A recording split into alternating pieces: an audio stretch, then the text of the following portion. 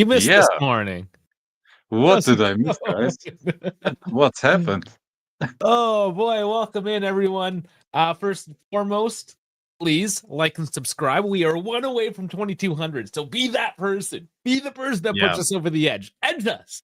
Edge us, everyone. the one Welcome person in. that's watching right now. Yeah. Edge us. It's a 2-1 game here in Germany tonight, so it's a bit of edging there as well. I think there's a bit to talk about. Me and Yeah. Dash talked about it. Dave, you haven't even I don't even know how you feel right. f- Honestly, I didn't know what to do with myself for the whole day because, goddamn, I'm 2 weeks into my Ferrari fandom tenure and it started horribly bad. Yeah, we moved on from that though. Other things are happening. Goddamn. Yeah, moved on from that. Coach got fired all of a sudden. Yeah. I mean, no, all of a sudden because it was there Well, written on the wall for the yeah, last couple of we kind of days. knew. Yeah. Yeah. Uh, Honestly, I feel weird about it. First of all, I think it's the best for the team Is there some because sort of ease? Do you find that you have some sort of ease about it? I, honestly, it feels good for the experiment to be over. Yeah. I I think oh I think I was pretty negative about it from the start because I always said he's not the right option. Yeah. But it still feels weird, like firing him, yeah, before the end of the season. But honestly, I have to say respect to the management because I thought honestly that as long as we, yeah, as long as we are up there still fighting for Champions League, that he will stay for until the end of the season. But I didn't expect the management to be proactive like that. But maybe that's as well due to them. They want to save their heads as well. I think maybe part of it as well Yeah. because like everybody's underperforming, and this way you can, yeah, they are shedding the light on the coach rather than themselves. So maybe helps the management as well. No, it's okay that they have been proactive, but yeah, that fixes maybe a coaching issue, but the all the management issues are still there. Oh, Like we things still aren't have fixed. No.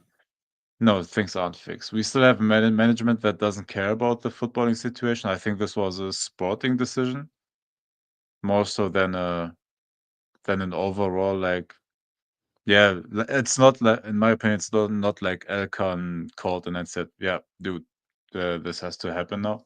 Well, he kind of did. He organized that meeting on Friday. He Yeah, sat everyone down and yeah. said, "Bitches, what the fuck's going on?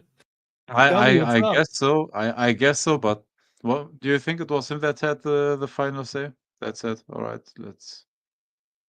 I don't know if he is an autocratic ruler. He knows that he isn't the expert when it comes to the Yeah, sporting side. So I'm sure he trusts the sporting people.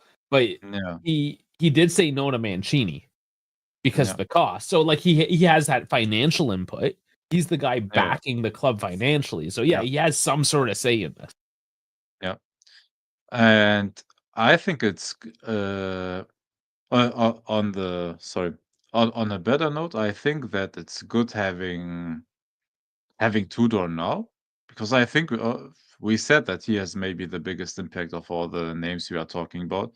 And yeah, for 6 months, honestly, that is what I wanted. I don't know if that's a team option or an option for him, but I think it's a team option then because it was 6 months off until the rest of the season plus an option for a year more. So yes, it is a caretaker contract, which I like because I think it will help right now because he doesn't he doesn't condone players being lazy, not fighting, having a lack of energy. He makes them press, which I like. So he will make the team hard work at least that, and he doesn't play the favorites game. Like whoever performs good or impresses in training will play, and I like that he brings that to the team. Now, tactically, yeah, it's gonna be hell of a ride because he likes himself a three-man backline sometimes. And I don't know if we have the personnel to play three center backs right now, but I guess we will. That was the big question mark today. But guys, if you want more of that, we have to start rolling a bit into this pre-game for Germany, Italy here. But we did release it was 35 minutes this morning, like 5 minutes after it became official. Like as it was becoming official, I was like, guys, get ready. I was like making myself look half decent for the internet, and I'm like, oh my god, it's official. We gotta go now. So it was a bit It's fast and happening, guys. furious. It was the office meme where everything's burning. Yeah, pretty much was. Yeah, I even posted that one in the Discord. It was totally happening. KB, you know where to find the stream if you need it. Right. So let's pop up the FOTMOP. The DKB in the D. So 3-4-2-1 today. You got Schlarback, Ta, and Rudiger. Baum getting this nod again, so they must like him. Milstedt. Why don't you say these names? It is. Sorry, my connection is lagging a bit. I don't know where that came from all of a sudden because it was pretty okay for the last couple of weeks. So goalkeeper Baumann. I will tell you in proper German. It's Oliver Baumann as a goalkeeper. Mittelstädt, yeah, maybe kind of a left wing back, left midfielder. He's like a DiMarco type player. And I'm not sure yet if we play a three-man backline or a 4-2-3. Sorry, 4-3-2-1. We will see that, I guess. No, 4-2-3-1. That's what that's what I thought. No, but yeah, it's Baumann, Schlotterbeck, Tah, and Rüdiger. Mittelstädt, left midfield or left wing back. Angelo Stiller in midfield. Goretzka in midfield. And Kimmich as a right back. Musiala and Sané, and Kleindienst, the striker. I hope that you understand Well, pronunciation. you gave me Honestly, by the player names, it may be our best lineup, except for, yeah, you can switch out Goretzka for maybe Robert Andrich or Pascal Groß or that type of thing. But this may, or yeah, and Wirtz is injured, of course. But overall, this is maybe our best lineup. you gave me such a hard time with how I was pronouncing them last time, so I figured I'd give you a crack at doing the lineup, so I'd save myself the embarrassment. We'll cover the Italian names. You can even though I'm do not the doing Italian there. names. Pastore, Buongiorno, and Gatti in the back. Three midfield five of Edogi. We still haven't figured that one out. Tonali, Ricci, Barella, and Di Lorenzo. And up top, Maldini and Keane. So interesting. Maldini, the young one, starting. Still putting faith. I mean, they're not super young. We're talking about like 23-year-olds, a lot of these guys. And But still. Gatti as a starter, man. Yep. Gatti as a starter. Well, because Napoli want him now. Yeah. He's favored by the Neapolitans. In Hey, another life, will be pure profit. he's a bricklayer. He would probably fit in. And Evan Porn. Hey, Dave. And Guten. Pronounce that for me. Guten Abend. It's Guten really Abend. Okay, so it's not Guten that bad. Abend. Yeah. Guten It's Abend. good evening. That's it. Okay. Good evening to you as well, Dan. Thank you. That's decent. I can handle that one. Okay. So you think we might be getting a 4-2-3-1 on Italy? Yeah, same as Germany. Same as Germany, honestly. You think this is just teasing us right now? Yeah, I think both are teasing, I think. Okay, well, there's the Nagelsmann. I don't know, man. He's got this look to me like who's that actor? He does all that stuff with Will Ferrell. Not Will Ferrell. Vince Vaughn. It reminds me of like a German Vince Vaughn. Oh, okay.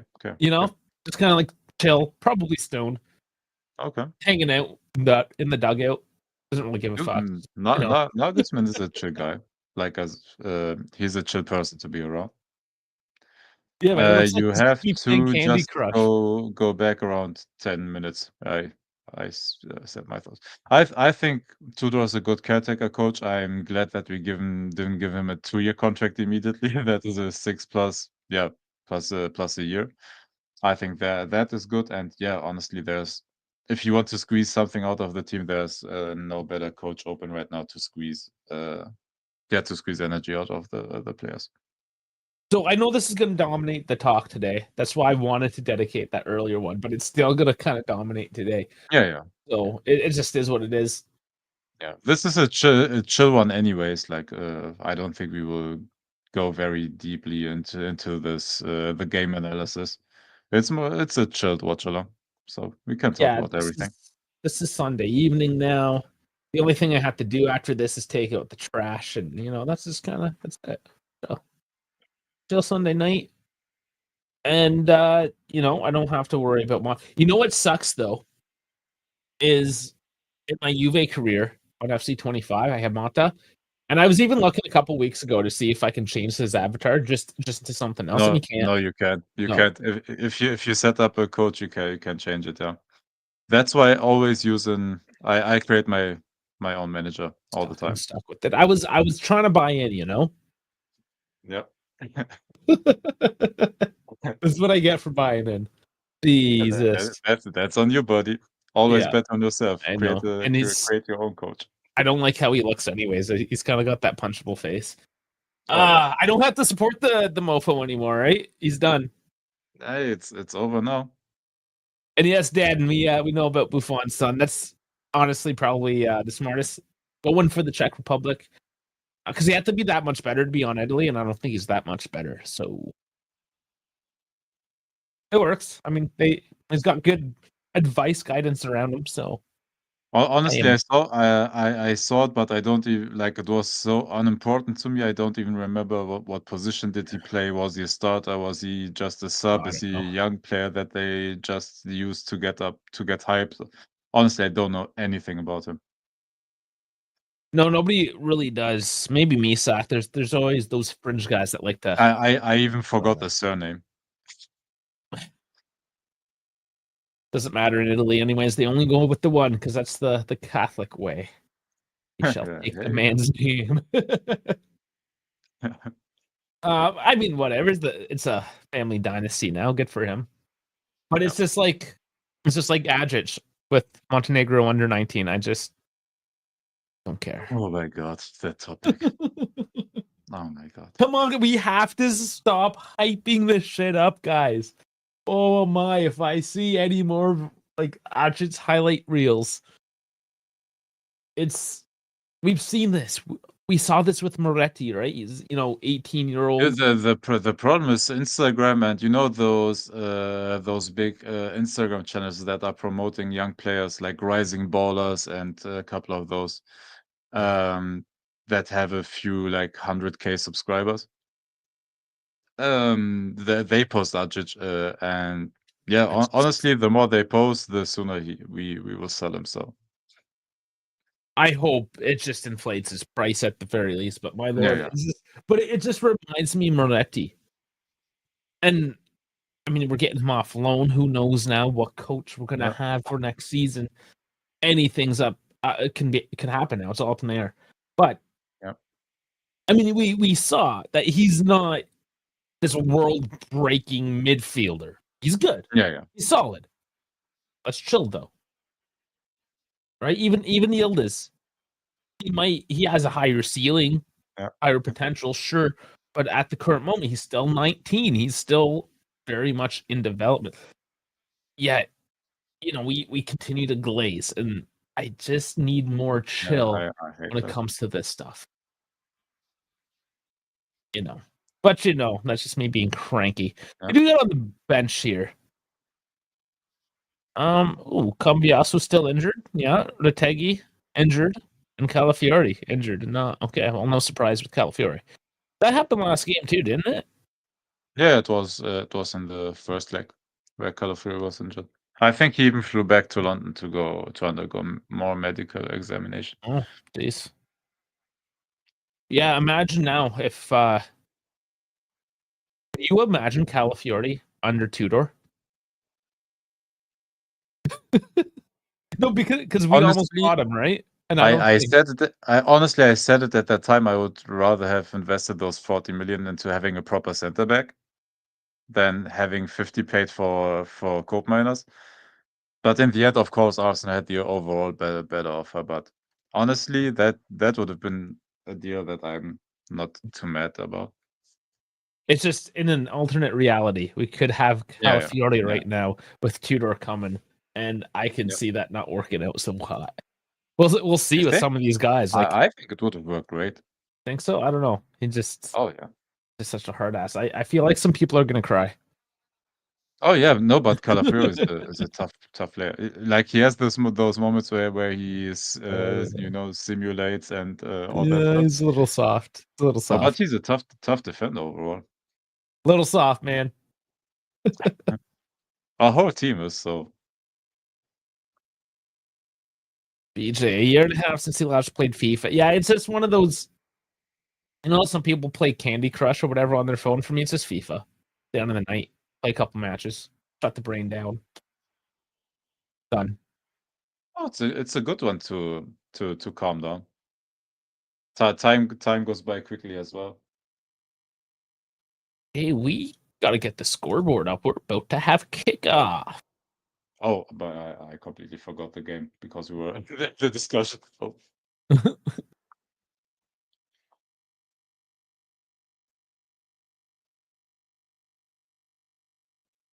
All right, get the sync going here in a second. As soon as I get a clock to sync off of, and already Germany kind of cracking at it. There we go. Clock is synced. Yeah. I mean, I feel we're gonna chill today. I almost don't even care if Italy wins. I want him to win, but I just feel at peace. Yeah. Honestly, I just want a nice game. Honestly, just give me a nice game of football. Yeah, it's just a good game of football. It's like the first, like I don't care about the result too much on it. Of course, I want Germany to win. I'm sorry, Chet. I want Germany to win. No, but in the grand scheme of things, I still don't care about this match as much, and I honestly would just want it to be a nice evening of football. Oh, Goretzka trying to take a crack at it. Germany already looking a little trippy. Let's do it. Let's just embarrass these Italians tonight. Why not? Hey, are you on my side today? Totally, I'm at peace. Nothing else matters. Nice.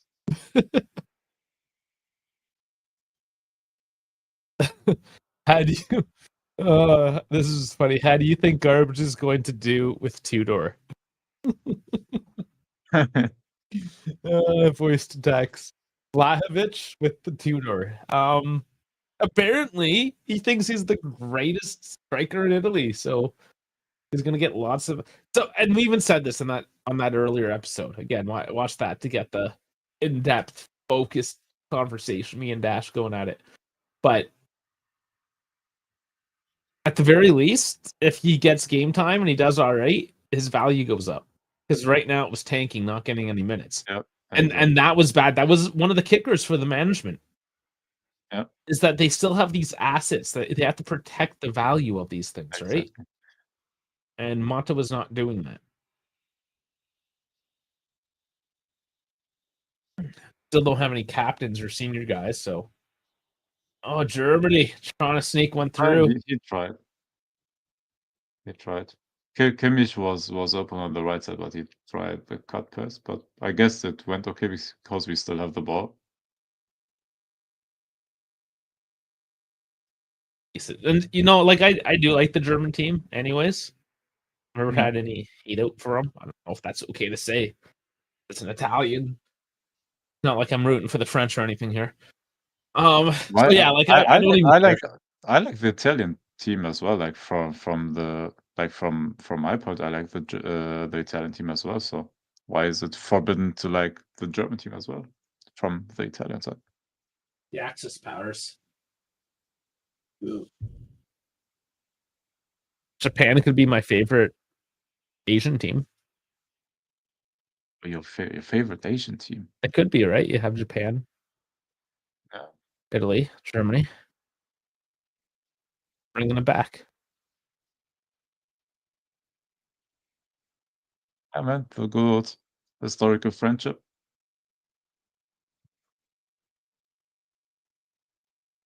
I mean, it would have worked out, but people were jealous and got in the way. Oh, nice over the top. Can he settle her down?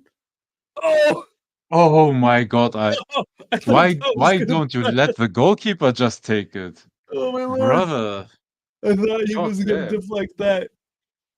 He made it way more dangerous than needed, That wasn't too far off either. bro. Like Bowman was right there. Well, lack of communication.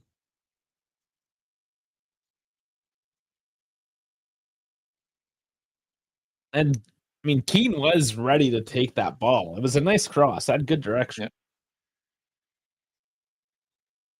Decent corner. Not clear. Oh, Barella tries to knuckleball at far corner. Doesn't work. I remember when Saki's Italian team got to USA 94 World Cup final when I first started following football, 93.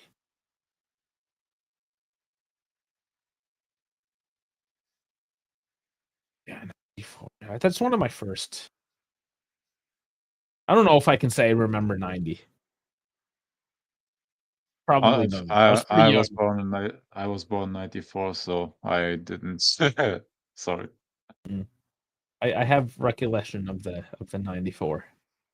Also, with it being in the States, a lot, but closer to home for me too. Yeah. No, my first tournament where I started understanding football a bit was the '02 World Cup in Korea and Japan. That's the first one I actually like got into football. Oh my God! Breaking! Oh my God! Tudors in at the J Hotel. He's arrived. Yeah. Let's lose our mind. Tudor's Did, back. Oh my did he God! fly by did he fly by jet? I think he was already there, man. He was just waiting. I'm pretty sure. Yeah, he had lunch and he had dinner. He To was go for there second dinner now. sitting in the cafeteria, just biding his time. Oh my lord. Yeah, Dad Who's on Davenport is screen? saying Roberto Baggio from '94. Honestly, I think that's the one thing I do remember that I can confidently say that I remember from my like early mind because I was so young still. Was that penalty miss? I do actually remember in my head that miss. Other than that, I can't say I remember any of the rest of the turn. Oh damn, that's a slide tackle.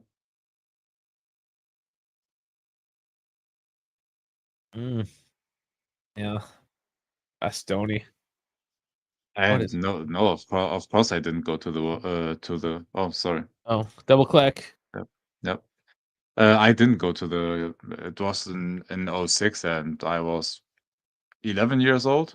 So with which money? And no, my dad was like as an oriental family, like our parents are. They're not spending money. We weren't getting any gifts, so they didn't send me to football matches. No. DJ watched a '94 Milan Juve game that he said was a pain. I guess Milan won that one.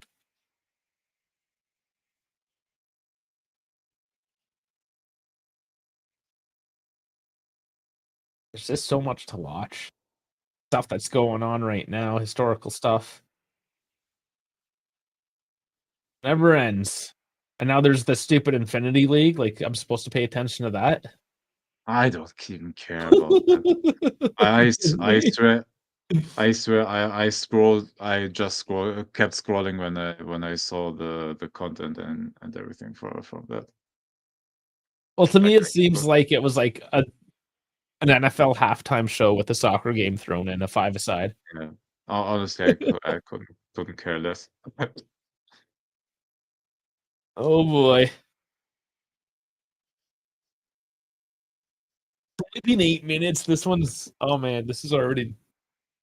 I feel like it's gonna drag today, or maybe it's just me because I'm too chill today. I yeah, I think the game will be decent. It's just yeah, there's been like much more intense stuff. Mm-hmm. Yeah, I think it's gonna be my mindset. I totally don't care. I just nothing else matters right now. My mind is at Yeah, ease. just a bit of entertainment, you know. Nothing more, nothing less. I can barely even care about Ferrari right now. I might care again tomorrow when I have to watch all the F1 podcasts and listen to that stuff. Yeah, And I'll then, do it tonight as well.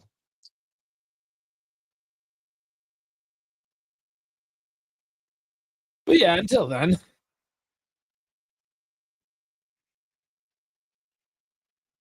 It was a nice press. Just don't lose it.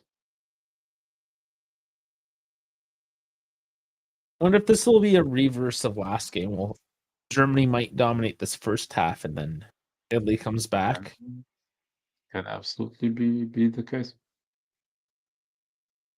Germany have enough in the tank to keep this going. Sure, that was Yeah, just yeah. They need that was not a foul. They need more chill there.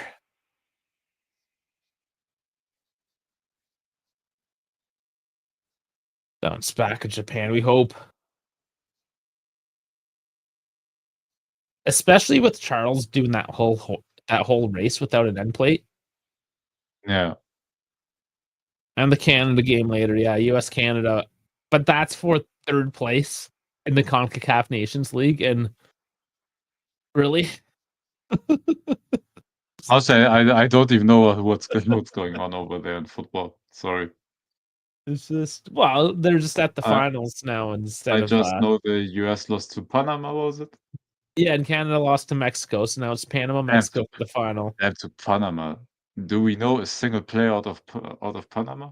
If I saw the names, I would just because I do watch it from time to time. I'm not as into That's it foul. as say this stuff, but yeah, I watch it once in a while. Okay, okay. If it's a 7:30 game, sure, but if they're gonna start at 10:30, I'm not staying up for that. It's ridiculous. Gotta work in the morning, you know what I'm saying? I Whatever. gotta this is funny. I gotta go back to the garage first thing in the morning. So I bought new rubber. My buddy got me a deal on tires. Oh, I just bought the tires straight, so I needed them mounted onto my rims. The old one's taken off, mount and oh, balance, all that. 'Cause I have winters on right now. It's the time of the year, like yeah. it snowed again yesterday. So it's like it's Oh, that yeah. time where you get your tires ready, and like at any given moment, it's time to go swap them Yeah. over, right? So I got the air gun, whatever. It takes me 20 minutes. I can swap the tires over. How No long big deal. do you keep winter tires usually? It depends on the temperature. So the crossover is 7 degrees Celsius. At 7 degrees, the summers start to lose their grip. Yeah, Um, or like below 7, they lose their grip. Whereas the winters above 7, they lose their grip because it's a softer compound. So it yeah. gets too soft when it gets too hot and loses its grip. So the other day it was like 16 degrees driving home, and I have my winters on, and you can feel it just like slipping through the turns, like noticeable slip. And it's just not good. You wear the tire out prematurely. But it was that Oh, one warm day, and it was freezing every other day, right? So you gotta like, okay, yeah, yeah. Can change it for a sole day. yeah. So, and I'm a cheap bastard, right? Like I should have changed my tires last year. I basically ran on slicks all summer. Oh. I called them slicks because there was no tread left. So I get my tires home, get them mounted at a garage close to work, and I went to put them on Friday night, and I go and check the direction because they're all Yeah. directional tires. All of them were mounted backward. Oh. So I phoned the guy up, and it's all the young kids that are working. It's just the old guy at the desk, right? I'm like, hey man, Yeah. you mounted my tires on backwards, and he's like, what? Like, yeah.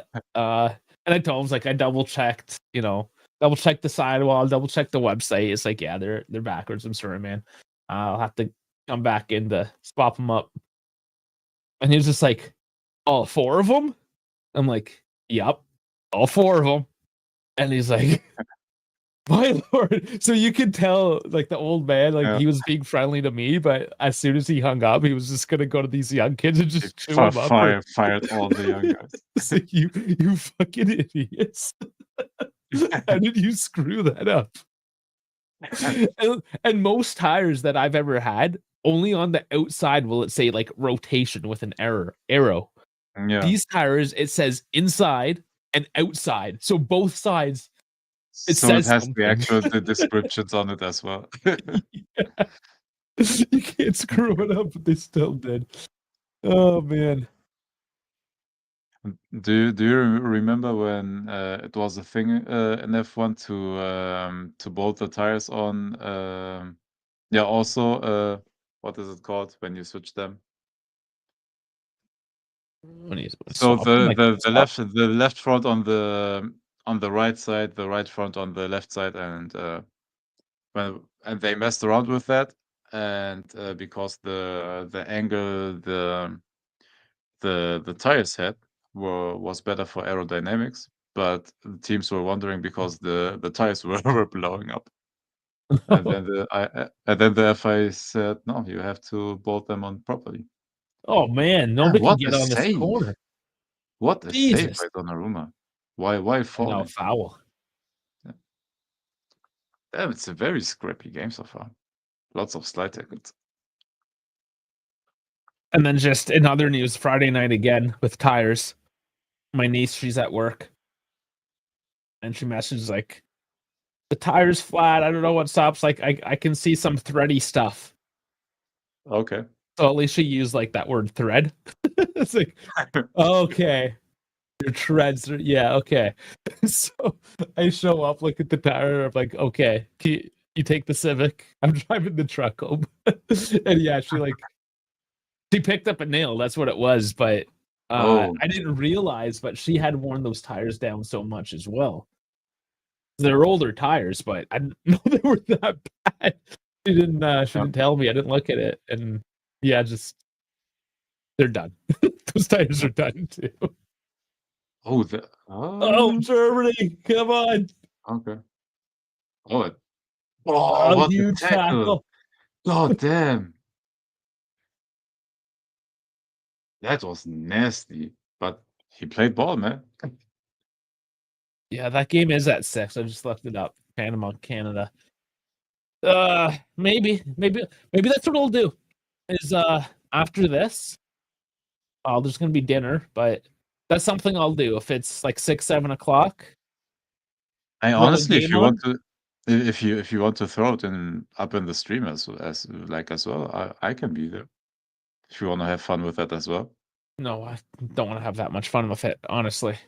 No, what I was gonna say, that's a perfect kind of thing to throw on the side screen while I play some Oh. FIFA. That's Oh, typically what I do. Like I might chill out. Like, yeah, I'll throw that. Like I watched the hockey game last night, so the Leafs lost too. So another weekend where everything loses. and another corner. Yeah, another corner. So I mean, it's fine. I'm not even excited that Tudor's coming. I'm just happy that Mata's not here anymore. Yeah, I agree. Just oh, it's good. It's just good. It's good. I st it's always hard to speak about it because you know, a guy lost his job, so that's never fun. He's still getting paid. He's still getting paid. That's correct. You When can fire me and continue paying me $3.5 million a year. I would love that. No, but it's overall the best for the team. The greater good. Yeah. I don't care about an individual's job when he was Honestly, destroying the team. I'm not cussing him out or anything. Like he's No, just not. he's going back. I'm He's sorry to say it, but he's just not a great coach. And honestly, that's not on him that we gave him that position without any experience. He made turn into a good coach, if he keeps coaching at the mid-table team, learns playing He has to. styles, maybe the He's got to lose different. the ego. Yeah, exactly. It's all that ego. There's that quote where Yeah, he said he thought he was doing a good job and he was the right man for the job, and like you're clearly an idiot. yeah. So unless he can lose No, that, but yeah, but I think that's the problem. That's like we keep hyping up young coaches and putting them on the pedestal and saying, "Oh, there are geniuses, and the new young coach, he will be one of the great coaches on the block, and he will coach big teams and blah blah blah." Like, can we please still expect them to prove anything first before we put them on a pedestal? It's honestly like the young players. oh, it's just everything. The Yeah, whole organization does it at every level. that's a nice pass. Shoot. I blocked. And it's just I'm more into Italy's I'm more parking into the this bus game than I though. thought. There's not much like when Italy gets. I mean, Oh, they play like that Italian was a defenders. nice back heel clearance. They just got to sneak one by that wall and make Donnarumma delete for something. They can get one.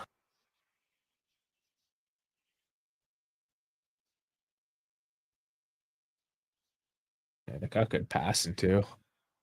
What do you think of Germany's playing style? Now this being the second game you watch them within a couple of days. Well, this was better than the first game so far. I'm liking this one. They just have to find a good final ball. Get a lane in there.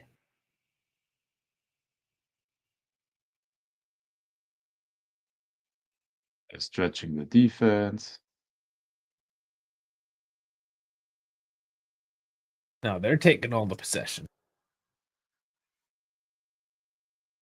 But this is also where Italy is maybe at its best, like waiting and counterattack. Yeah, it is. Want to put him again? Yeah. Now the free kick. Gatti. I don't like Rüdiger. Um, he Dude, every couple of games he has just one massive mistake in him, and I don't like that being the leader of my defense, honestly. Like he has always that one weird moment that all of a sudden costs us. But Kind of like Gatti. overall, like, he's a good defender. I don't think you can say anything against that. Why would we care about Vicario though, Oh, Dan? Like why we got why Diego why would Dorio. we? Why would we? Yeah, We have a good goalkeeper. We don't it's need real. to think about goalkeepers right now. Yeah, it's a non-issue, honestly. Gatti versus Musiala. Yeah, yeah. It was a foul. I don't know. Yellow might be a little harsh, but definitely a foul.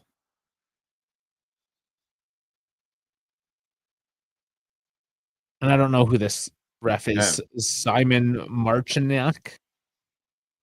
I don't know. yeah, I know his face as well, but I think I don't remember him doing anything bad. That's a foul, but is that a yellow? Did he step on his foot? I didn't see it from that replay. Oh, wasn't clear. Honestly, a back three for God is the best case scenario. Maybe it's for all the defenders, but the problem is we have literally like no replacements on the bench. Vega is fit, Kalulu is fit again, Gatti is fit. Who else do we have? Is it Cabal coming healthy? I feel like there's somebody else Now coming. Cabal will be out until the end of the season, I Yeah, believe. Didn't they just make a documentary or Instagram yeah. something about him? But I don't think he will be back. Oh, did they?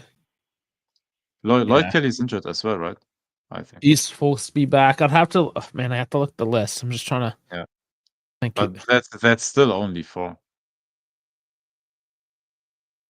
open up another thought mob. I have to see the names in front of me here. Yeah, but Kalulu will be good in the three-man backline on the right side. Gotti will be centrally. I don't know if I like that much. And yeah, it will be Renato Vega on the left side. I Yeah, think it so can work. Capel's out for season, of course. Yeah, he's not coming Yeah. back at all. Vega is back. Alberto Costa. I think Oh, that's that will be your holding fullback. Sorry, yeah. wingback. Wingback. Yeah, you're going back. You got Aruhi. You got Nicola Rizzo is on the first team now, apparently. Who? And Savona. Yeah. I don't know. Maybe he won't do a back three. Maybe he won't. Fino Alafina. But yeah. Maybe he won't, but I think for defensive line, that's the best option, and that's why I said I don't like Motta being that stubborn. But I think a three-man backline with the players we have currently is the best case, honestly. But Just don't have any depth. we didn't even try that. We didn't No, even try it when they were fit and we were leaking goals. Like no, you back when we had the Danilo as well, like we didn't try. can't be a hipster in a back three. Yeah, guess so. Honestly, I just hope that he turns the team like into a hard-nosed blue collar team. Mm-hmm. But in the end, our players are still the same characters. I just hope that yeah, I don't know, honestly. So Danilo's agent said something to the effect of they made a mistake with Mata and they made a mistake with Tudor and that the management doesn't know what they're doing. And Danilo distanced himself from that comment, but his agent doesn't like either coach and thinks Sive's a joke. So Yeah. for what Yeah, that's but what worth. yeah. Can he if he critiques, can he give recommendations as well or just speaking bad about names? Sure. I mean I guess everyone's allowed an opinion. I guess so.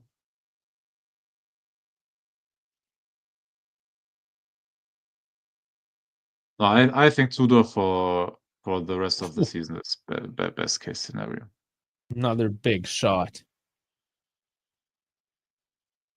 Yeah, there's Milik. He came back to Italy to the J, What? and Did he he? still doesn't have a return date. Over the top to Keane is too Who? heavy. Damn, welcome back, Milik. But there are some names out there that could be good under Tudor that could, maybe find a bit of a rebirth. Vlahovic being the obvious name since he's favored. But how about Coop? Coop can play a good blue collar game. Okay. Doesn't have to play as a pretty number 10 anymore. He just has to go out there and throw some bodies around. Well, thank God, but we still don't have anybody that can create. You don't need creators in a Tudor system, though. You just need people that Yeah. run for 90 minutes. We need people that run when the ball on yeah, like with the 1v1 press and spam crosses into the box. I guess Vlahovic likes that. That's where he's at his best, right? Spamming crosses in. Well, if we play with wingbacks, I suppose he will want to start spamming some crosses in.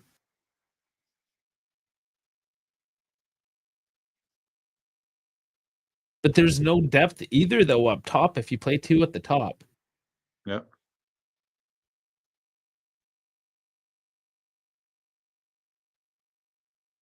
Yeah, you still only have one out and out striker. Like Vlahovic, Kolo is all right. You can obviously put Yildiz up there.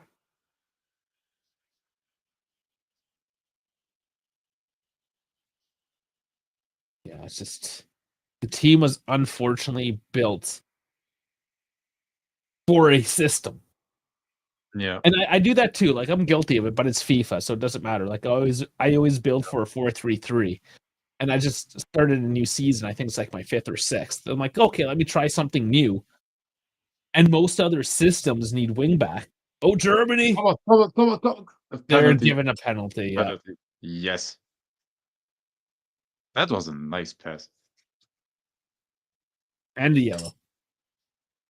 But yeah, essentially, Yeah. if you build a team to have wingers, you can't flex into a team that has wingbacks and vice Yeah. versa, right? But if you have wingbacks and wingers, people that can go both ways.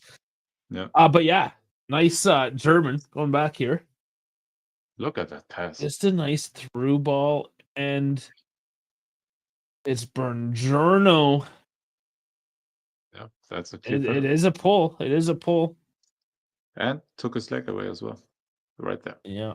Yeah. Yeah. A beautiful pass.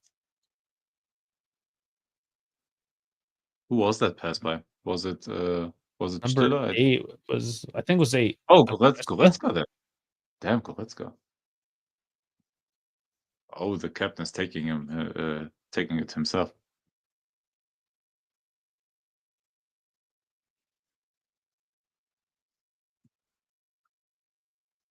Running the national team or ruining the national team? And the stutter, it goes into the Nice. corner, even though Donnarumma goes the right direction. It's too far. That's how you score penalties on Donnarumma, Liverpool, if you are watching. 3-1 on aggregates. Napoli ruining the national team. Yeah, no. And a bit of Inter Napoli. Yeah, at least it wasn't Gatti that caused the penalty, so I take that. Do you think Elkin did a full investigation of the situation, No. or Messi cut and change? If we had done a full investigation, we would have heard it like a week or so ago. An investigation doesn't happen like in the span of 1 or 2 days. No, but how much did he know? Like investigations. I mean, maybe the wrong term. Investigation typically means like something you do over an extended period of time, but he obviously got briefed on what was going on. Yeah. How much happened behind the scenes? Juve is very corporate, as we know. They have a tendency to keep things pretty close to the chest up until, like, we didn't hear anything super for sure until last night. And it was only this past week where things kind of heat up with this whole thing, right? I doubt that they just came together with this past week. Yeah. There's too many people in this bureaucracy that is Juve for it just to have gone unnoticed, you know? Yeah, to have the replacement ready this quickly as well. And Elkin is the guy that does sign off at the end of the day and pay the bills. But he's not necessarily making he does make the final decision, but he's not making that without the advice of his advisors, because he is not the sporting guy. And these guys are involved with the day-to-day, like the in-depth knowledge of the club, and they report that back to Elkin, because Elkin runs multiple companies, right? He cannot be 100% invested. We would like him to be, but he's not. That's just not how it works. So he has his number 2s and his 3s and his 4s and his 7s and 15s, and it goes up and down the line. What do we think of the heartfelt message that Juventus wrote on Instagram and Twitter to Thiago Motta? Whatever. That's obviously, man. The social media manager had a week to figure that one out. Red's got another decent pass up there, and that was the result. That's disappointing. If you had the full week to think about. Oh, man, it's all Germany.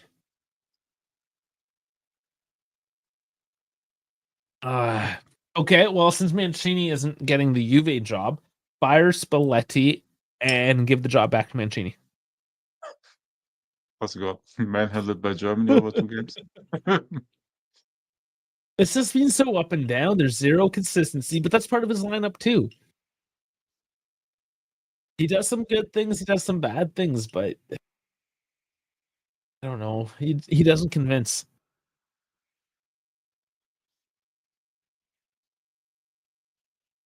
He had a lot of things line up for him quite nicely for the Napoli Scudetto. Not to take that away from him, he still earned it, but he was sort of in a perfect storm to make that happen.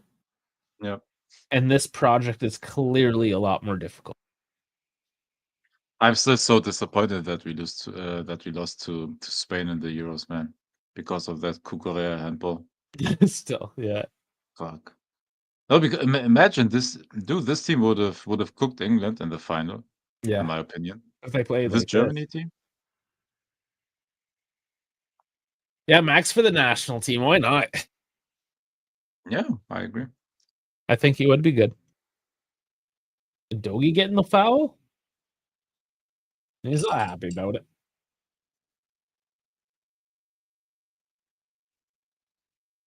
By the way, why don't players get yellows for holding the ball like that when the referee didn't whistle for a free kick? Yeah, I mean that. You're right. That's technically a foul.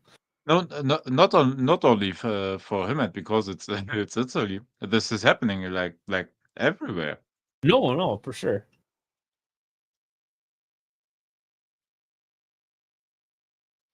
Too much space now. Finally close it in.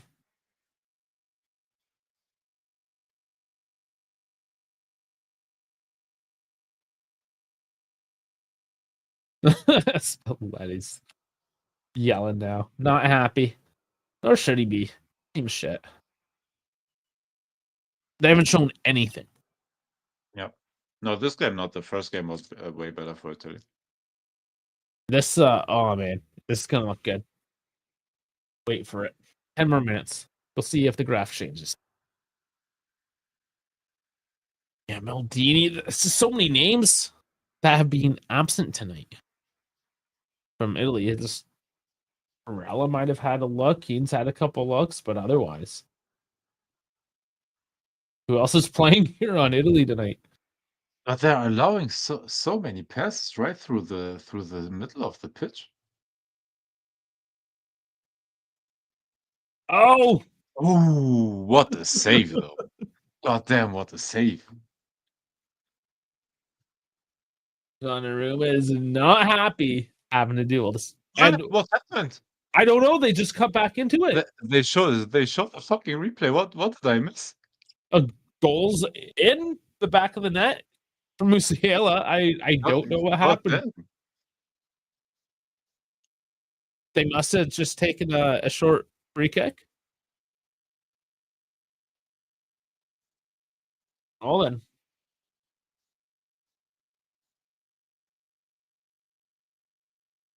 Be nice if they actually showed it now, because they didn't the first time. Or they scrambled to find the footage because they didn't show it. Oh yeah. Well, Donnarumma's super Donnarumma is upset pissed. now. He's pissed. They're again showing that. Show me the corner now, man. They're still waiting for the cut to happen. Oh, oh my god, it immediately. Oh my god, he was sleeping. Oh Oh no. god. Oh Did the my god. whistle go? Oh my god, you idiots. You don't have to whistle for a corner kick. That's the problem. Yes. Yeah. And Ah, because it's a that's set piece frustrating. from outside the pitch, there's no offside from taking and from there as well. God damn, that was bad. Well, now it's a very sloppy corner coming to Italy. For fuck's sake, what the hell was that?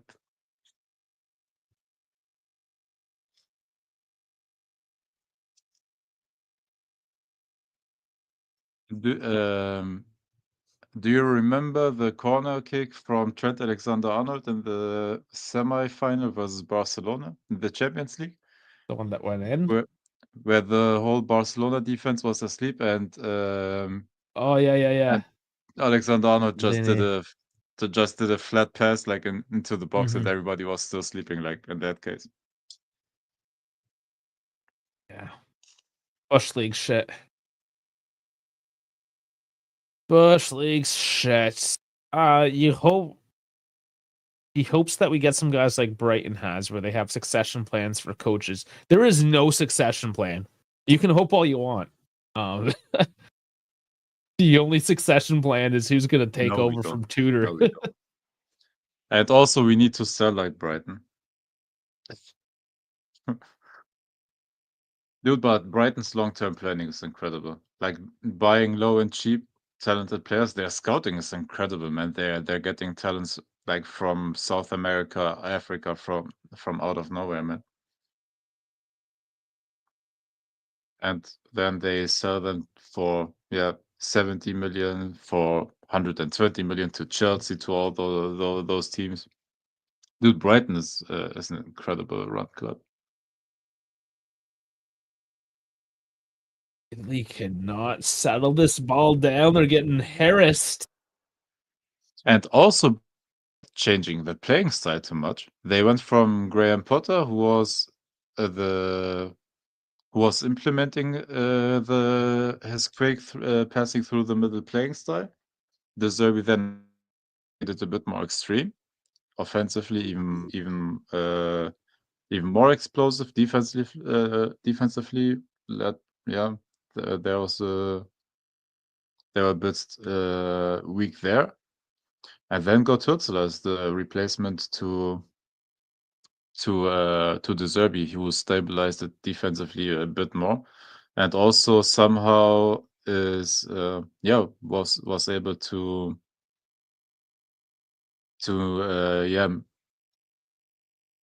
to compensate for all the players they sold over these couple of years. So yeah, I know Spurs are the most profitable because they earn a shit ton of money. They have, I believe, the most expensive tickets, and somehow the stadium's always sold out. And they earn still a lot of sponsorship money. A lot of away fans travel to the team. They're selling a lot of merch. Like it's crazy. Yeah, there's more to making a profit than just obviously the dealings of players' ins and outs. Yeah. Okay, put this in now. Good luck, but too high. Tenali taking a crack at her from outside the box. This generation of players truly sucks. Yep. Not so great. Culture's back though, brother. Don't you remember?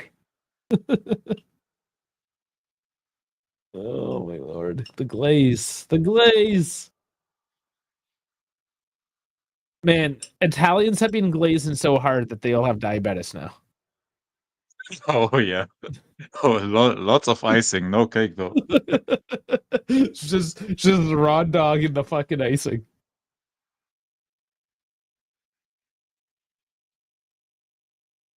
Oh, that's Germany. Germany, they work good as a team, but honestly, we have a couple of world-class players, in my opinion. Yeah, you got some. They always have. That has been Germany. A couple world-class players, but typically well And drilled.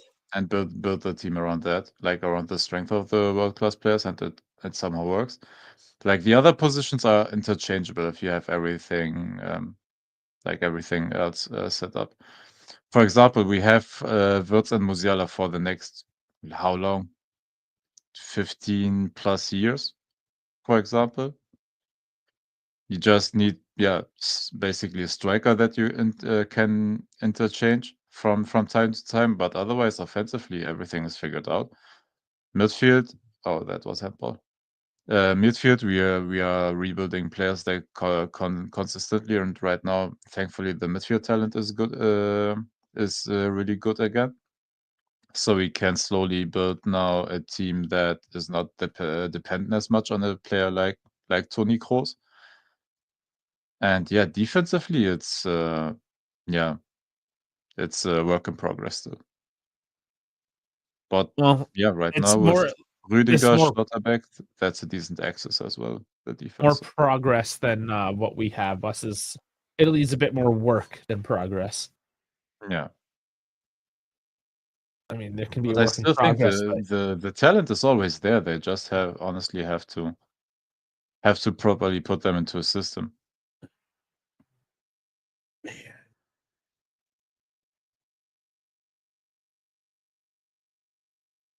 why can't any of my teams win? ever. This is like so many bad weeks in a row. Yeah, man. Like not even lose gracefully. They're just getting slaughtered. Or disqualified. Yeah, same. Oh, God damn. And they're not even trying. They're just letting them keep the ball. God damn.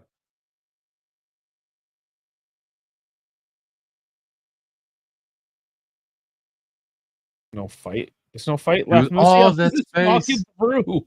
Shoot it. Just shoot it. Oh. Why did he have so much space there? Right in front of the box. God, they're falling asleep like I am over here trying Yeah, to look stay at that. awake for this embarrassment. God damn. I stopped watching Toronto FC last year, and they haven't improved. Was it 3 straight losses? Whatever. They just can't win. They took Insigne off the bench. They Ooh, tried to force him out of the club. They couldn't. that is Nobody would something. pay for him. And so yeah, now he's there getting paid to do nothing. And that's Oh, in yes. Was it it? I don't know. Yes. Yeah, I'm 3-0. pretty sure it went over. God damn, we are slaughtering them. Crazy.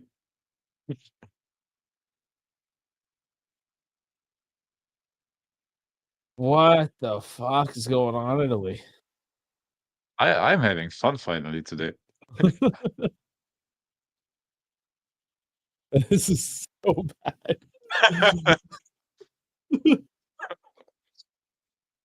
And what are they doing defensively? What is that? They're not pressing, and their low block is trash because of all the gaps in the low block. I mean, what is that tactically? It's just a But their pressing is turnover. good as well.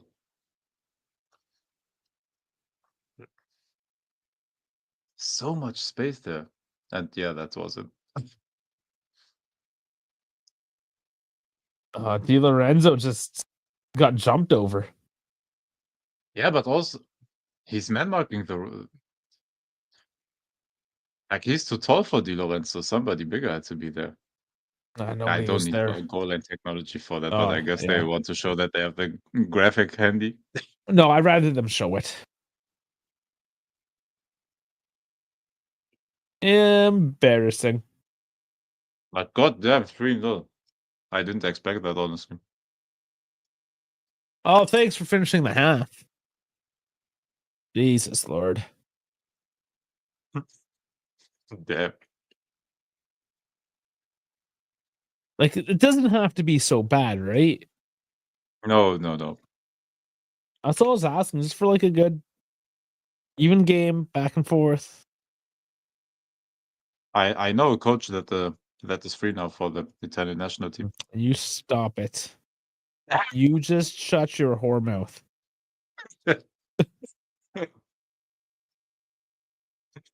All right, let's look at the FOP mob on this. This is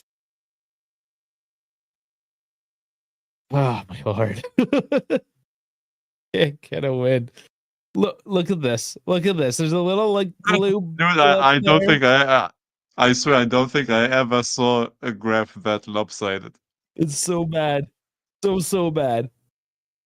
64, 36 Dude, possession. and the XG is 3 as well, so we we actually perform Yeah. accordingly.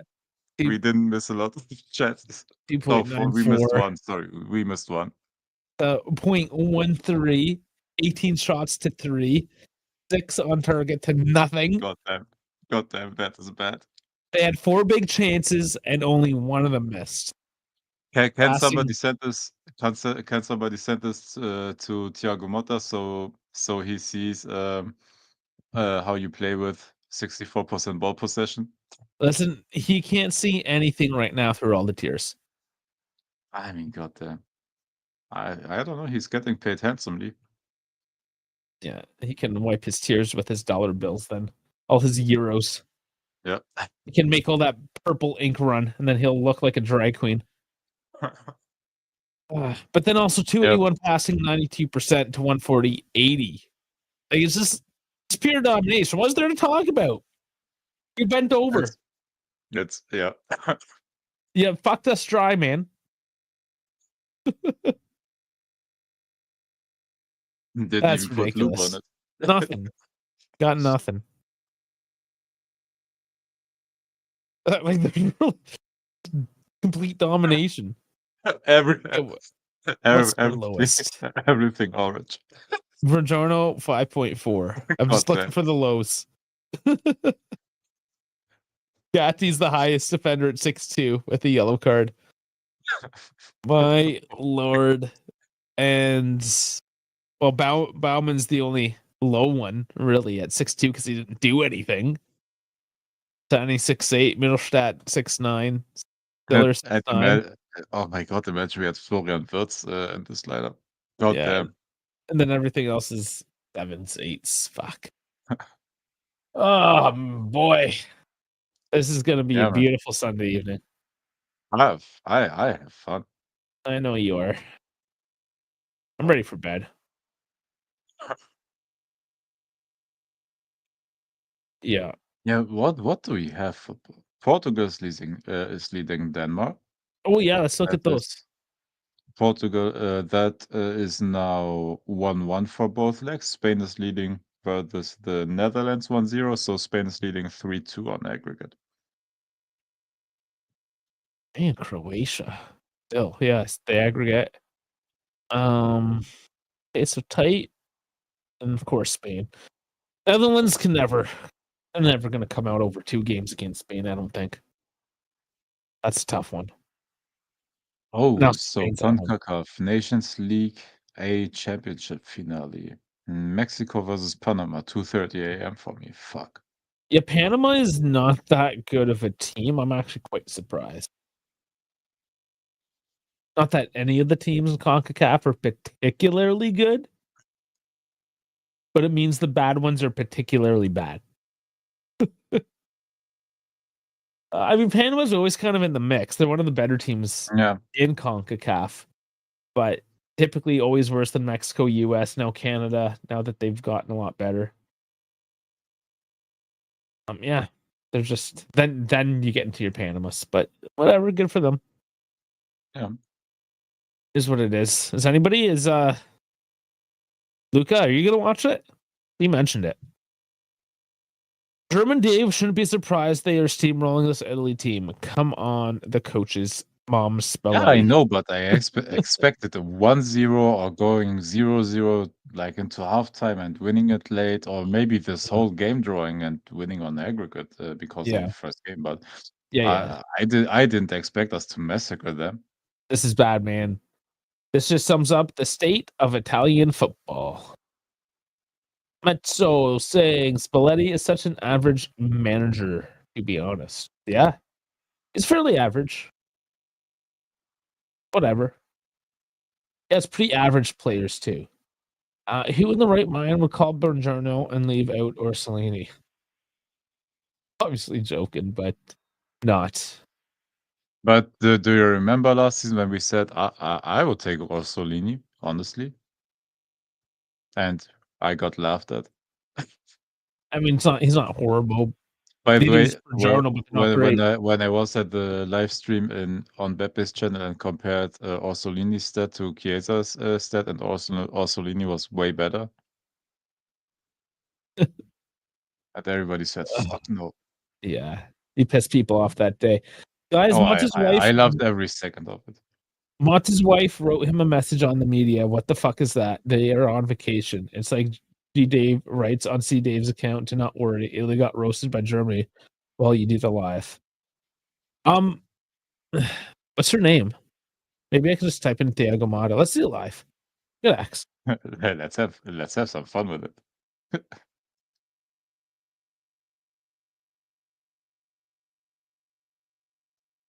Come on, baby. Um, this guy. Is this the right guy?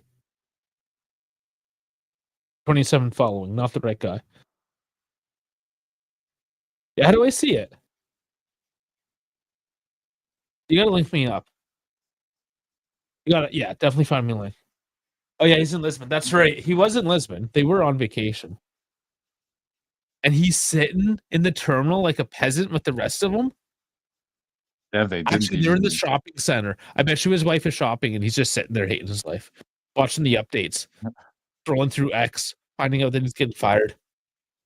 Did they even invite him to the Continental? And he said, "Ah, don't bother. Fire me. I'm not gonna be there." Primo saying, "Sound to be the family days, so just doing the old in and out. Event is Ferrari, Italy. So proud. Good game. Thanks for something, Primo." God damn, Okay, at so least I have Germany today.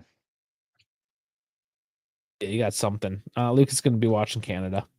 Yeah, I'll put on some of it between dinner and this and that. I gotta, just like Primo said, it is family day, and we make our niece stay home on Sunday night to eat dinner with the family. So I obviously have to enforce that.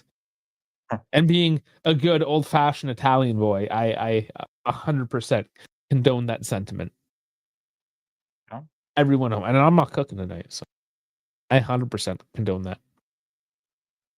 Man, people supporting Ferrari, Juve, and Italy sure have it rough. I like it rough though, so don't worry. Ursulini far better than the current lineup. Yeah, Mata getting fired well without knowing on vacay.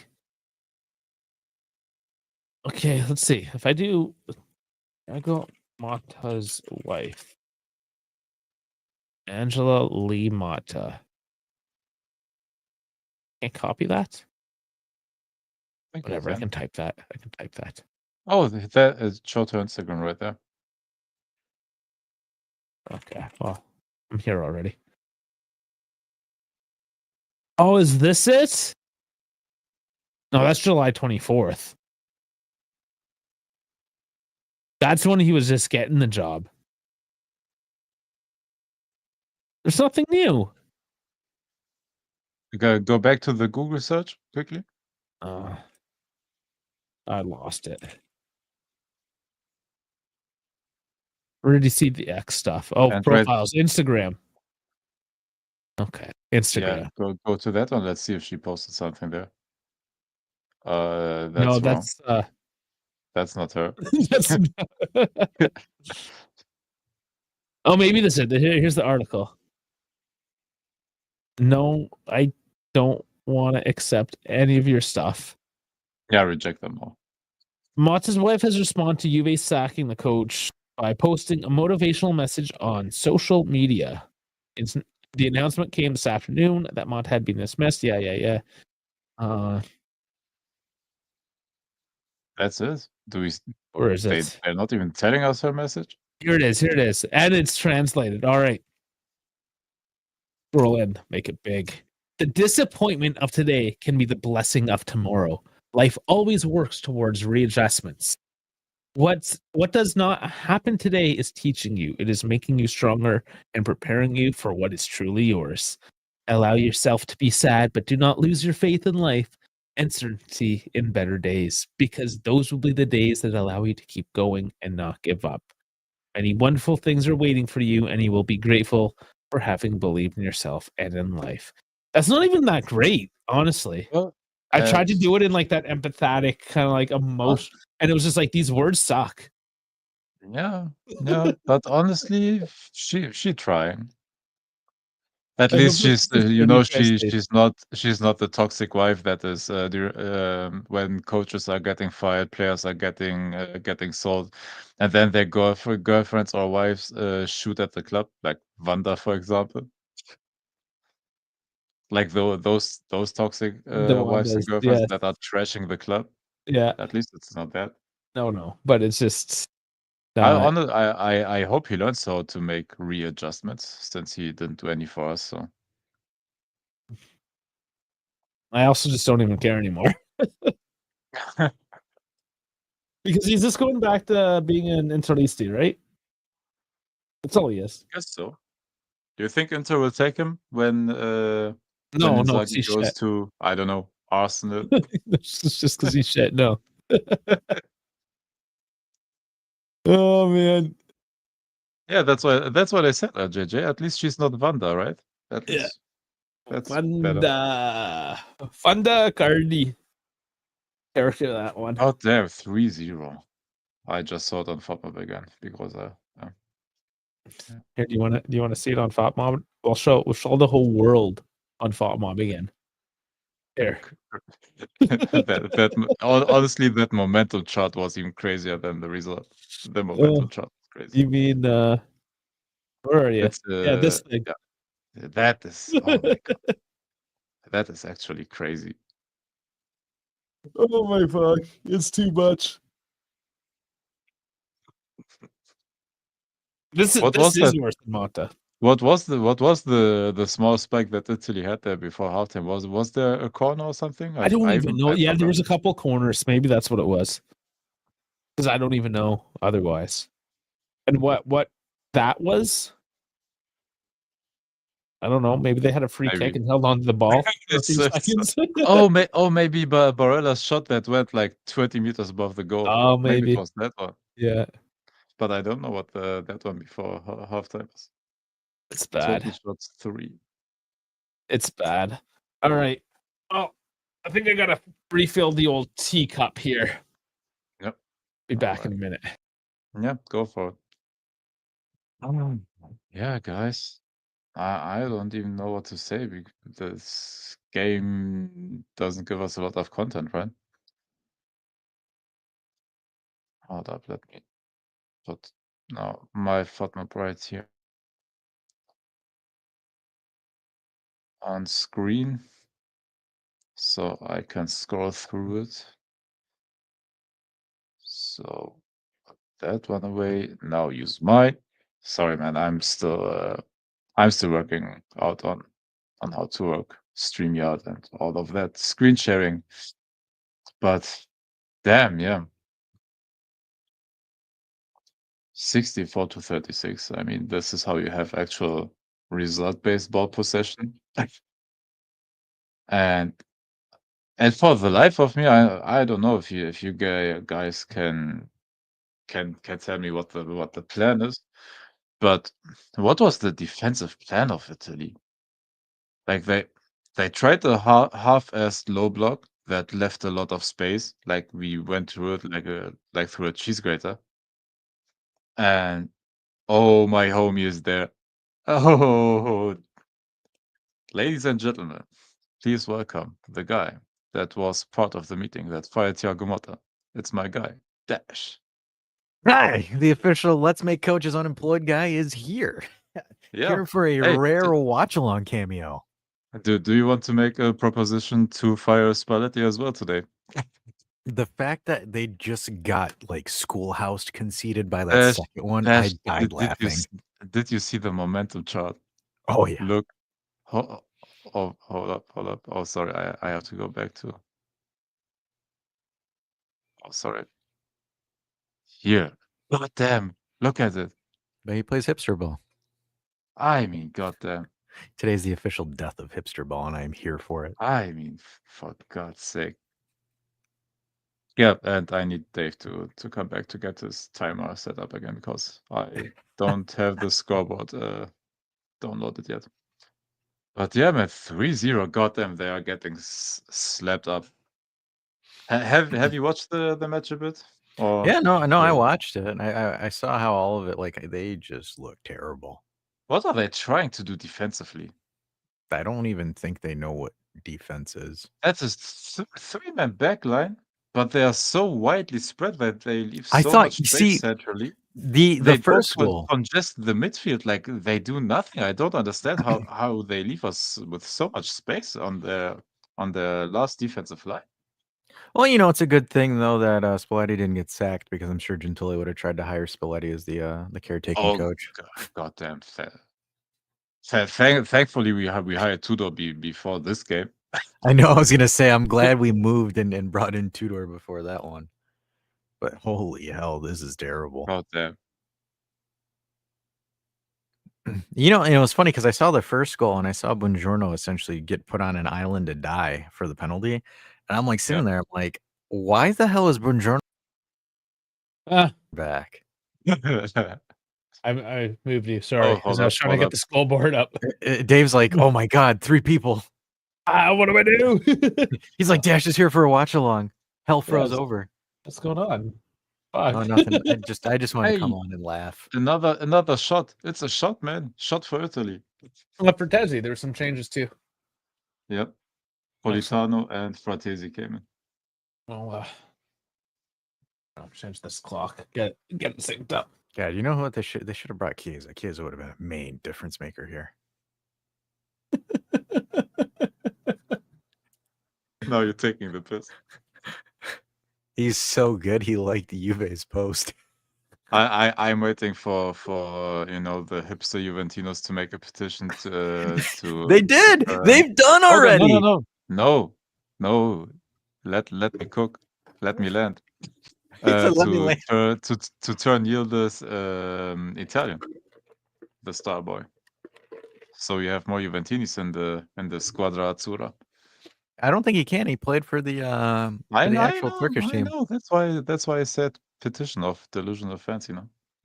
Well, those delusional fans have already asked for Chiesa to come back because he liked Igor Tudor, the post on Instagram. Fuck. And then, oh, it's a great day for me today. Get the band back together. Buy Sule back from Roma. Get Chiesa back on a free transfer.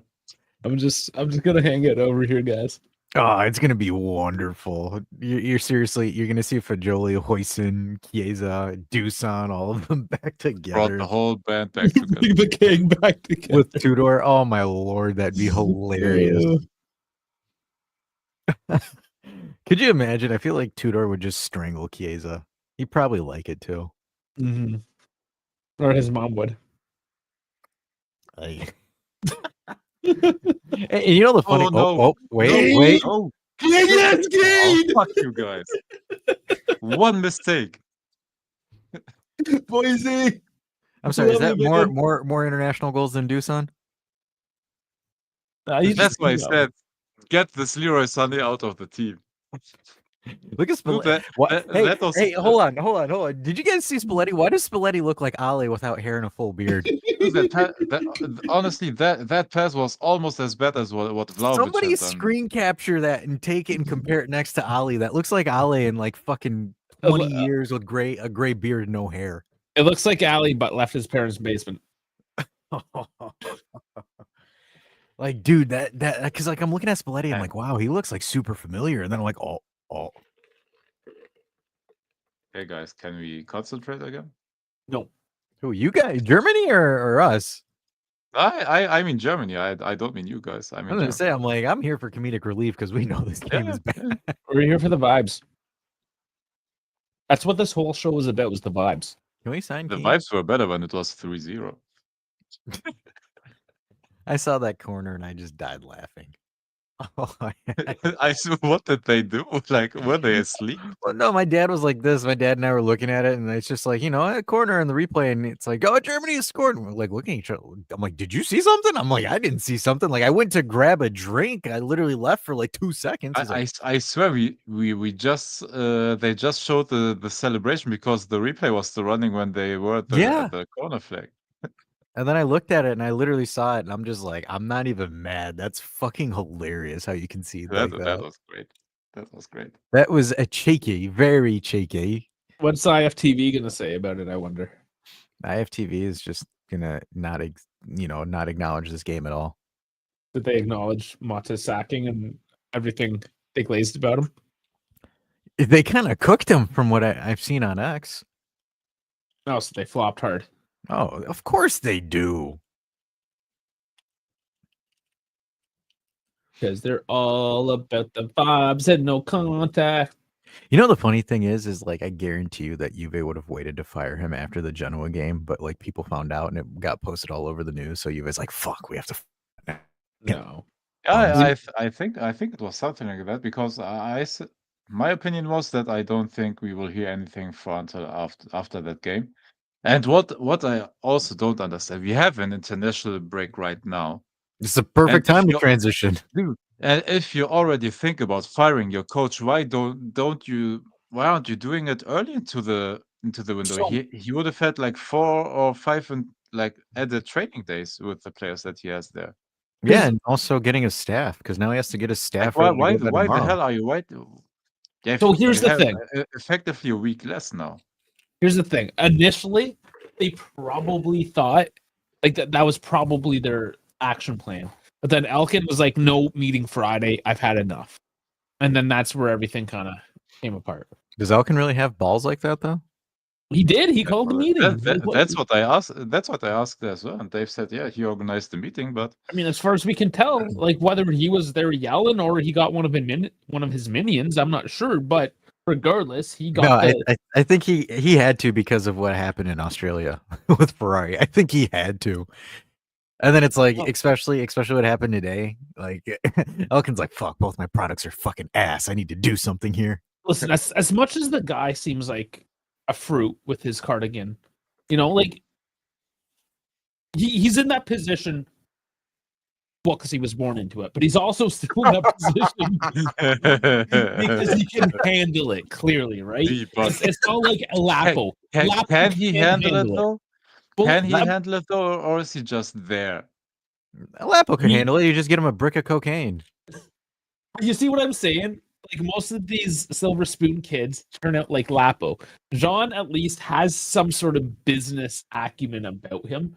And as much of that he is a flake, he clearly still has some sort of ability to run a company. Well, hard times and do these things. His business acumen is him doing a fucking 85 million euro panic buy of Dusan Vlahovic.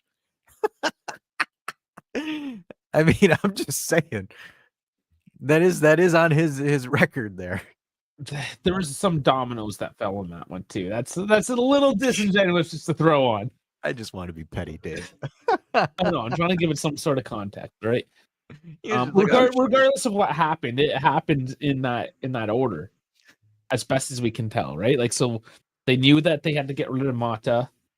Initially, I bet you Gintoli was going to give him one more day, and then Elkin Game's like, "No, are you fucking kidding me? It's the international break. If you're making a decision, you're doing it now. So we're having a meeting, and we're going to figure it out now." I think Scanavino was the one that was like, wait until the general game because we can like fire him at a discount effectively. And then I think Elkin's like, "So are you firing this guy or not?" And they're like, "No, we're gonna wait a week." He said, No, you're firing him now." Because like I find it weird because like you and I covered it earlier where it was like that comment where Gintoli's like, "I should have never hired you," and it's like, what?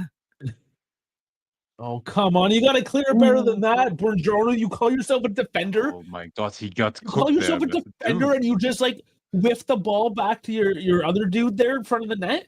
Fucking boot it. Put your foot through it, you piece of shit. Where did they find this guy? Is there like a there's like I can't believe a like an Italy team without Italian like actual defenders, like Italians that can't actually defend. Hey, Dusan will be back on the low light reel. I'm here for it. I can't wait. It's not like he ever left the low light reel, so he's still good enough. We should be getting minutes. Yeah, we get enough material on it, and I am all for it. See, for me, it's a win-win. The whole Dusan thing now with Tudor is a win-win. See, Dave, look at Spalletti. I'm telling you, does it not look like him? A little bit. Entirely. But, it's a win-win for me with the whole Dusan and Tudor thing because if he fucks up, I get to laugh about it and I get more comedic material. Because then, I can populate this with more stuff. Because now I get more. I had like Spalletti in my mouth that I couldn't get started. Like I get more of that. Okay, alternate reality. Think about it. It doesn't matter how trash the rest of our team might actually be and how many injuries we get and how worn out we get because we play computer ball because Vlahovic turns in the $85 million beast that he was always meant to be, and he single-handedly carries this team to the Scudetto, or, well, top 4. He carries it in the top 4, and then we're able to cash on him to Man City or some random-ass team for $90 million. Boom. Dream situation. Yeah, then we kickstart our rebuild, and we buy some other version of Coop Myers. And then Tudor gets sacked. No, Tudor doesn't get sacked. He leaves. He doesn't get sacked. By the way, I said I like the contract, man. 6 months with an option is good. We were told it was an obligation. No, somebody in the chat said that, and then they think that they may have read it wrong. Yeah, I was gonna say it has to be an I option. don't know how sure Fabrizio is, but he seemed to be pretty early on this whole Motta fired and Tudor replacing him thing. So I give him the benefit of the doubt right now. But 6 months plus an option is good for me, man. That's fine as Oh, long as you can not list 6 him months. as Sorry, until the end of the season Yeah. plus a season. World Cup. Yeah. Well, I mean, again, that makes sense, right? Like if the It's club 4 gets to months. decide, it's whether the club gets to decide whether or not like they get to enact the option is the thing, right? That's where I thought it was good because Yeah. I just don't see him long term. Oh, is that a foul? No. No, No, it was a foul beforehand by Keane if they had boosted something. No, and I like that that it is an actual caretaker contract, so there's you're no not pressure. married into him staying for the next couple of years or have to pay him out necessarily. So Bet you Juve's never done one of those in a while. Somebody's got to eventually shoot. They're passing a little better. Gosh, they remind me of a pickup team that's afraid to shoot the come on, ball. cook him, Jamal, cook him.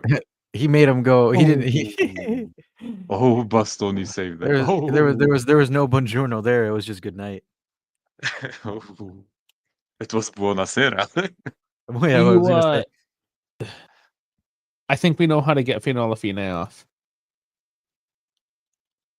He wants De Zerbi and Dusan. I am not entertaining. That's a wet dream right there.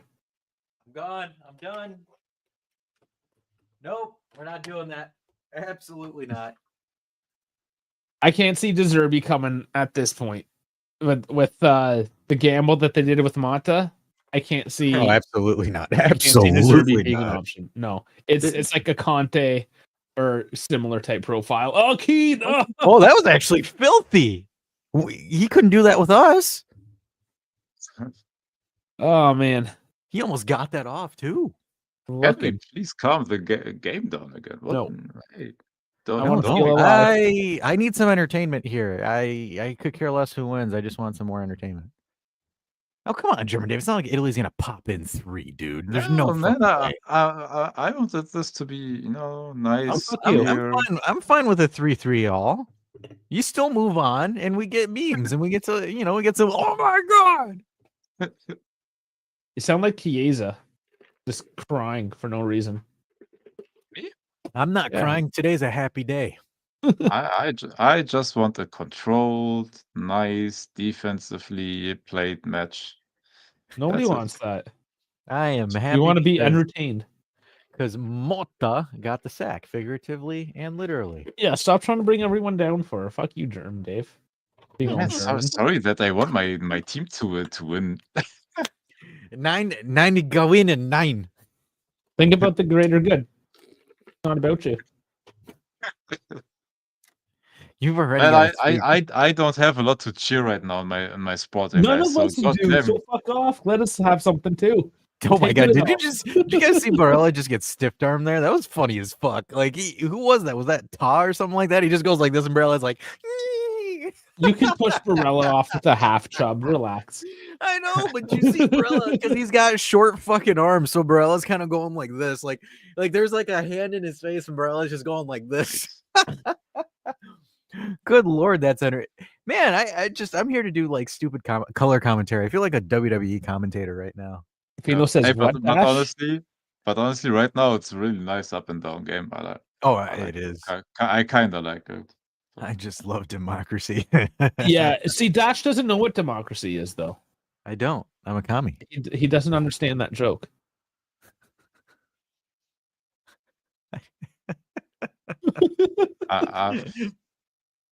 It was Chancellor Palpatine that said, "I love democracy." I love democracy. Come on, you guys think I don't know a Star Wars joke? Yeah, that's how I understood it. Yeah, I thought it was Emperor Palpatine.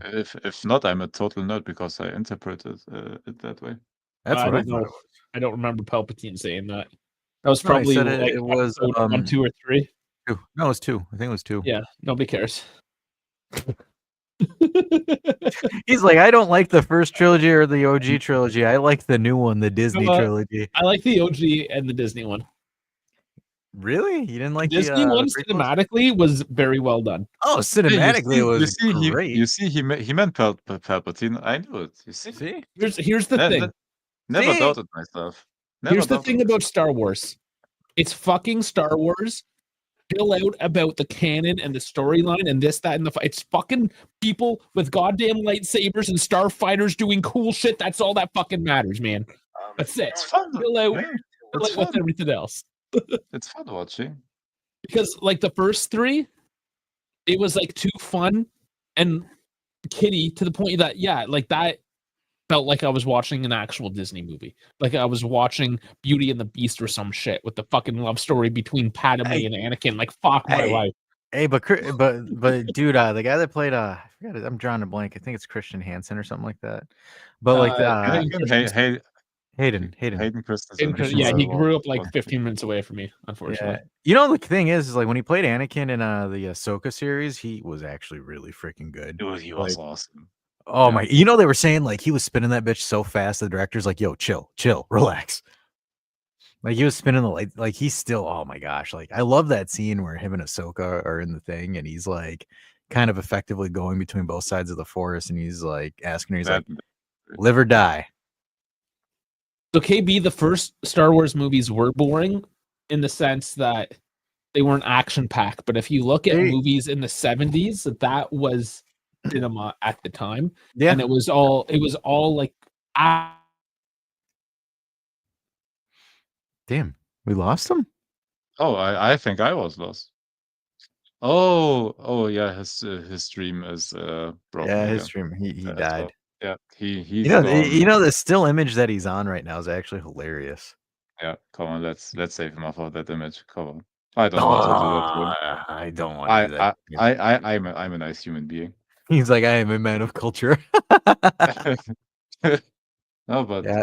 man, You see, he made fun of the the original trilogy. So I guess Anakin just like forced him out, literally. George Lucas got him. Yeah, George Shit on Lucas my got movies? you shit on my movies. No. Yeah, Yeah, man. but it was like it was 70s. No It match was the for me right 70s. now. It was the 70s. I mean, I always thought like, for example, I never had an issue with them, but that's like 70s style cinema. Like I don't know, like Yeah. I thought that, that was always here. Let me do this just so we have something going. Oh, hey, would you look at that? Portugal and Denmark are tied 1-1. All right, let's do this. Is Spain still leading? No, Netherlands tied it. 1-1. Ooh, that may be fun. Yeah. So let's do this for right now. So we have something to show. Oh shit! I gotta change it to. Wait for it. Oh, Nope. you're showing that chart right there from. Yeah, I'm showing the ticker. There we go. But now we're just super tiny. I'm trying to pull up the German stream for us. Yeah, we lost Maple Dave. Or you know what, maybe I can pull up the game for us on Discord, but I'll just leave that on there for everybody else. So I need to do a couple of things, my friends. I think they got it on Dude, episode 1, 2, and 3. Okay, you can argue the whole last story because with Anakin and Padme and Jar Jar Binks and the animation and blah blah blah. But the storytelling is peak. I love the storytelling. And also, dude, like you say, the quotes, the memes, the Anakin I have the high ground, dude, you can go through every single movie and find like so many quotes that are just great. damn it, YouTube TV's blacked out. I can't share it for you. Damn. We'll just have to. Is the ticker dead? Huh. It's interesting. The ticker died. So everything, the game just died. Yes. There we go. But see if I can do this. There we go. Now we look a little bit better. Man, at work we don't get that many channels, but they had Macedonia versus Liechtenstein game, and it was so sad to watch. Oh yeah, those aren't good at all.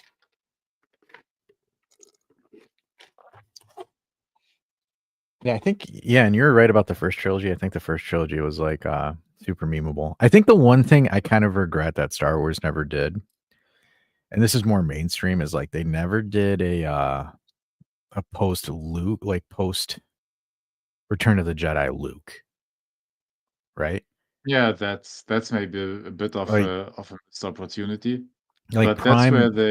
where Mandalorian plays, so technically we saw a bit of Luke. Yeah, I mean that scene. That scene was incredible. Yeah, Like where right. he just walked in through all those dark troopers and just like soloed them, where like the Mandalorian could like barely beat one at his like best, and Luke Well, just was that walked in in. the Mandalorian or was that Yeah. in the Boba series? No, I think it was. I think it was Well, Mandalorian. wasn't it in the Boba Fett series where it all of a sudden crossed paths? I don't know. It might have been a crossover, but like because there was other Mandalorians with the Mandalorian, and then it was. I thought it was the season finale. That's what it was titled. I mean, I thought it was. I'm pretty positive it was. Because like I would love to see like prime Luke Skywalker versus hey, Keen scored. Yay! Again. Oh, 3-2 now, taught me. Moisey Keen. What an absolute beast. I It's a just great played. turn. Look at this. Oh my lord, he cooked him. Dude, he cooked Rudiger. Or not Rudiger. Jesus Lord, Moisey Keen on fire. Moisey, goal! I came back for a goal. That was Tar that he cooked. That was Tar. He All right, we he can take he Fortnite away taught him. because Fortnite spoiled. He taught him. Yeah, let's. I'll get the scoreboard going again. Now it has become too entertaining for me. Too entertaining. He's like, this is not what I want to see. This is way too entertaining. Look at this turn, though. Look at how he turns taut. Oh my lord, Moisey, where was this? God damn. And y'all trying to tell me that that's a nice Doosan. goal. Hey, That's a nice I'm gonna say it here. Fuck it, man. But the Turin Giants were trying to argue with me, saying that Doosan's a better striker. Get the fuck out of here. Turn Giants were too stoned to fucking make cohesive thoughts. That's a nice goal. Fuck. Huh? What? Oh god, don't injure Keen. Oh no, they give him a back shot. Why is he grabbing his cheeks? Rudiger's trying to pick him up. He's like, bro, I just got blown in my ass. What are you talking about? Oh, that's you're ahead now. You're commenting ahead. Oh shit. Yeah, you have to watch the Discord thing again. Right, yeah, it's back up. I'm syncing everything back again. Yeah, my computer just decided that it also wanted to have a Sunday and just said no. I give up. Yeah, computer. Just restart. Yeah, he hasn't done that in a while, so I guess it was time. That's the worst, especially when you need it too. Oh, Like, I need this computer around. It was. I took a piss, whatever. Hey, are we gonna sign Keen next summer for $80 million? Hope so. God damn it. Keen has done more than Chiesa's ever done for Italy. He's dropped a two-piece on Germany. Do we have a sell-on fee or something? No. There we go. God damn it. That's all I'm gonna say. Oh, jeez. Oh my god.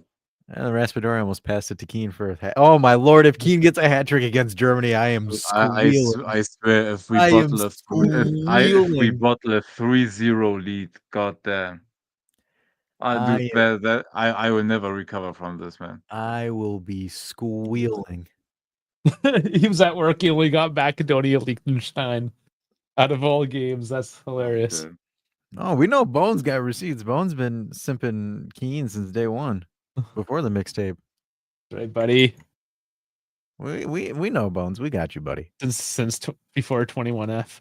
Yeah. He's right 19F, open. 19F. Thank you. Okay, the sync's back up. All right. So the main important thing now that I want you guys to watch is watch the epic transformation of German Dave throughout the throughout the stream. Like, oh yeah, 3-0, we're good. 3-1, it's okay. 3-2, damn, this Dude, looks okay. I said after the first goal we conceded already, can we please calm the game down again? And then we engaged in a basketball match, man. God damn. God damn it, Car. Can we show that on stream? Oh, he just did. I'll show what I want. Car. Yeah. Now we have it going. Now we're vibing. JC's around. Yeah, you still need 2 more. Chill. You still need 2 more. No, I'm just talking about the vibe. Oh. It's just missing a Chiesa like run into someone vibe just for this match to be like complete with the fuckery. Or his shoulder gets set and he goes down holding his face. Yeah. Could you imagine though if Moise Kean gets a international hat trick before Dusan and he does it I'm against imagining Germany? it. I'm imagining it right now. Yeah, he almost came with this. I'm just here being petty. I don't even care. I'm just here for the destruction. I'm like, I'll sit there because I gotta have some fun before I just absolutely start cooking Mata and Juntoli for the second half of the show. I mean, you can start whatever you want, honestly. And Dave's like, you can go whenever you want. Oh my god, penalty. not a Oh my penalty. god, penalty. Is it? Fuck you guys. Please give it to Keane. Oh my god. Oh my For the god. love of God, give it to Oh my Keane. god, Give he it was to Keane. scoring Give it to hat Keane. trick. Give it to Keane. Give it to Keane. Oh my god, he Give was it to scoring Keane. hat trick. Oh my lord, give it to Keane. Give it to Keane. Give it to Keane. Give it to Keane. Keane. I swear to God, if someone else besides Keane doesn't, I'm gonna lose my He shit. already has the ball. He Give already Keane has. the ball. Oh my god. Keane the ball. That is. There wasn't that is much a in it, but it was enough. No, But that's it's enough. no, it's still enough. Yeah. God Oh damn. my lord, is it Keane that's taking it? I'm losing Yeah. my shit. I can't. How do we bottle a 3-0 lead, man? Is it Keane? Or is there Raspadori? Who's taking it?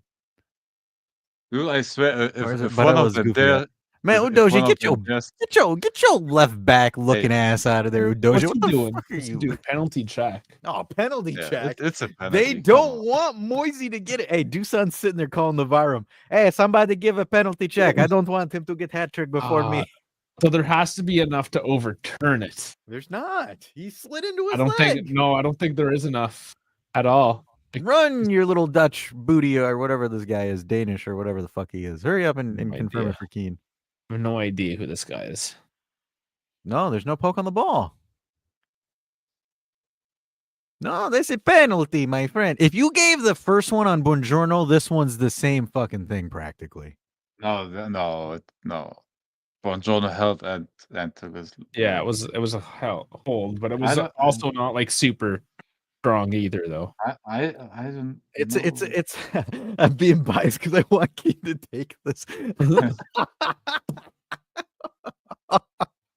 Oh, this is comical. Wait, what's the call? What's the call? What's the call? I think he was Wait, still good, right? No, fuck! God damn it! Today, I'm actually surprised that he didn't call it. Why? today, I thank the VAR. Today, But like to overturn the initial no, call. but honestly, in this football and with all the penalties there that were given, this is one. It shouldn't be one, but this is one if you think about like what the calls have been.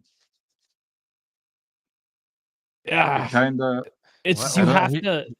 Why did Nagelsmann look like he was saying pasta? Like I was trying to read his lips and it sounded like he said pasta. You said basta.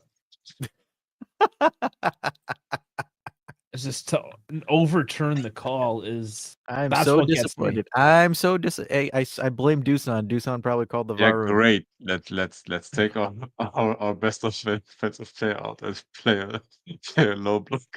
But no, LJJ, it was a soft penalty, but they called it as a penalty. My issue is There wasn't that enough to overturn it. I there agree. wasn't enough to overturn the Yeah. initial call, and they did.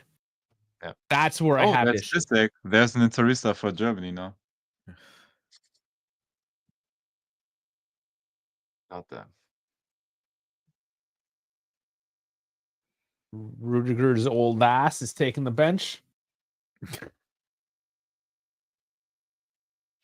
I think Ronaldo just scored. No, that's one of those penalties. If you don't call it, you can't overturn that, and if you call it, you can't overturn it. In my opinion, No. since Yeah, it was given, honestly, there was Breaking news. Cristiano Ronaldo makes up for his penalty miss earlier, making it 2-1 of the night. It was a Bruno Fernandes shot that hit the post and Ronaldo just tapped it in. So Cristiano Ronaldo has made it 2-1. So all the Ronaldo glazers can glaze extremely hard now that he's got his goal. I didn't even. Yeah. Okay. God, the fact that Roberto Martinez is still the coach of Portugal baffles me. He wasn't even good at Belgium, so I don't know how he got that. That's what Did you irritates me. Is say, this? did you say Emiliano Martinez? So No. Roberto. I thought you said Emiliano. I said that's a goalkeeper. No. Okay. But like that to me just baffles me. Is like, how the hell is Portugal not able to attract a good coach with like the roster they have? It's actually decently good. Like if you gave them Mourinho, I think they could shithouse themselves to like a title. Like if Mourinho actually wanted to. Like if I was the Portuguese FA, I would throw everything at Jose Mourinho.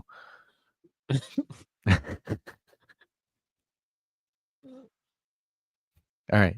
We need two goals in 12 minutes. And the non-call.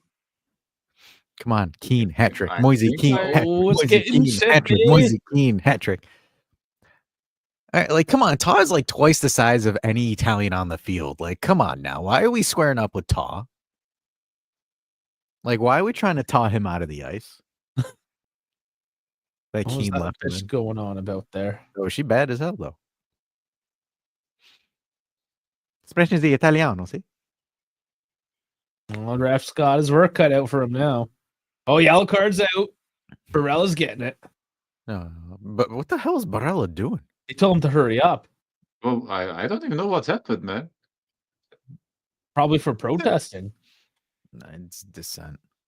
Oh, they're holding Yeah, each other. dissent. No, they just, they just love each other. They're just giving each other, love language. Maybe Bastoni likes getting choked. Oh, for sure. That That's what neck. happens. But honestly, Oh, yeah. that's what you want to see, right? If your players are shoving each other, you want the other guys to join as well, not like us. Like when one gets destroyed by a slide tackle or shoved or whatever, like the whole team stays away from it. I was gonna say, all of Juve's players, when they see that happen, they just look around like, shit, it wasn't me. Not my problem. Not my problem. Like the only person that would actually like do something is Gotti. Shoot it, blast it. Just say fuck Oh, it. so much space. What? That's a penalty. What? Oh, it's on the edge. Oh, What? I didn't even know like what happened.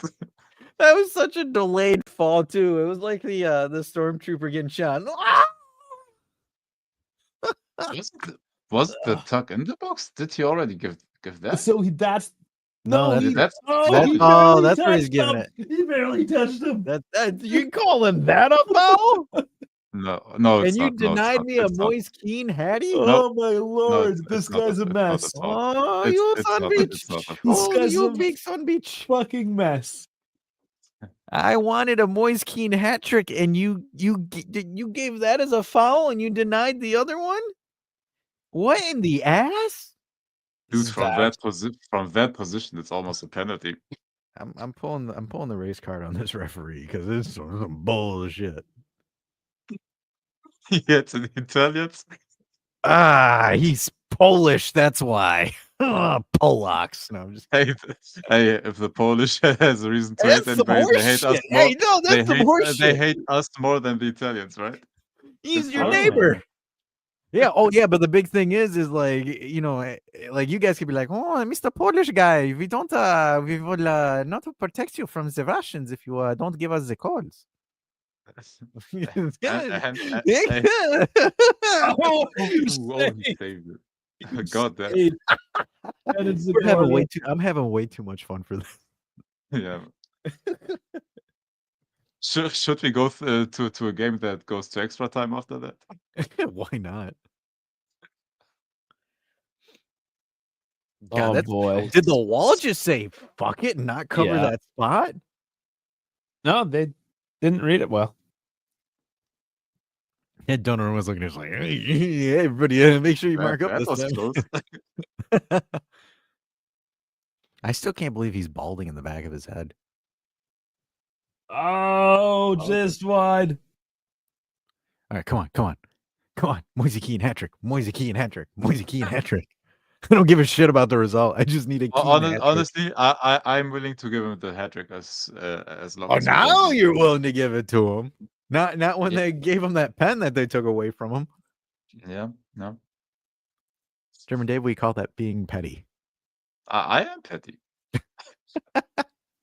I want to win, but Keane getting his hat trick is I need It's more. more important. I need it because next time I see Dahl in stream, I'm going to say, Dahl, Moise Keane got an international hat trick before Susan, and it was against Germany.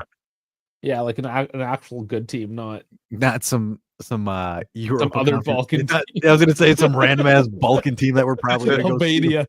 Yeah. I can't. I would if that were to happen, if he were to get a hat trick against Albania, I would renounce my nationality. I would no longer be Albanian.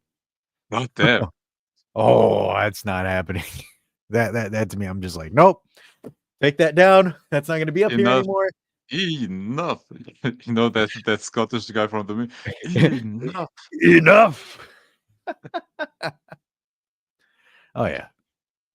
Oh, doggy. Oh, damn it. Oh my god, I can't handle this. Man. Shoot that. Oh, you dummy. Oh god damn. Pressure still on. A few more minutes.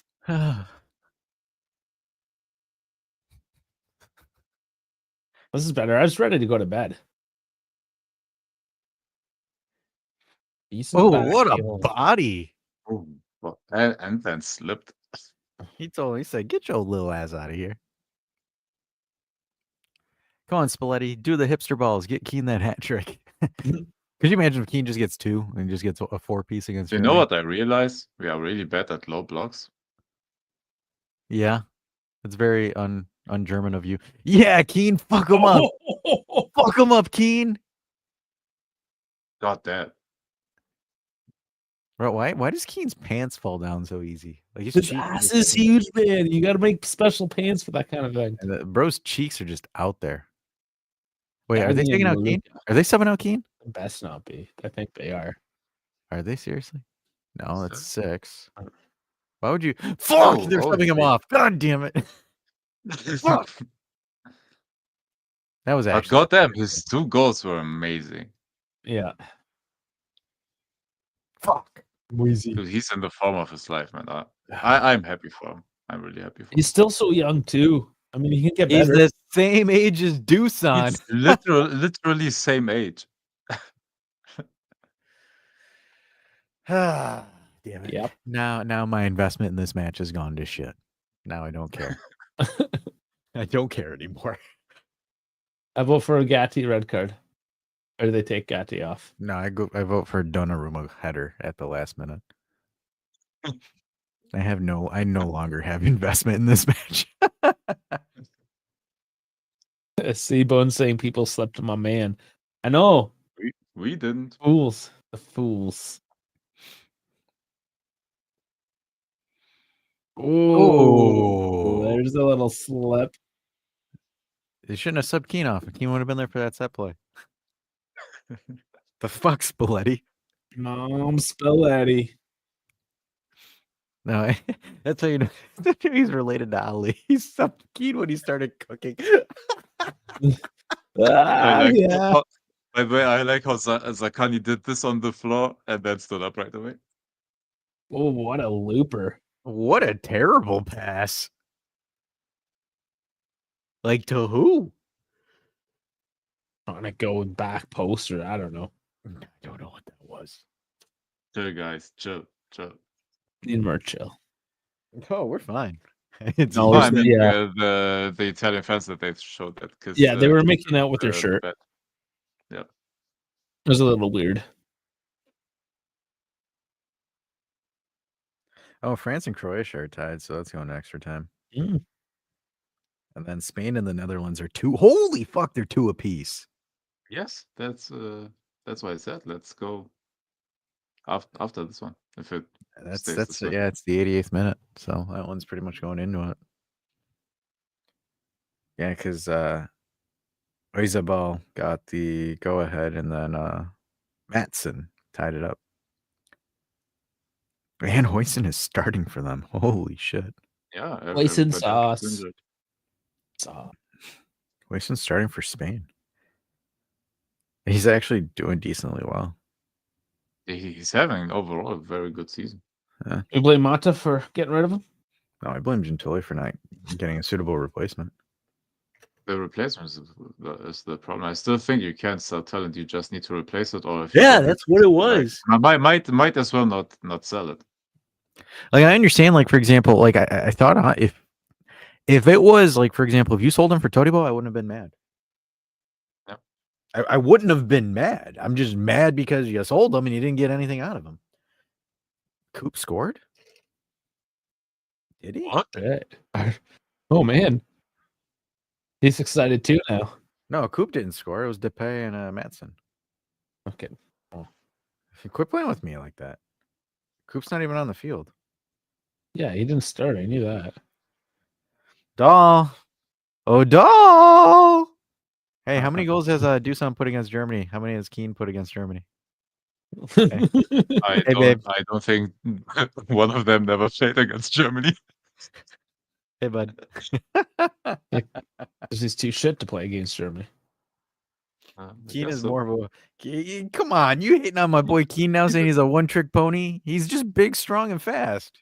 Dusan's a one-trick pony. He has a record label. He can play footy and rap. So fuck you. Dusan's trick is just being shit. That's Dusan's trick, just straight being dog shit. Yes. Punch him. 1 more minute before the more minutes come.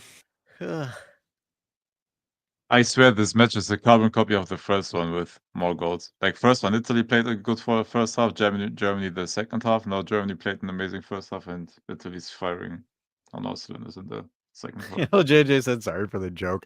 He got me looking at it. I'm like sitting there because I looked at it. It was like tied. I'm like, fuck, did Coop just get the game winner? He played with my emotions.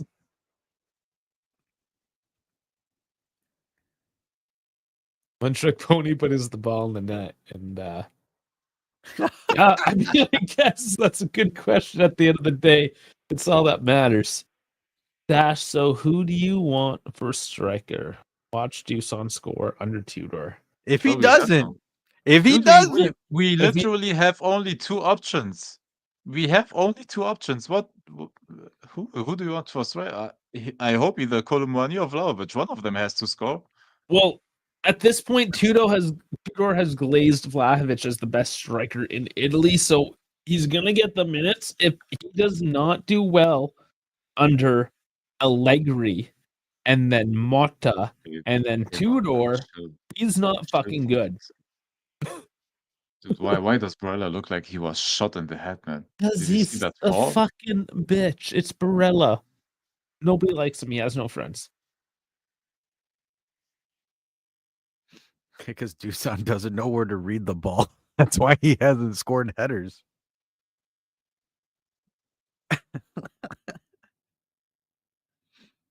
Because Dusan wasn't in possession ever, Fino. And we were too busy playing Weah as right back. Yeah, And- the only position Dusan ever was in doggy. That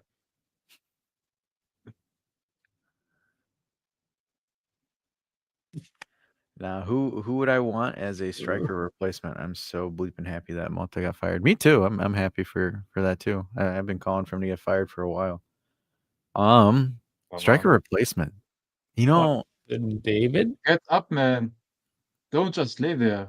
Hey, you gotta yell. Let's Hey, get just left yell mid. in German. Just yell in German. Just swear in German. Right. Like, tell them to get up in German. It just makes it much more funny because it's just such a blunt. You're just like, it's like, just do that for that. Did you see how he was laying there when we still were in ball possession? I know. I know. God damn.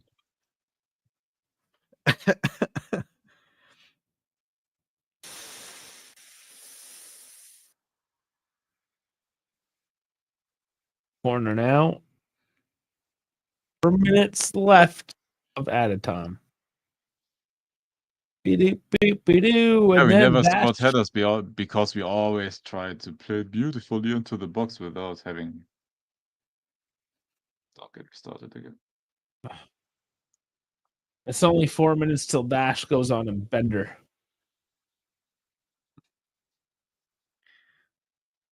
David has flop all over him. Maybe, I don't know. I feel a lot of the current strikers, like the younger up and coming, say low to mid 20 strikers, are kind of floppy. There's a lot of floppiness in the generation. No, there's one that I Come on the right side, yell it in German. That was so bad. Such a bad pass. That's like a Chiesa pass.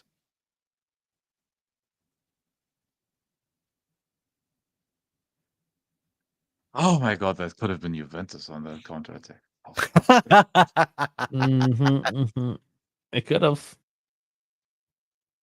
There's two versions of Germany here, Oh yeah.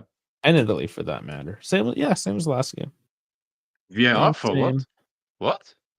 VAR for what? What? I don't care anymore. It's a keen penalty. Oh my god, he's checking handball for Italy. Oh my god, he's checking penalty for Italy. What is a penalty? He's stopped Keane though. No. Oh my lord. I hate this. I hate this game. Now he gives it. It is. It's 100% a penalty though. Spalletti, why'd you sub off Keane, motherfucker? We bought at a fucking 3-0 lead. Oh my lord, I love it. No. Oh my god. It's respiratory, not Yes. Keane. He took a Oh. hat trick away from Keane. I know. Bald Oh bitch. my god. You bald motherfucker. Just for Raspadori to take. God damn it. Oh my god. Come on, But buddy. what an entertaining game though. I bet he misses it. Oh man. I bet he misses it. I bet I have a feeling. I don't know. Stutter. Hell no. It's said. Oh, It's said. I was like, what the hell is that? 5-4 aggregate. What the fuck, guys? Oh my god. What the fuck is happening? Okay, one more. So no, I don't even care anymore because Keane's not in the game. Could have been 4 goals for Moise Keane right there. And then the haters would have said, there was 2 penalties. How did we lose a 3-0 lead to a team that didn't even have the ball in the first half? Oh my god. Oh my god, this is so bad. Just a And now we are couple minutes. spamming crosses. Oh my god. Oh.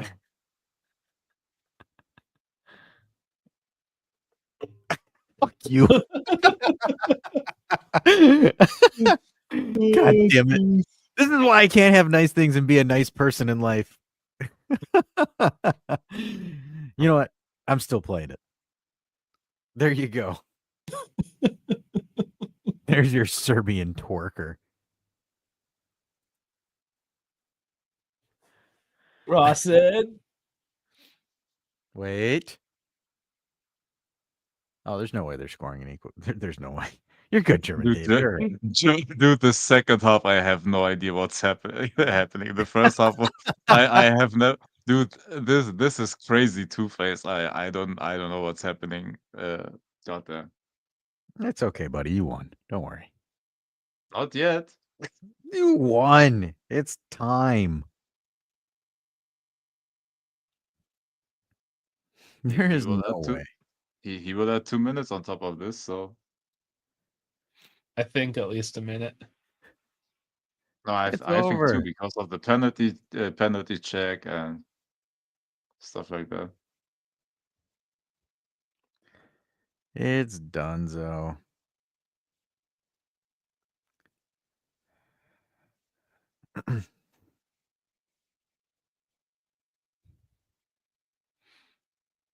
The Yeah, silence. I was gonna say you got Bastoni dribbling on the ball. You're pretty much good. Well, that's like the one thing you can do. Oh, too heavy. Oh my fuck. Not that. Too heavy. All right. Is your rant spooled up there, Dash? My what? Your rant. I mean, it can be. Take it spooling. Start You those engines. want-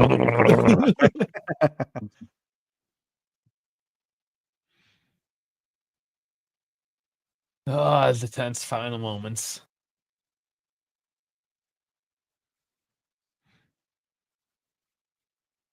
Come on. Dude, all the other 3 games are in extra time, so choose whatever you want. All of them. Except this one. Not Canada yet. starts in A 3 free kick. minutes as well. Fuck. But you see, I told you he would add 2 minutes on top of it. Yeah, no, that's okay. Man, yeah, this is a long one. It's time. I made it interesting though. A little bit too Good. late. Too interesting for my liking.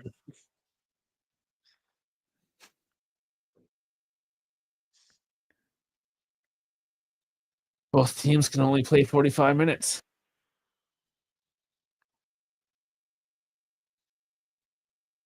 Barrel, like, he had that to Dogi for slowing the game down because he was standing in front of the ball. Dude, but how dumb I. Oh my god. What would make This this episode, poetic yeah. if it's like a quick counter like 2020 or 2006? Oh my god, what? Why don't you cross it? Why do you do shit like that? Survived. Just come on, let's get Oh, this going. is it another free kick? Oh my god, I thought it was over. No, it is. You got the Is ball it back. now? No, It's no. over. Okay. It's There's no finally My over. god. There we go. God damn, Free that kick. was more intense than it should have been. Dave took himself off stream for a minute. No, it's just the settings. All right, it's over. It's over. Oh And boy. dash. What am I doing? I don't know you. I want your rant. About what? You've been waiting. You want to trash people and be spiteful and you Yeah, know. Malta sucks. He's I thought you had a unemployed. thing. I thought you had a thing. We did it earlier. No, I thought you had more. You want want to me make go? fun of like content creators and things for doing stupid things? I've done that for the last week, and I'm enjoying all of it. Okay, he's good. Okay, I thought I was in for more. You I mean, we can open up the line and let people call in and drop more. as well. We said we would. Here, let's do the invite. See if anybody wants to come in. Have a.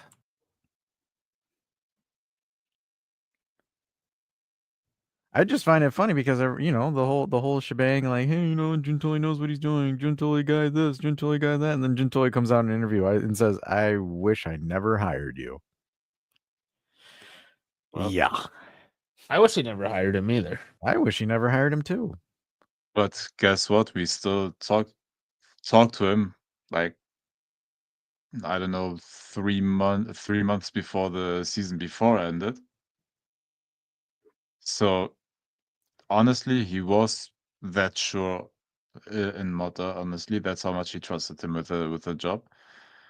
And yeah, it's still on him getting him. But man, It's I, just- I have so mixed feeling about it, man. Anthony is so like anti-Gatti. That's not why Italy did better in the second half by taking Gatti off. They subbed in Chiesa. Like, Keane had 2 brilliant goals for one. They just woke the fuck up. Yeah, Jeff is here. Hey, what's up, guys? He's driving and calling in again. I can hear in the background. Heck yeah. I'm almost home, like about 10 minutes. I should be able to go inside the house. But yeah, I was watching this game. It was just like one hell of a game. And I'm thinking to myself, like, for the Juventini that wanted the derby, and I'm saying, yeah, just watch this game and then like you find out yourself if you guys want the derby. That's what it felt like. That's what Germany felt like. They were great in the first half, and then they concede 3 freaking goals. Fuck.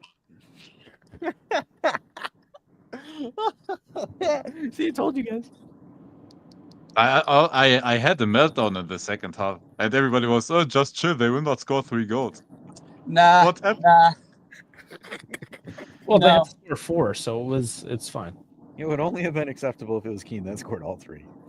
God damn. Dude, I'm gonna be honest. Like, my dad always would tell me this. Italy's always had Germany's number, and my dad would say is like, if the Italians were pissed drunk, and you called them 3 a.m. to play the Germans, they would always be ready to beat them. Well, only in Yeah, but soccer anyway. the problem is this is one of those games, in my opinion, that doesn't matter as much, because like nobody cares about Nations League. Like, if we want to get that monkey off the back, we have to beat them in an actual tournament. So this doesn't mean anything to me, honestly. I agree, but I felt like for the players, it was a different ball game. Like the energy that they were giving both teams, like they just wanted to like beat the crap out of each other. I'm trying to get the Canada-Panama game up now because this is where our channel's at. We're going to cover CONCACAF Nations League. I don't even know where to watch it. Is that the third place game? Yeah. Wait, no. Panama beat the U.S., didn't they? Canada, U.S. So it's Panama, Mexico. That's why. Sorry, I screwed that up. No. What's the actual final for that? I thought The the final US is Panama, Mexico, right? Yeah. Yeah. You know, say because the U.S. got beat by Canada, or not by Panama. Panama, yeah. Which I think that's funny. Fubo. Yeah, it's in Fubo. Yeah. Yeah, we'll bring some of that up. Okay, so that's in. Who's gonna win? Pair of 4. Canada, USA. Hey, Portugal scored. Probably say Canada. I feel like Canada's been a lot better these past 2 years.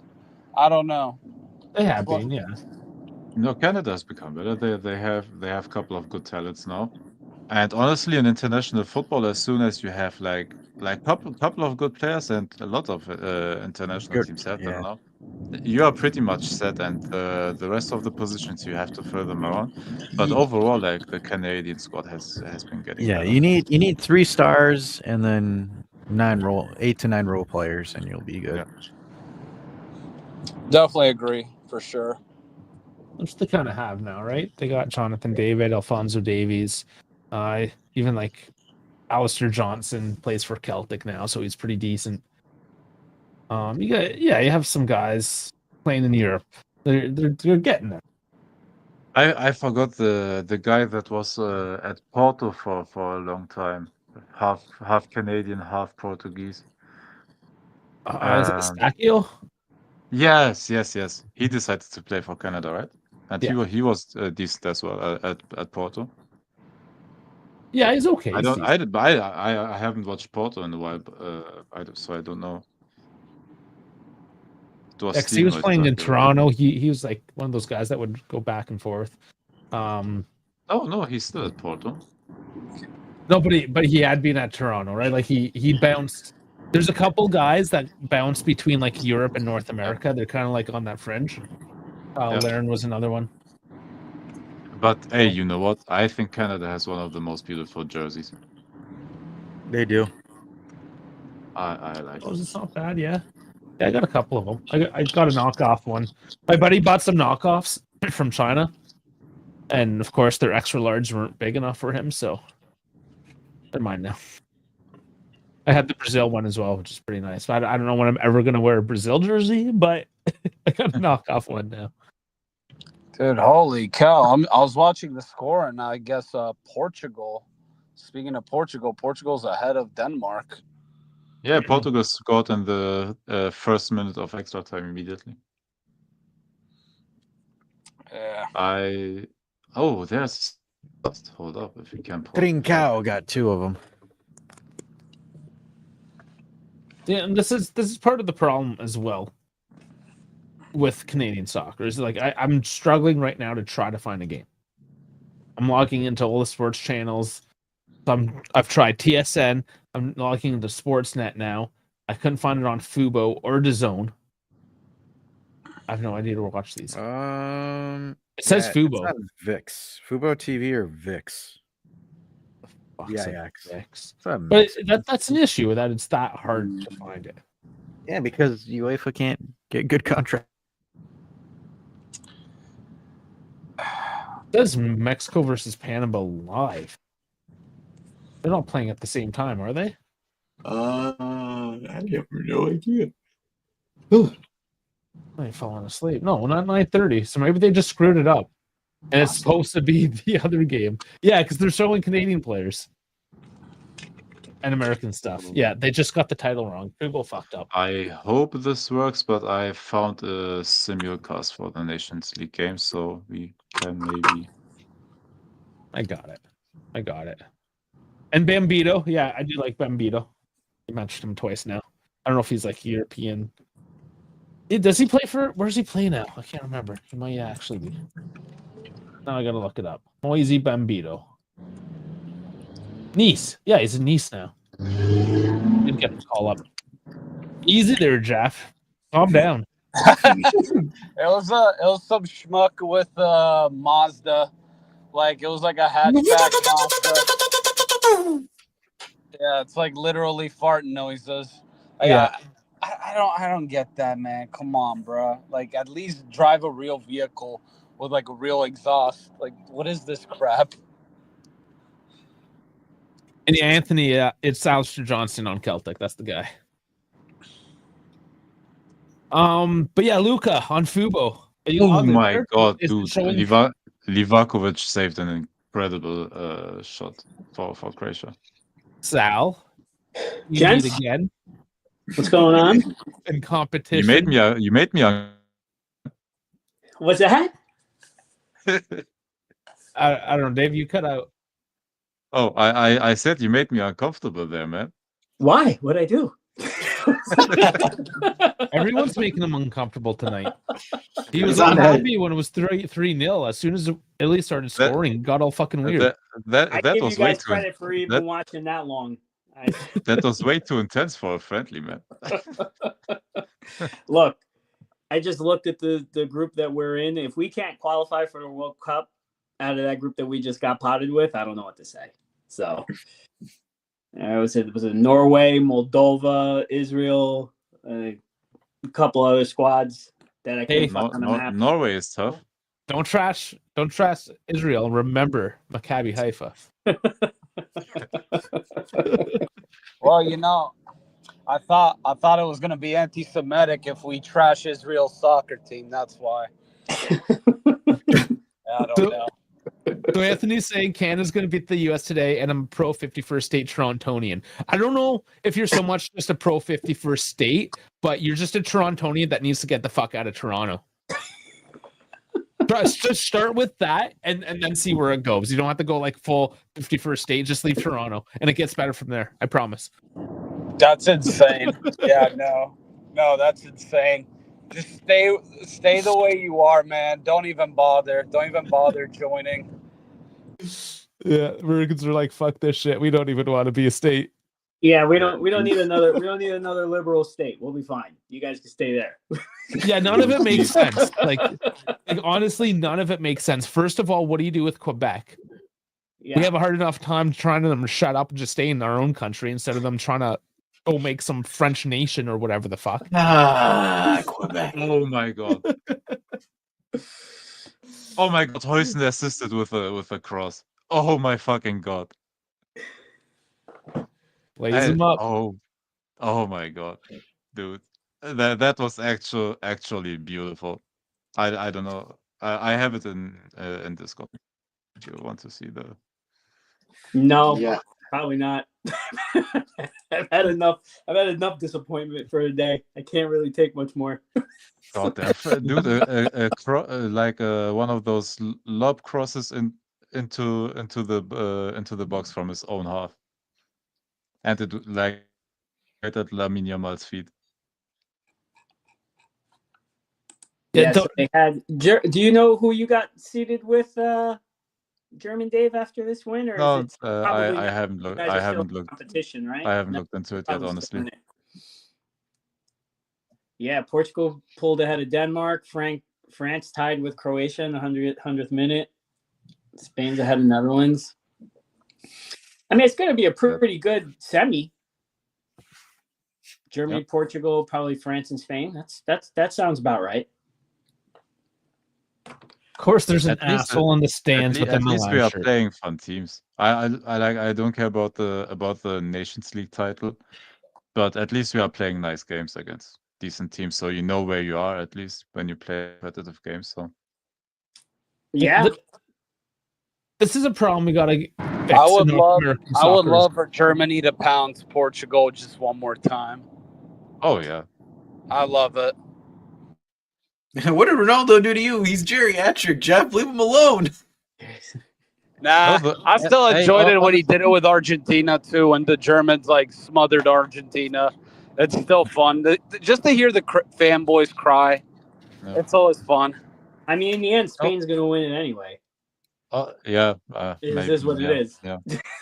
Oh, but every game we played Portugal in Euros or in World Cups, everybody said, "Oh, Portugal is the favorite. Oh, the talent and Ronaldo and blah blah blah." And Jerome Boateng, Hummels, and those guys always had him in their back, man. He never did anything against us, Neither did and we Messi. always won. We even spanked them a couple of times, 4-1 and stuff like that. Yeah, I remember it was like the World Cup in 2010 where they were saying that, and then you guys dropped, or no, it was Brazil. It was Brazil, and you guys put 5 on them. That was so funny. Was it 7? That was No. 2014. No, it was 5. to They put 7 on 2014. Brazil. They put 7 on Brazil. They put 5 Right. on Portugal. Oh, on Portugal. Oh, yeah. Oh, yeah. Yep. God, that German offense, that World Cup was nuts. Can't believe it. You guys scored. So I'm just catching up on this Germany-Italy game because I didn't watch. You guys Are you scored. kidding me? I thought you'd be all over it. No, Sal has dignity for himself. No, God, no. Sal's you guys- getting plastered with Malta getting fired. He got plastered. Yeah. You guys scored 3 goals in 15 minutes. Yep. Yes. Wow. Yes, and that's why I was so frustrated in the second half that we gave up a 3-0 lead, man. Just, Dude, It's oh my called god. Derby ball. three shots on goal and 3 goals. Yes. We had 65% ball possession, three expected goals, and we like first half was incredible, man. Malta's jizzing himself seeing that stat line. Dude, if Thiago Motta sees a stat line like that, dude, you had 65% ball possession and 3 expected goals. How do you do that magic? Wait a minute. He started Maldini and then he subbed him out. Yes. He subbed for Tassian? Yeah, Spalletti's made some weird choices. He's glazing these 23-year-olds a lot. He started Maldini and Keane in the front line, and then in the second half, for the second half, Politano and Fratesi immediately. So USA is playing a 4-2-3-1 hipster ball, so they're definitely going to lose.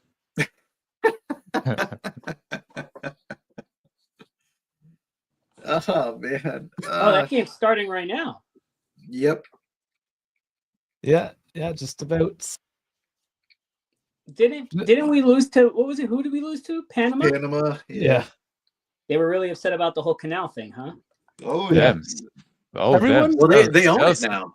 Val, he says that everyone we- hates you. That's that Nobody he likes you ident- anymore. I've been, identifies have as no an been out in the American. wilderness. I've been out in the wilderness, boys. He said nobody likes you anymore. I was referring to as Americans as a whole. Speaking of who nobody likes, shall we get into the topic of hand? I know, Sal, you probably want to talk some monies about the whole Thiago Baita, Bumta, Gonta. I mean, so really quick, do you guys remember when we had the post Coppa Italia call-in Empoli? show? Oh yeah. Right. We had the post Coppa Italia show where Max got sacked or whatever, and what was it that we said basically? We're like, hey, June Tilly, like this is your team now. Like you have carte blanche to go ahead and put forward your vision and choose your coach. And we all knew at that point that it was most likely going to be Mota, right? And it's like, all right, well, hey, like you're making a big move, right? Because I have a feeling like Juve's since I would say Super League, right? And not to say that I'm anti Super League or anything like that.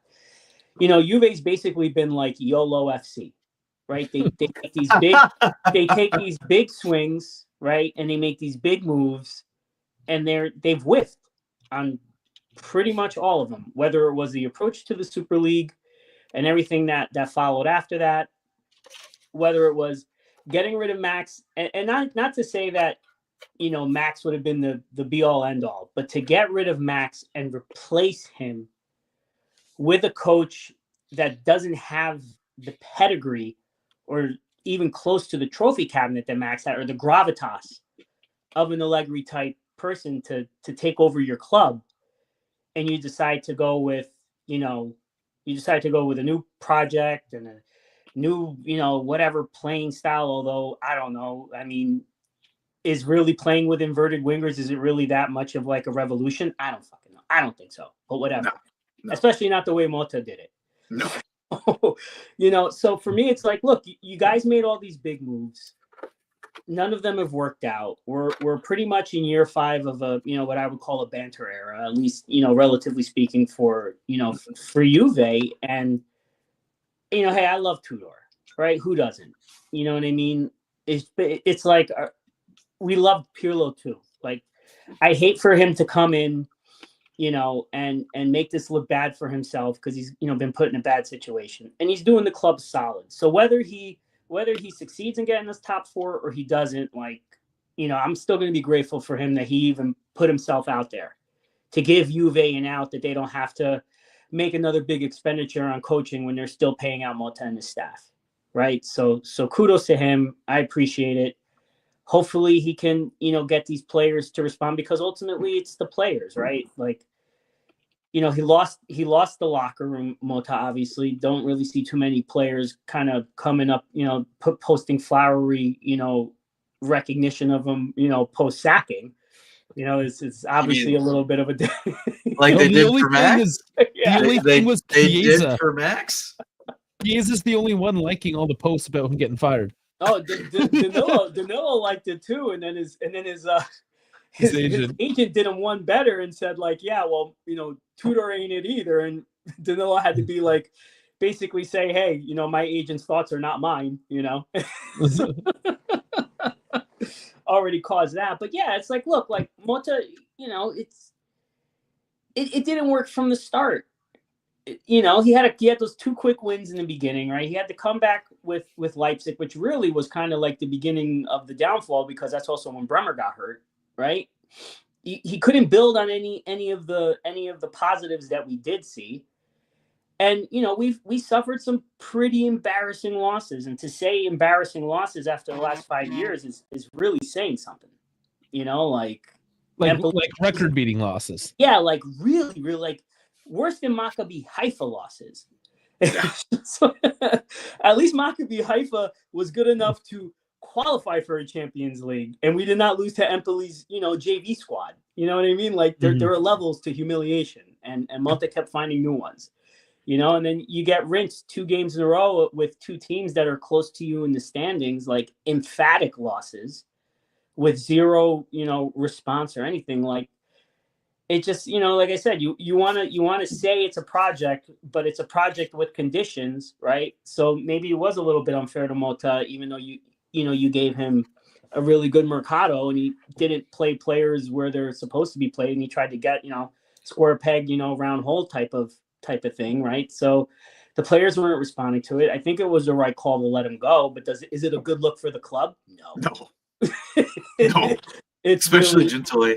right. But even with Giuntoli, they're telling them, hey, we need you to balance the books, but you have to make top four, right? You're putting all these conditions on there, and it's like, who's really the one saying what our budget is? It's ownership. Who's the one placing all these restrictions, but also saying they want it? Who wants their cake and eating it too? And it's Elkan, right? And it's Elkan, like, dude, like you want to sort of like have the best of both worlds. It's not really, this is footy. Like nothing makes sense in footy, like as a business model. No. Right? Your best business model is to either be, stay in your lane, be a small team, keep everything low, and just kind of go and have a low overhead, or you can be, one of like the historical premier clubs in Europe and act accordingly and run your team accordingly. And we're not. And I think, and kind of to further your point, I really think that they were hoping that they could fire him post Genoa, but like it got so bad, they're like, oh fuck, we have to do it now. Yeah. And where they think, Elkan was coming and it's just going to be like a financial thing. It's not actually going to be about talking about sporting this, and that. That's exactly what he went there for. Spain, Netherlands 3-3, by the way. Wow. Yeah. Must be nice, Spain. Must be nice. Must be nice. 20 minutes left now. 5-5 on aggregate. It was a penalty by Simmons, though. Simmons. But yeah, just like I look at it, and that's why again I'm still shaky about everything. But to be honest with you, the more I think about it, Kolo Mugnani like extended his job more than it. Like Kolo Mugnani gave him more rope effectively when he first came on, because I guarantee you, if Mugnani didn't pop off like he did initially for that first month, I don't think Monta would have made it further. I really don't, because it wasn't even the first month though. It was 3 games. And Yeah. until teams had a bit of an idea how to stop him, and it was over after that. Yeah, it was game over. Well, and then the funny thing about it was, it's like what we said in the scouting video. He will give you a short burst maybe because they haven't figured it out. He has the speed to do half turns and stuff like that right on that offside line when he gets the ball. And as soon as the defenders found out to stay behind him and not like be next to him, like and it was over, and his magic fizzled down as well. no, I mean, it's like the Empoli game. Like we shouldn't have won that Empoli game at home. Yeah. The league game, then Colo got 2 in like 3 minutes, and that happened. But like I said, for me it was. I mean, I knew I said it after the Roma game at the beginning of the season, where I'm like, oh, I see glaring issues here. And then it continued to happen, and it continued to happen. And then I had people yell at me for like a good 3 months. And I'm like, well, here I am now. Called it. Where are any of these people? No, they're probably starting to glaze Tudor off as like the second coming of Jesus Christ. They're on the fucking Glaze train. Because where are those people? Where are the people that came in here and said that, oh, Mota's an elite coach. Look at what he did to Mbangula. Look at, we should be going to the Champions League semifinal. We should be doing this. We should be going here. Where are they? Yeah. Meanwhile, Mbangula was one of the guys who liked the post for Tudor. So there you go. But that's what I mean. Like there is no clear. I feel like Juve as an organization.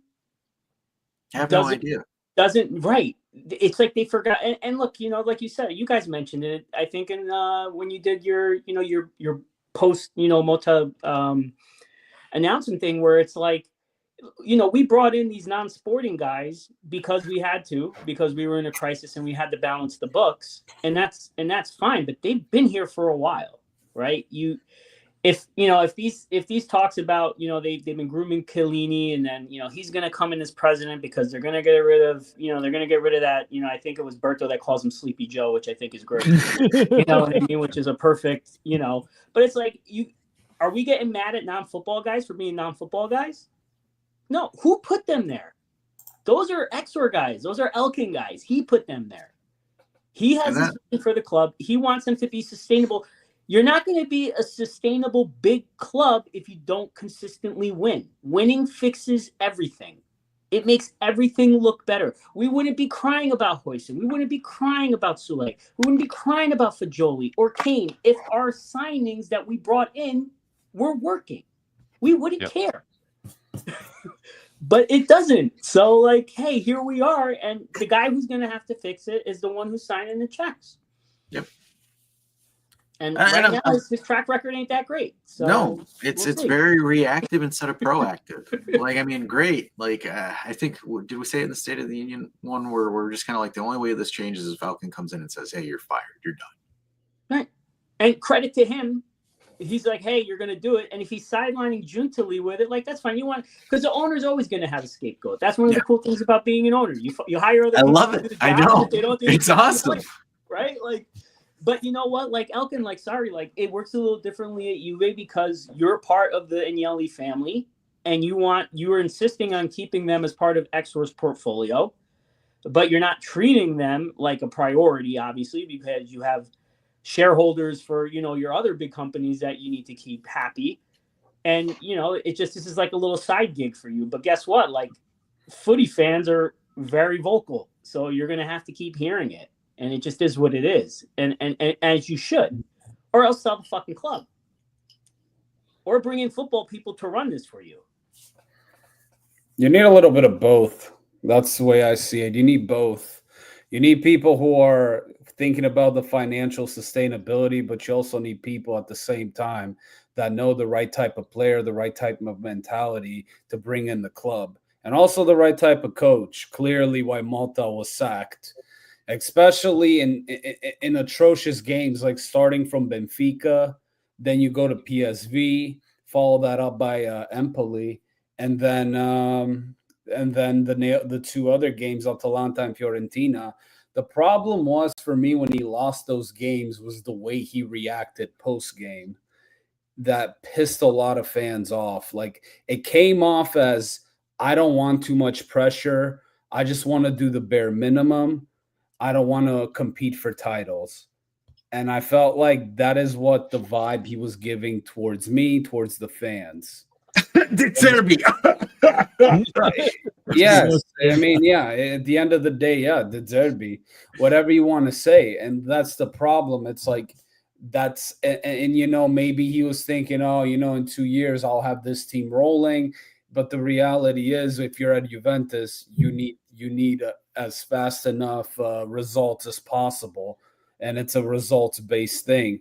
So with Tudor, my take on it, I don't necessarily know if he's going to do good or bad, but I think what I would want from Tudor is to show them the winning mentality, to kind of introduce to them to the winning mentality, to yell at these kids and tell them everything comes with a consequence, and to be able to take accountability when you screw up. And those are the things that I would hope for Tudor to do well. The only question is, does he know what that is on the coaching side? Do I think? I don't know. Does he know how to get that on the management side? And that's why I'm concerned with it from a long-term sustainability perspective. Long-term, I'm concerned. Short-term, for 4 months, I really don't care because anything is better than what you are currently.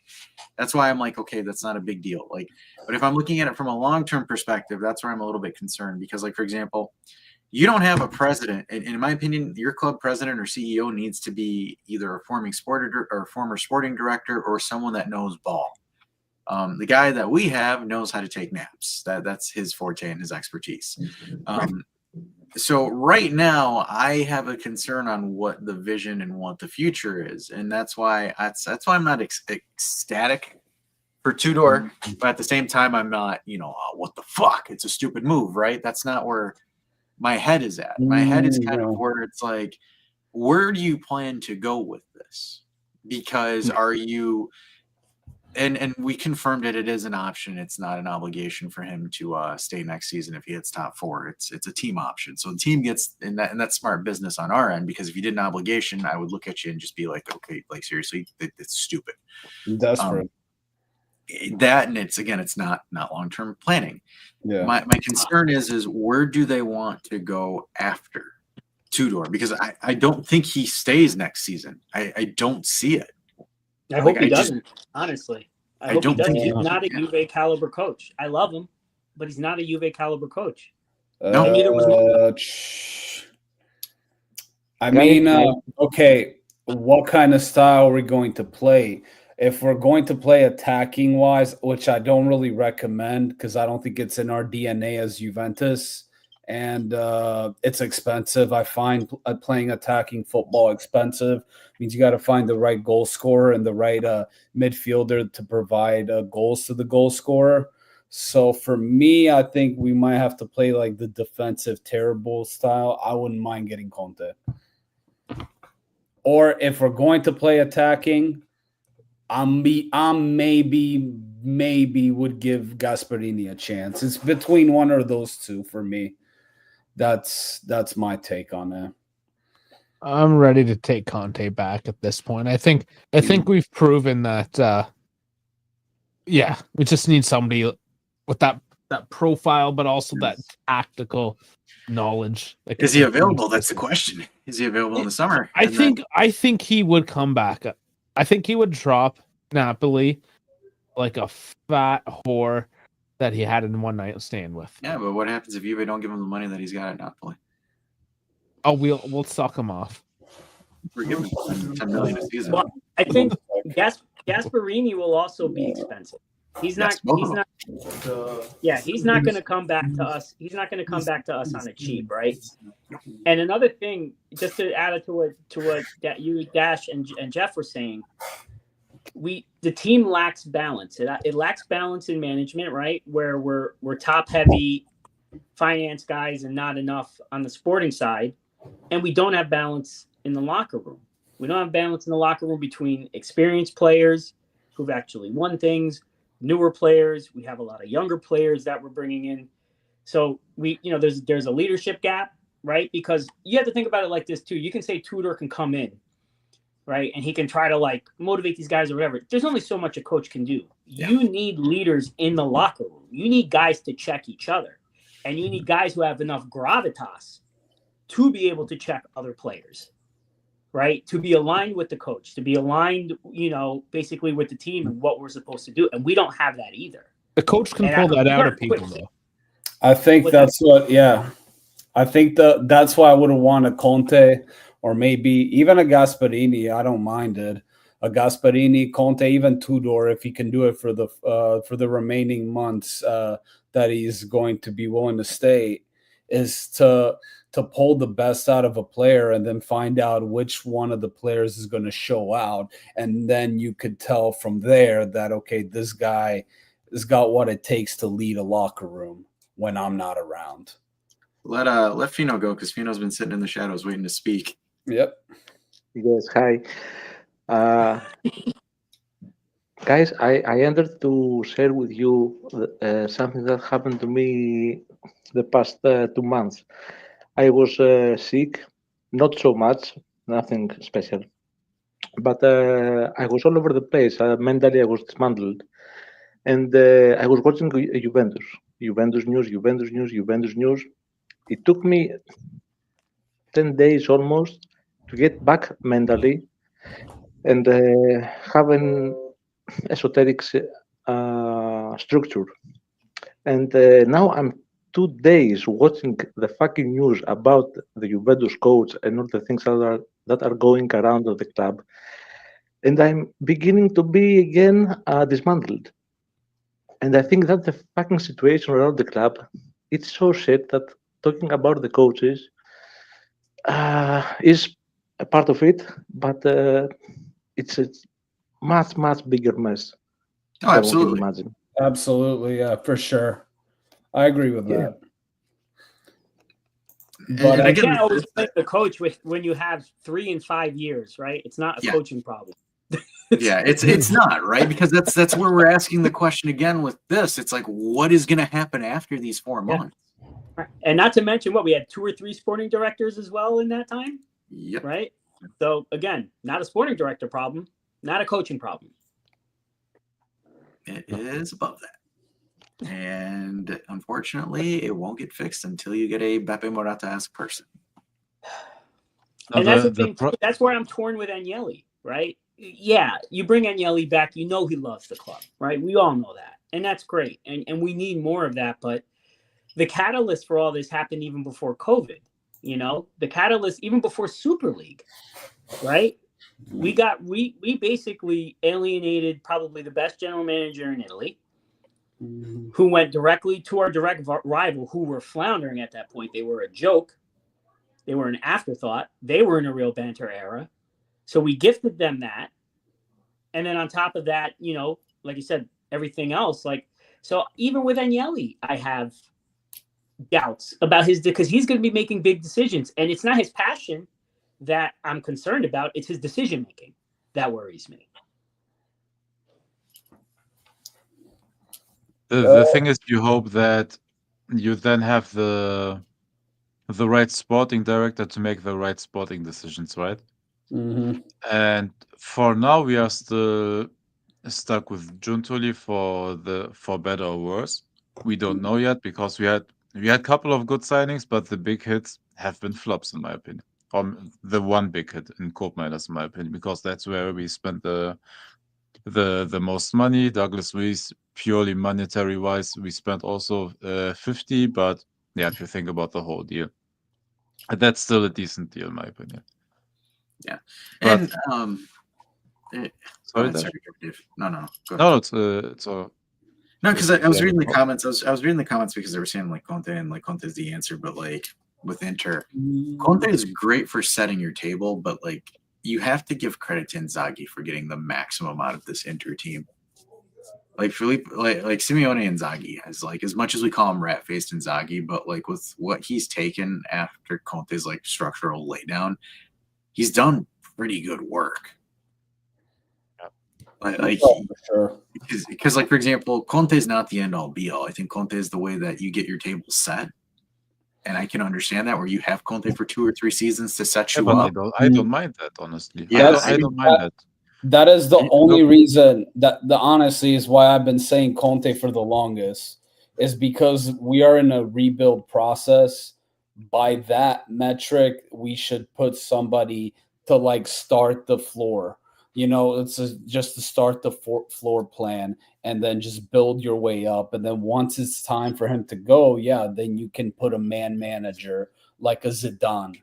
But right now, we can't put like a coach like a Zidane or an Ancelotti or an Allegri without having a guy like Conte to kind of put in the winning mentality first. Because right now, the way that I see it, for Juve to be Champions League competitive, it would take 5 years. Roughly about 5 years. You would need 2 seasons of a Conte-esque, I'm going to say a Conte-esque coach, about 2 seasons of it, then a transitional season to a more tactically flowing, pragmatic coach in a sense, right? A coach that has a base setup but can give you multiple looks and multiple packages with his tactical lineup, because that is the only way you win in Europe. The only way you can effectively win in Europe is if you can come into it with a base formation and then have multiple packages of your lineup. And by packages, I mean different schematics that you can attack the game. If you're behind, you can do this. If you're ahead, you can do this. If you're up against a low block, you can do that. And that's where you would effectively hit stride within maybe that's going to be year 4 or year 5 is when you're actually at like contender level for the Champions League.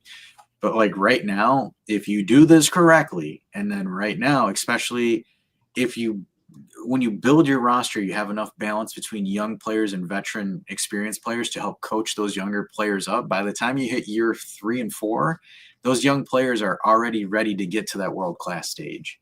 But unfortunately, we mortgaged a lot of those young players and we never got proper replacements for them. So we're not in a good spot when it comes from a talent pipeline, because what was the issue with our 9 years or 9 consecutive years is we didn't have a talent pipeline.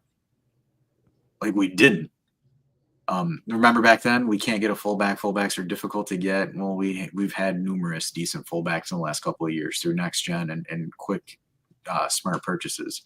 Like, we have pipeline. Like, we had a pipeline, and especially last season, we had a really good pipeline. The issue is we mortgaged the pipeline for pieces that ended up not working. Because at the time, and I'm still going to be honest and say I was okay with the transfers at the time. I did not mind them. I still agree with that. I agree.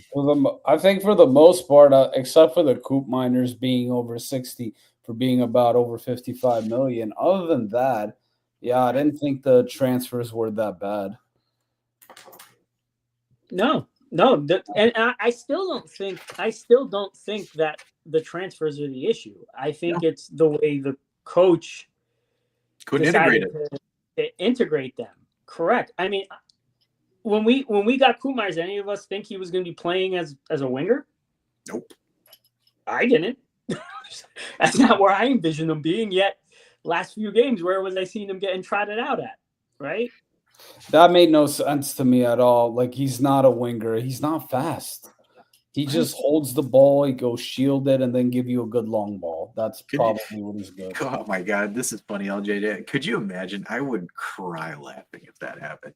Oh, I would die laughing. Could you imagine we trade Dusan for Lukaku? Dusan for Lukaku. Oh, I would die laughing. Yeah. No, but I mean, I want to make a question to David. Yeah. No, and also I agree with the Conte comments. Honestly, if you need a coach that has to build chemistry, right now we need a strong basis. It's not about tactical finesse. You need to grow the players to build chemistry within the team. And we will bring in players in the summer as well, so you have to incorporate those into the team as well. Mm-hmm. And in my opinion, there's nobody better than Conte to do that, in my opinion, to build the chemistry, to squeeze every drop of juice out of the players, to have them play with energy, to have them actually fight on the pitch. And that's what he does for you.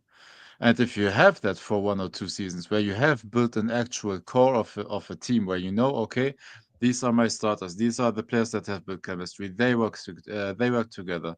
These are the replacement. I can sub them in at that minute. Like, you have to learn to know your team, and we don't know jack shit about our team right now. Do you know why I think Conte would have been great too, though? I think he sets a standard. He sets a standard. Sometimes it comes off high, like it comes off as a very high standard, but he sets you that standard. But you need when that. you're at this club, this is what you have to do. And I will chew you out if you don't, or I will not start you. I don't care how good you were in the previous season or in the previous club. I will chew you out. This is it. We are Juventus. We win titles. This is what you have to do. Get your ass to work. That's what we need right now. Exactly. That's congrats, Dave. Good start. I know I just missed it. I came back and there's a goal. Yeah, assist by Jonathan Davids. Nice. Well, Davies is out again, injured. Can you share? I want to watch as well. I thought you were watching some Euro trash game. They're over, man. Penalties. Well, they're over. Spain's about Oh, to- I see. Oh, Pedri converted. Yeah, Spain goes on. Oh man, David, I want to ask you something. Yeah. Yes. Which one? About the German one. About that said before about the experienced players, etc. And do you see in international scene, international, in all the leagues, that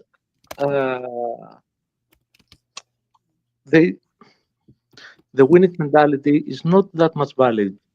In Italy, Georgatos, Torosidis, Manolas came from Greece and played for Inter, Roma, and Roma. They were champions in Greece. You can go and buy someone who is maybe 30 years old as a backup who wants to experience abroad and be in a team like Newcastle. But Newcastle wants to take the next step without buying champions. They only got Tonali. Why are they doing this? I think it's just the idea of modern football that you have to become younger and younger. That makes the team more profitable. You get young players, you can buy them for you pay a bit more these days for players. The places are inflated, but you pay a bit less in wages, for example. Like you still need the look. Newcastle, for example, has Fabian Schär still right on the team, and Dan Burn, and that is their core center back lineup. And those two are 30 years old. Liverpool still has Virgil van Dijk. Like Inter, if you think about the big teams, they still have the older players as the anchor, and I think that's what you need. That's why I don't understand why we didn't get that experience.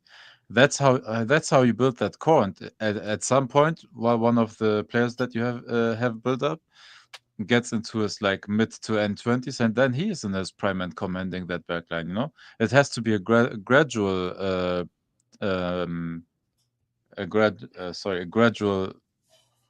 Yeah, sorry, I forgot my English again. Build Like gradual But they build. don't have. you have to They build don't that build that gradually. So that's how you build the chemistry. That's how you build confidence in the younger players. Like you have to have somebody there that is experienced. Yes, but they don't have. They're 30 years old. I don't think they have experience of being in a champions No, run, they don't. being champions and things like that. So, what kind of experience? Okay, they know Yeah. the game, but they don't have the experience of being champions, of doing it until the end. No, so the example Newcastle, right? Yes. So Newcastle though has the experience in other positions, and I know it's Fabian Schär and Dan Burn. They're not like internationally accomplished, but they are still very good Premier League defenders. You can still learn from them. Both are big, both are experienced, and play. Fabian Schär played in a lot of European leagues. You still can build around defenders that aren't champions yet. And in my opinion, they will incorporate a couple of like mid-20s center backs to play along those that will learn. And at some point, they will turn 27, 28 as well. So you can still build a defense around players who haven't accomplished anything big yet. You can do that. You just need to buy the consistent players.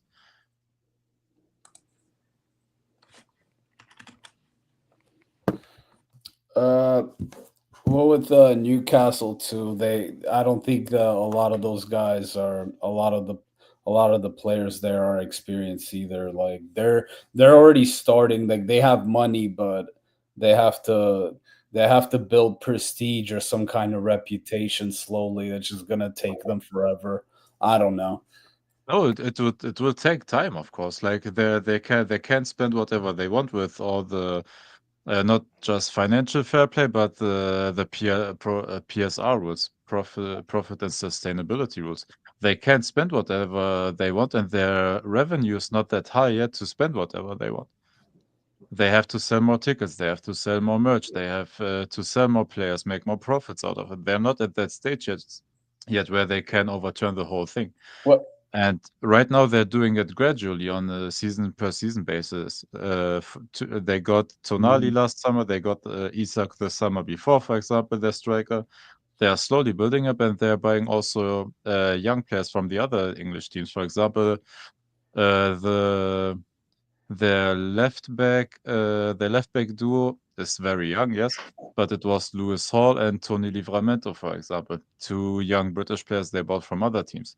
Like they're doing it slowly and gradually, and it seems to be working. They're Uh, about or close to Champions League qualification again. They played in the Champions League last season. And honestly, if they do that for a couple of years before making the really big splashing moves, I think it's a good process for them. It's look, Chelsea, for example, Mhm. is trying to kickstart it with injecting just money and just buying young players. I wanted to get into a different topic. So now that Sorry, Tudor is coach, now that Tudor is coach, which player do you see benefiting from his style of play, and which player is going to suffer from Tudor? I think Coop Miners will finally excel Yep, I think I thought Dusan that and too. Corners. because he is a player that has the actual stamina to finally start pressing. Mhm. So he will finally excel because we play him actually how he plays. So I like that. I don't know who's else a player that plays usually with a lot of energy. I think I Kefren Thuram, everybody that is physical, but Thuram was I already think good though, under Mutter. Nico. I feel like Gonzalez might actually benefit from this. Nico Gonzalez could benefit from this style play. He is physical I, and he does run back and forth. They're He all going to might- benefit from this in the fact that they on don't hate the guy. yeah, Yeah. and honestly, depending on the on the defensive lineup we are playing, you may be helping every single defender. If we play a 3-man backline, for example, that may help all of them because they're protected a bit more. No, I think though I do think like for example I think Dusan will benefit for sure because I think Mhm. Dusan will get more chances, but it depends whether he wants to be a low light reel or a high light reel. That's going to be on him. I don't know. My only question that I have that I can't figure out in my head is where does Yildiz Conceição and Nico Gonzalez play? Because I can't imagine them playing wingback and being effective as a wingback. And that's where again I'm concerned with him switching to a back three all of a sudden when you have only 4 center backs and you're running a 3-back system. It's either that or I see him running a 4-4-2. I don't see him playing a back four, honestly. I can't imagine Tudor going back four. It's I not really his can't. forte. No, And maybe a 3-4-3. Yeah, Possibly. that was my next. yeah, Yeah. that could work, yeah. Or like what you can do is play with a 3-4, like a 3-4-2-1. And then when you're switching Coop Miners and Nico Gonzalez, then you can put in Yildiz and then you can put Conceição and switch it to a 3-4-3. Yeah, I would assume it's a 3-4-3. That's the only thing I could sit there and make sense. That could work. Yeah, that could work. Because you'd be running a double pivot. Then someone would sit out. No, I don't know. This makes no sense. I don't think there's going to be any crazy sort of No, I don't think so. I think hipster formations here, right? You're going to get a 3-5-2, a 4-4-2, something simple. Mm-hmm. yeah, it's just the squad No, composition. I think we need something with just 2 midfielders. Yeah. I don't know if your lineup is then Locatelli or Coop Miners or Locatelli and Thuram or I think Thuram and Coop Coop Miners or whatever. But look, we don't have a 10 or creator anyways, so might as well play without it, right? And then use your wingers and half spaces and all of those shenanigans to fill up those yes, those spaces on the pitch. I accept I think 3-4-3, something like that. 3-4, I don't know, 2-1, where you have your wingers be in front of that. Like we need something like that. I think we call it Wanda Ball. Yeah, I accept that. Now, I was thinking about it like today, I was like kind of playing a GTA game for fun, just playing San Andreas for fun. And I'm thinking like, okay, what would have benefit?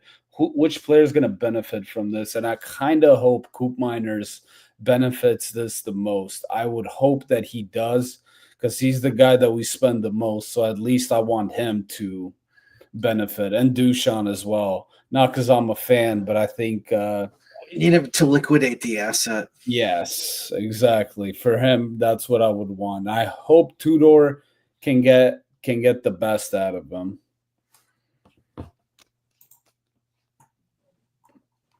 All right. Well, Why is the stadium that empty, by the way?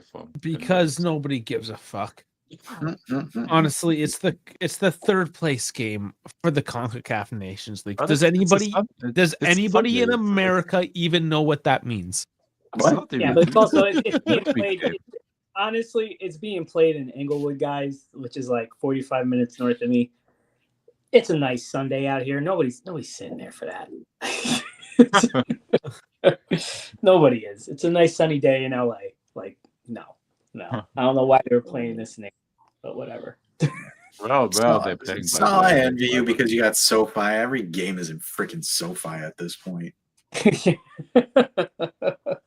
Like, give me something in the Midwest for fuck's sake. Not in March. Nobody wants to go to the Midwest. Are you kidding me? Yeah, but what? You want to go to California and look out for hobo poop? Yeah, By the way, are they March, playing? yes. Are they playing on actual grass finally? By the way, or is it still? I don't know. I mean, like, okay, fine. Well, You know, you got homeless people in the north. What is that in California? Then you got you. Where are you going to go to the Midwest? You got Chicago, which it could be like literally just like a gang rally somewhere in South Side. And then you can come here. You can come here and experience the homeless meth heads. Fent. That's all you got to say. Florida and Fent, the two F's. That's we could just stop playing in America. That's an option. No. Did you read this message already? I want to see a 191 UC. I don't see the game up and down. I see it side to side. Write that into your football master's degree. I think Mota should implement formation 9-1-1. That's what it should be. That's how disastrous it was. I'm embarrassed for him. Yeah. Honestly, I'm glad that chapter is over. That chapter should have never happened. That book should have never begun. But it's over finally. Yeah, it's just honestly making the mistake of hiring him in the first place. It's crazy that how he took the dismissal. Like, he just sat there and just was like, okay. Well, what's he supposed to do? Is he's pout like a children? Yeah, they were pissed. They're like, "You're not gonna fight for your job." He's like, "No." Well, that was the whole problem in the first place. Yeah, no, he should have fought for his job on the pitch, man. He didn't like fight ever. Because like apparently like Gentili's like, "What? You're not gonna like?" The board was like, "You're not what? You're not gonna argue over this? You're gonna try to do it?" He's like, "No." He's a cuck. Yeah, no, but overall, it's right. He wasn't even at the Casa. I think they fired him over the phone. They fired him via Zoom. Like, they lay off everybody now. It's a possibility. It's a possibility they might have fired him earlier, but they didn't bring it on the. They fired him Friday. They fired him Friday. They just didn't announce everything. Yeah, like they didn't probably announce it. I think they should have done that on Monday. They should have just done that shit on Monday. I think they not this Monday. I'm talking about Oh, last week. Last week. Yeah. Oh, yeah. They should have fired him. Yeah, the day after the Fiorentina game. That's pretty much what I think. Like, it was just a disgrace. It was a disgraceful performance. No, he had to go. Jeff, after Empoli, that was unacceptable already.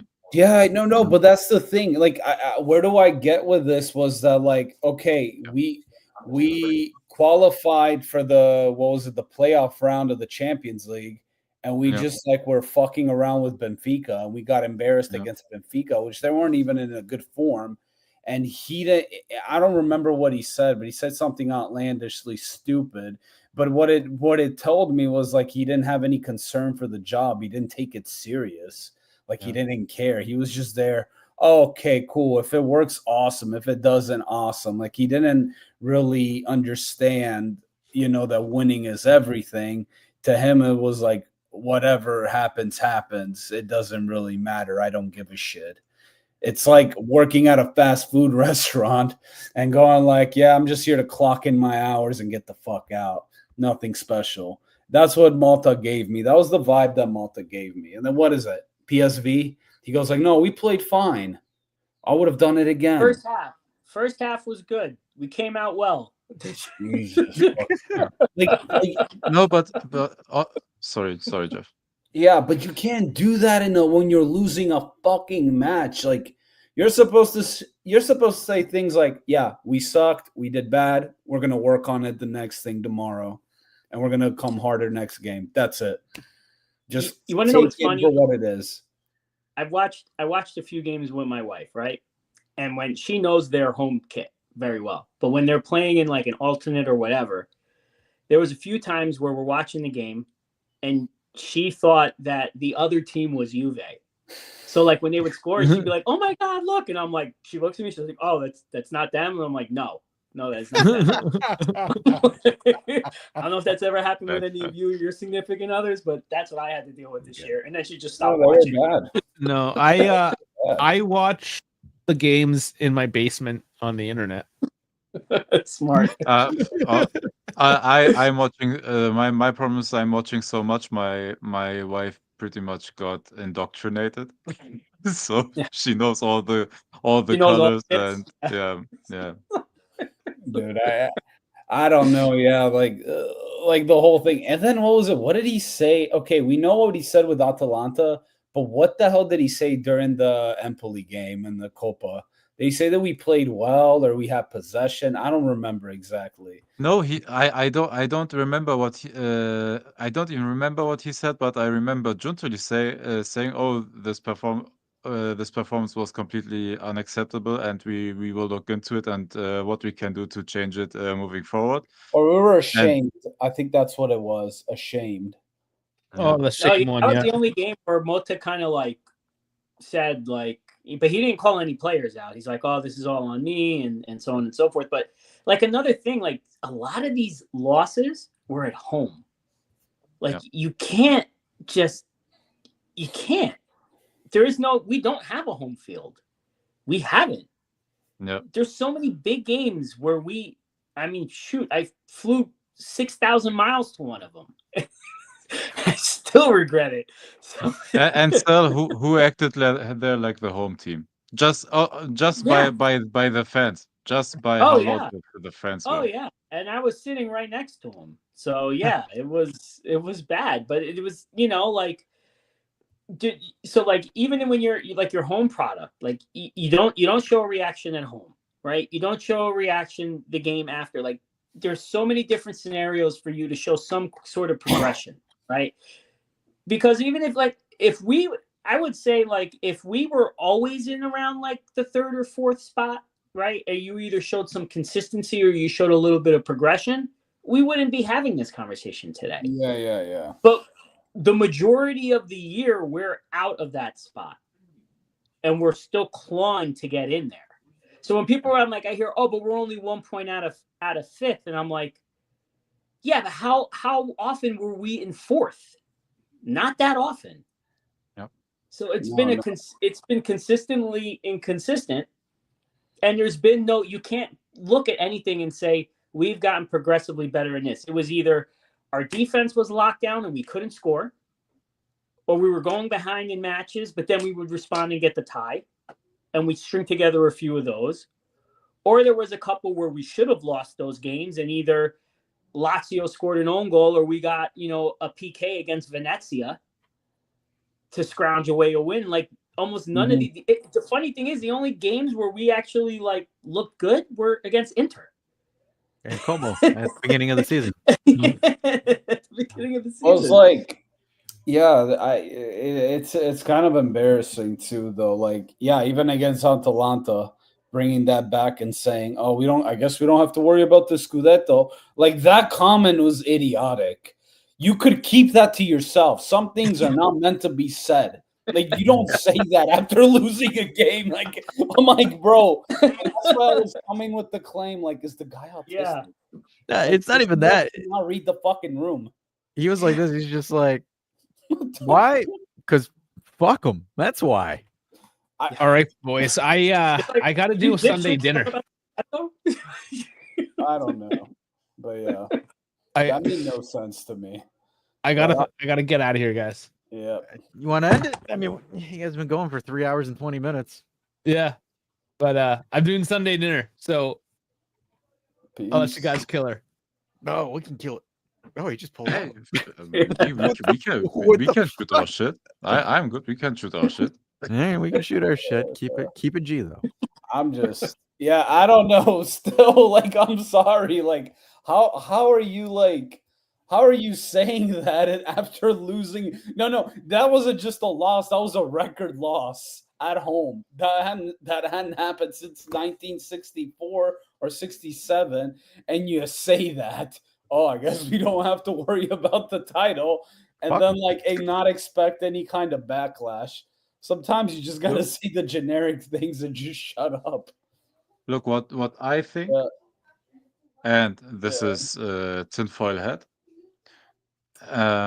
Look, coming into that Empoli game, unprepared and low energy in a one-off game where you either win or go home, and you get there totally unprepared. The team doesn't have energy, and you are losing against Genoa's B or C team because it was a mix of both. How don't you show energy there? That showed me honestly that he doesn't have a clue what he's doing, that he doesn't know how to prepare a team, and that he doesn't know how to get the best out of the team. And I in my agree. opinion, that makes him effectively a really bad leader and a bad coach. Dude, Because coaching, you can get away with the lack of tactical knowledge if you are a man manager. But he's not even that. Um, do you want to and know that's the difference and though? and Jeff, Yeah, just for a second, yeah. and I think that's where the management said, "All right, we guess as well he doesn't have a clue what he's doing, and he was a dead man walking from there," and that's what the performances showed as well after that. You wanna know something that I like? You know what I think about like an elite coach and like your average mid-table coach. Like I think I remember watching, unfortunately, watching the round of 16 in 2016. It was the Bayern Juve match, right? And it was in Munich. And I remember we won. We were winning by 2-0. That Juve was winning, and then Bayern came back and won the game. But I remember a post conference by Mueller that he said, "Oh yeah, during the halftime, Pep was like shitting on us. He says you better come back and tie the fucking game, or I'm gonna cut your balls off." Dude, Like he did that. Pep is a psychopath. Yep. Exactly. Like that's what I mean. Like you gotta have that kind of standard when when you're coaching a big club. Or even friggin' I remember what's it called? It was at Ferguson threw the shoe at Beckham for dating Victoria Posh back in the day, where Fergie just got pissed and threw the shoe at him. You kind of need that kind of charisma. It's kind of psychotic, but I think these players need that kind of energy to kind of understand the importance of winning. But you also need to have the other players behind you in order to pull that kind of stuff too, right? So Fergie had, there was a lot of big, there's a Roy lot of big Keane.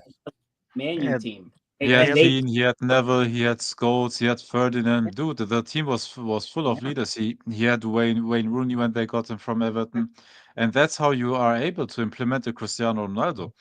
A young Cristiano Ronaldo doesn't Mhm. have an ego if he's around all those leaders because they don't allow to have an ego mentality. Even Barcelona with Messi, like when he had Puyol, like people don't Yes. like we undermine him a Dude, lot. Like very Puyol, Xavi, underrated. Iniesta, those were the stars. Ronaldinho was even there. Those were the stars before But like Messi stepped Ronaldinho actual wasn't even a foot leader, but on the scene. Puyol was a different story. Like that's what I Yeah. mean. Like you need an influence. You need like an influential guy to understand the importance of being a leader, the importance of taking accountability, and then we can focus on okay, what type of style to play and what kind of approach to take.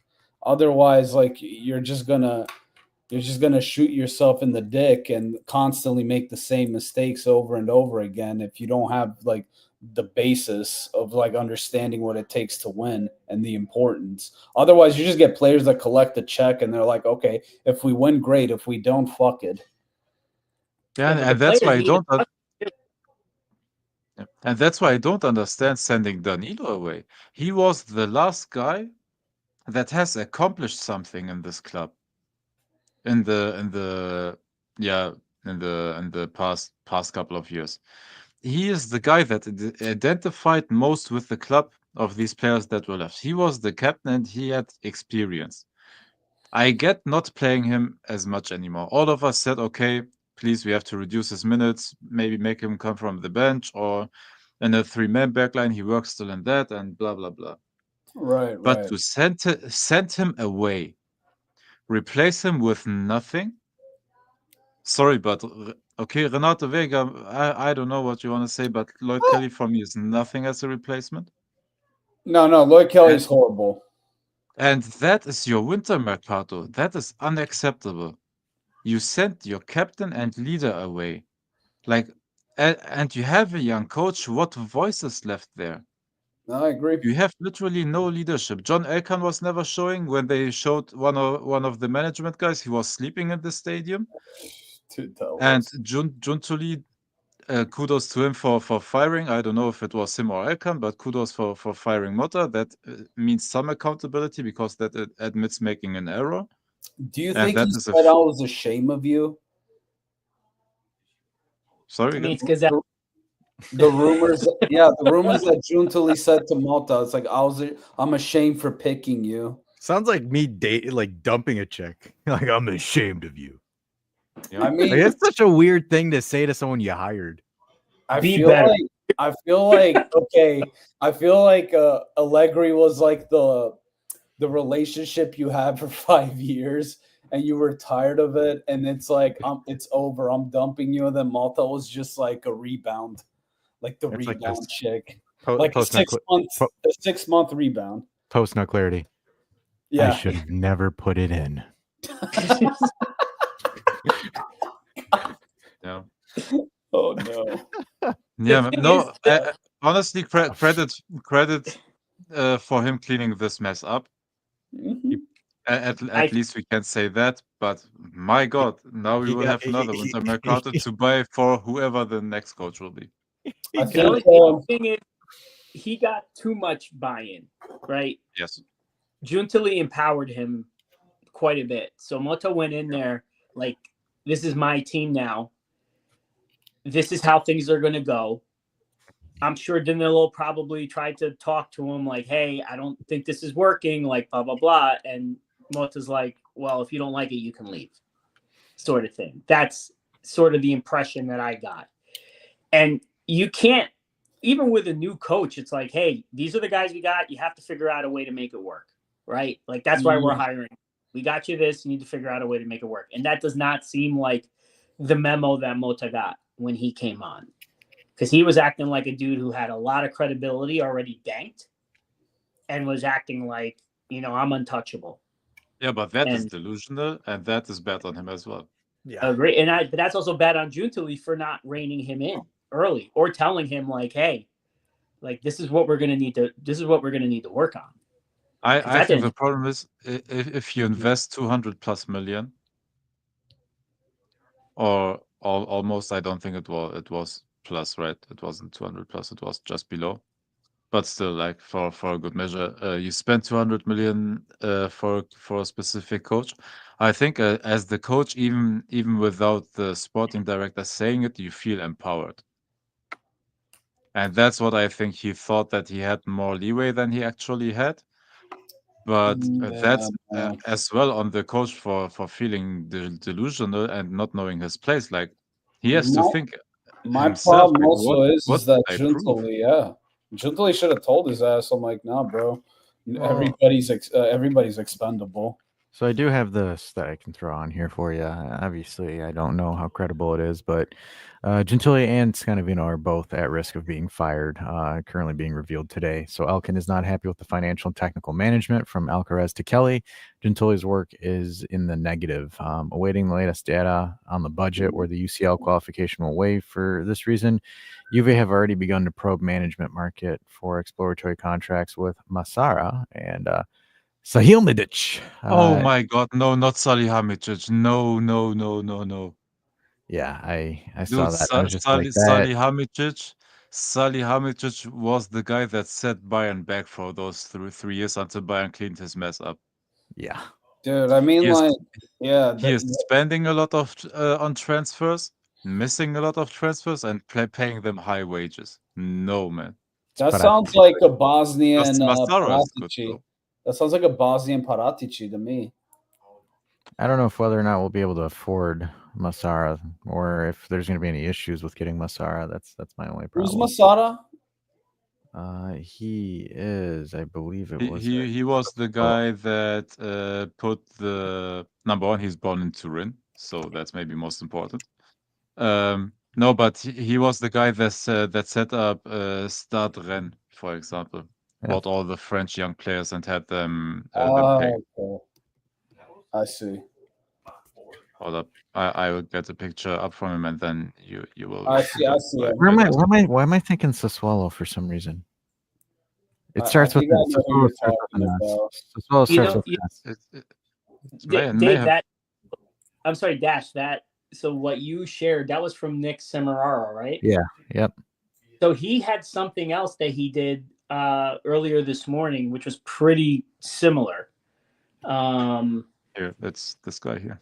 Oh, Yes. yeah. Yeah, I remember this And guy. this Oh, one actually, Milan. He was at Milan. That was it. yeah. So basically, Yep. he was saying, he goes, after Mota, Elkin plans the corporate revolution as revealed. Giorgio Chiellini will have a new role, but above all, he will be Elkan's advisor for appropriate choices. Juventus have started to probe the management market from Tognozzi to Massara to a promotion for Chiellini's brother. At the moment, only hypothesis. Giuntoli is unlikely to have a long life with the Bianconeri as anticipated. Now, Tognozzi makes sense to me.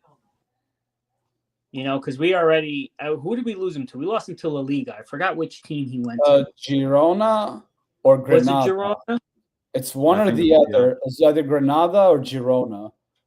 I mean, really, Tognozzi, like everybody says, gives Agnelli credit, for next gen for starting the project. But Tognozzi was the guy. He's the one who found Yildiz. I swear, Tognozzi and Manna. That was a great duo. Tognozzi was the one that had a bit more pedigree, that was longer there, and he was the guy that put in Giovanni Manna, and he was the guy that then took care of all the young players and next gen and how to implement them into the first team.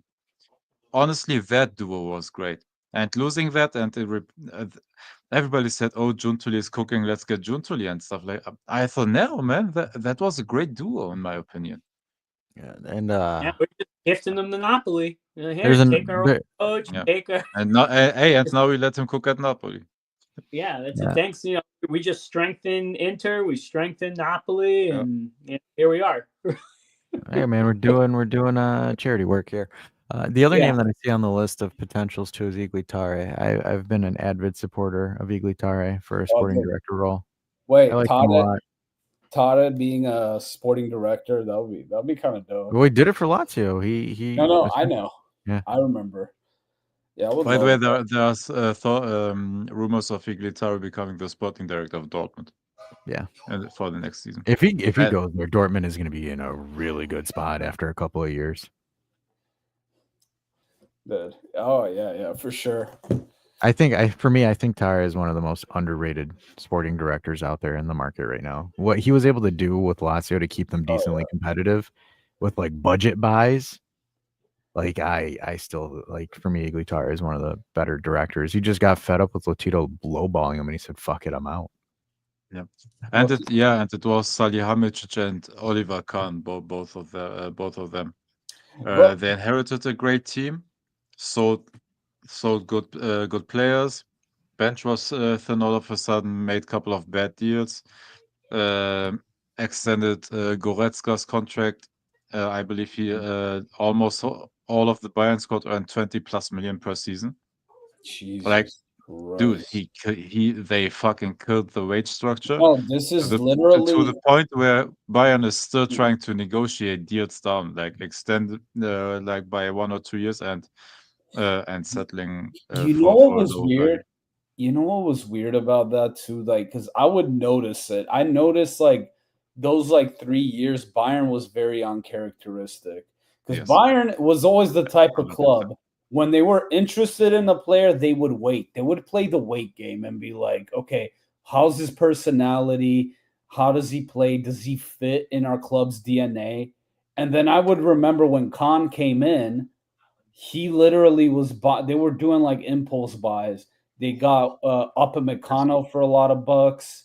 Then it was Upamecano is maybe one of the best. Look, he bought Leroy Sané for 50 million from Manchester City.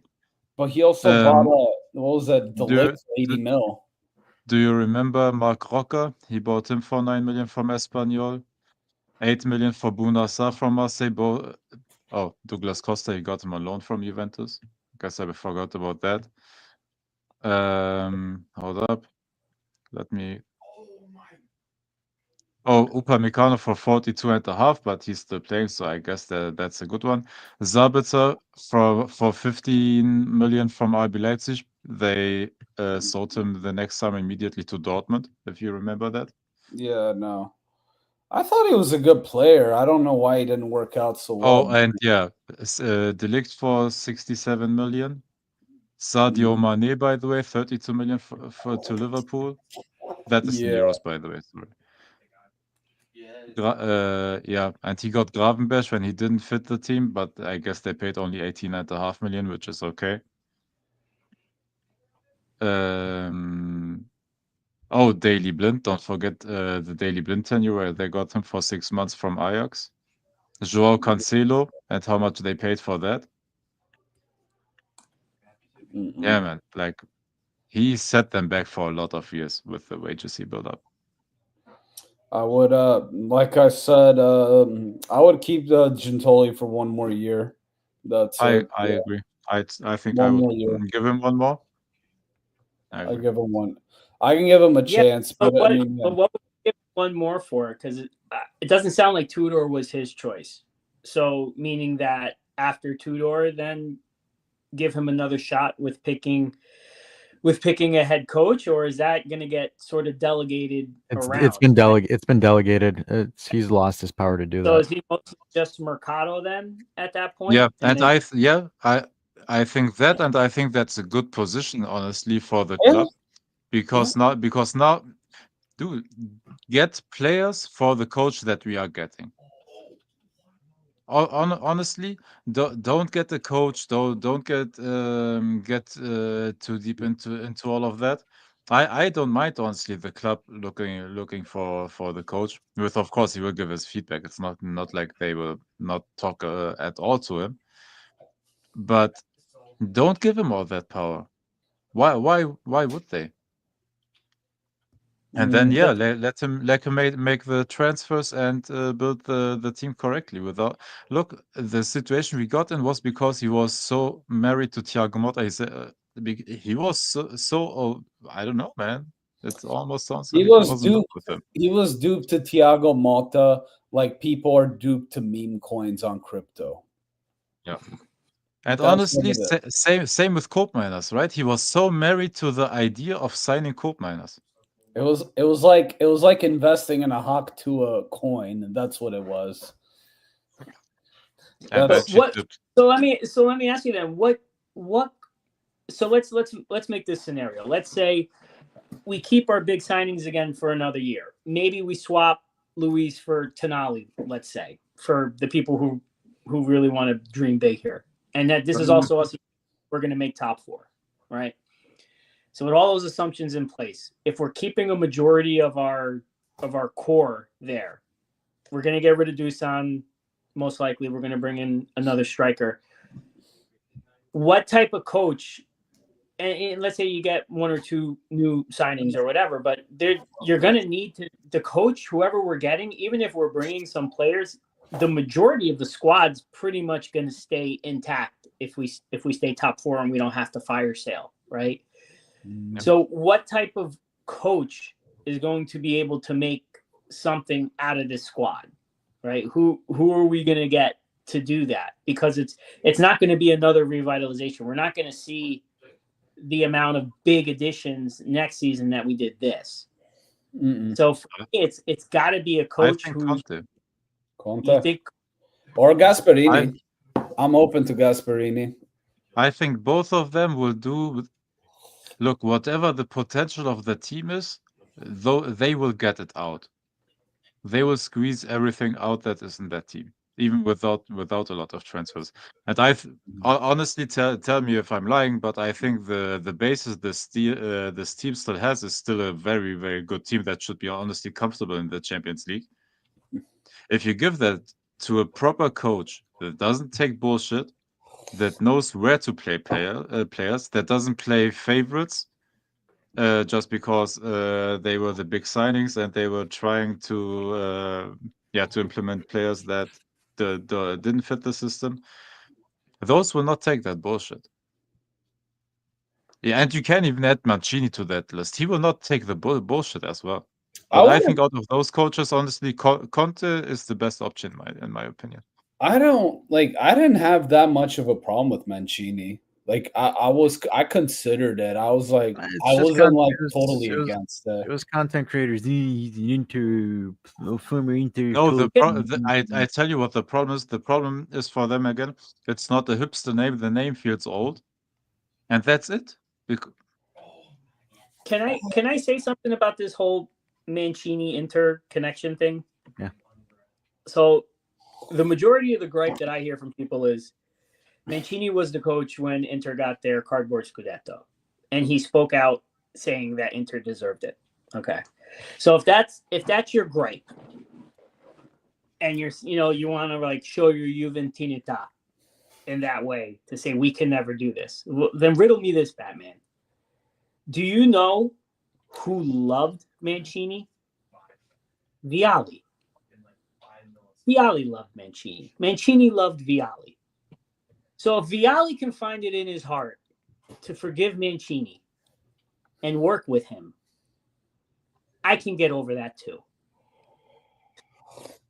I just had to put that out there. I mean, like, I'm like a little bit like I said, I would give him a chance. I don't know if I'd be optimistic about it, but I would give him a chance. That would be my takeaway. I wouldn't lose my mind over it. Oh, he's an Inter player. I mean, it's like, did the Inter fans lose their shit when Conte went there to coach? Or Marotta? Or Marotta, yeah. It's like they didn't lose their shit. They're like, okay, we'll fucking take them. Or when Lippi went there?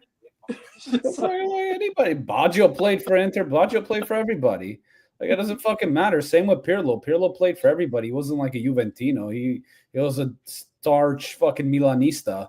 That's like majority of his success came from. But I'm not gonna say no. If he wants to join, as long as he puts in the freaking effort. As long as he shows the care and as long as he's professional and serious about it, yeah, you're more than welcome to coach. No one cares if you win. If you win something, no one's gonna give a shit. Exactly. Right. Were we upset with Dino Zoff when he came from Napoli? Like, no. Come on, guys. Like, what are we talking about here? It's stupid. It's tribalistic. It's tribalistic and it's stupid. It's honestly, it's what it is. It's stupid tribalism. And I'm pissed off because that's the basis of the argument for content creators too. Out there, like, oh, he's an Inter guy, and we love Tudor because Tudor is a Juve guy. Like, dude, that doesn't mean anything from a managerial standpoint. That doesn't even mean anything in the modern age. Like, that meant something in the 90s. What my gripe is? This is my gripe with all this back and forth and flip-flopping. Back in the day, we poach people's best everything, and they would come to us and they would perform. Now, we're letting people go who are going to these teams and doing well. That's where the dynamic shifted. And that's not those other teams' faults. Nope. That's us. That's I'm not even mad about Fiorentina, for example, for fleecing us, disrespecting us, or any of that crap. It's like, no, why we allowed it? Why would we be mad? We allowed that. I'm not even mad. Like, honestly, like, there was here's the thing with this. Like, we're the most hated club in Italy. Like, you could take this one or the other. You could hear somebody say Juve merda, if it's an Inter fan or any other fan or a Fiorentina fan, and you could take that and you get butthurt about it and feel the pain, or you could take that and take it as a positive. You can take that as a positive. We live in Yeah, their post head it in the locker rent room. free. Yeah, Yeah, post it in the locker room. it's Get mad. it's one of the things that I wanted to. It was one of the comments I made for that particular topic. Was one of the FDR quote that I really enjoyed was like, "If they hate us, good. I welcome their hatred," and I like that. And that's the energy that Juve needs. Welcome their hatred. Just if you're gonna be heel, be a heel. Who gives a shit? But the funny thing is, yeah, you can say Juve's the most hated club, but you know what? Like a lot of that hate's self-loathing right now. Yes, I don't care.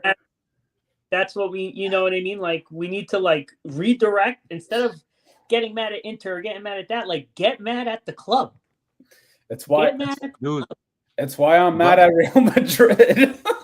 dude, yes, dude. Hey, Bayern is the most hated team in the Bundesliga by like if you count how many fan bases hate them. Bayern is the most hated team forever, and they still somehow manage to still poach the players from those teams, still beat those teams. Dude, everything Bayern is facing Dortmund, they bring their best. They are still smashing them and bending them over, even though Dortmund came close like 2 years on the boards. And they lost one title to Leverkusen, and they are firing again. Like, goddamn, embrace being the fucking best team. Just take ownership. Who gives a fuck? I mean, I hate hearing Real Madrid fans. I want to choke them at times. I want to slap them, but like, hey, it is Oh, they're true. fucking Yeah, right. I hate what do them you Yeah. still, but That's where I'm at with them. That's where I am with Real Madrid. And thing with Spain. They went to those PKs against Netherlands. I'm like, yeah, they're winning. It just is what it is. Like you don't hate the winner. Like be better. Like strive to be better. Here's the thing. As a hater that I am, I know when to attack. Okay, it's never gonna be. It is never gonna be on moments. That PK was bullshit. I'm always good. I'm keeping that in my grave. That was the most bullshit PK.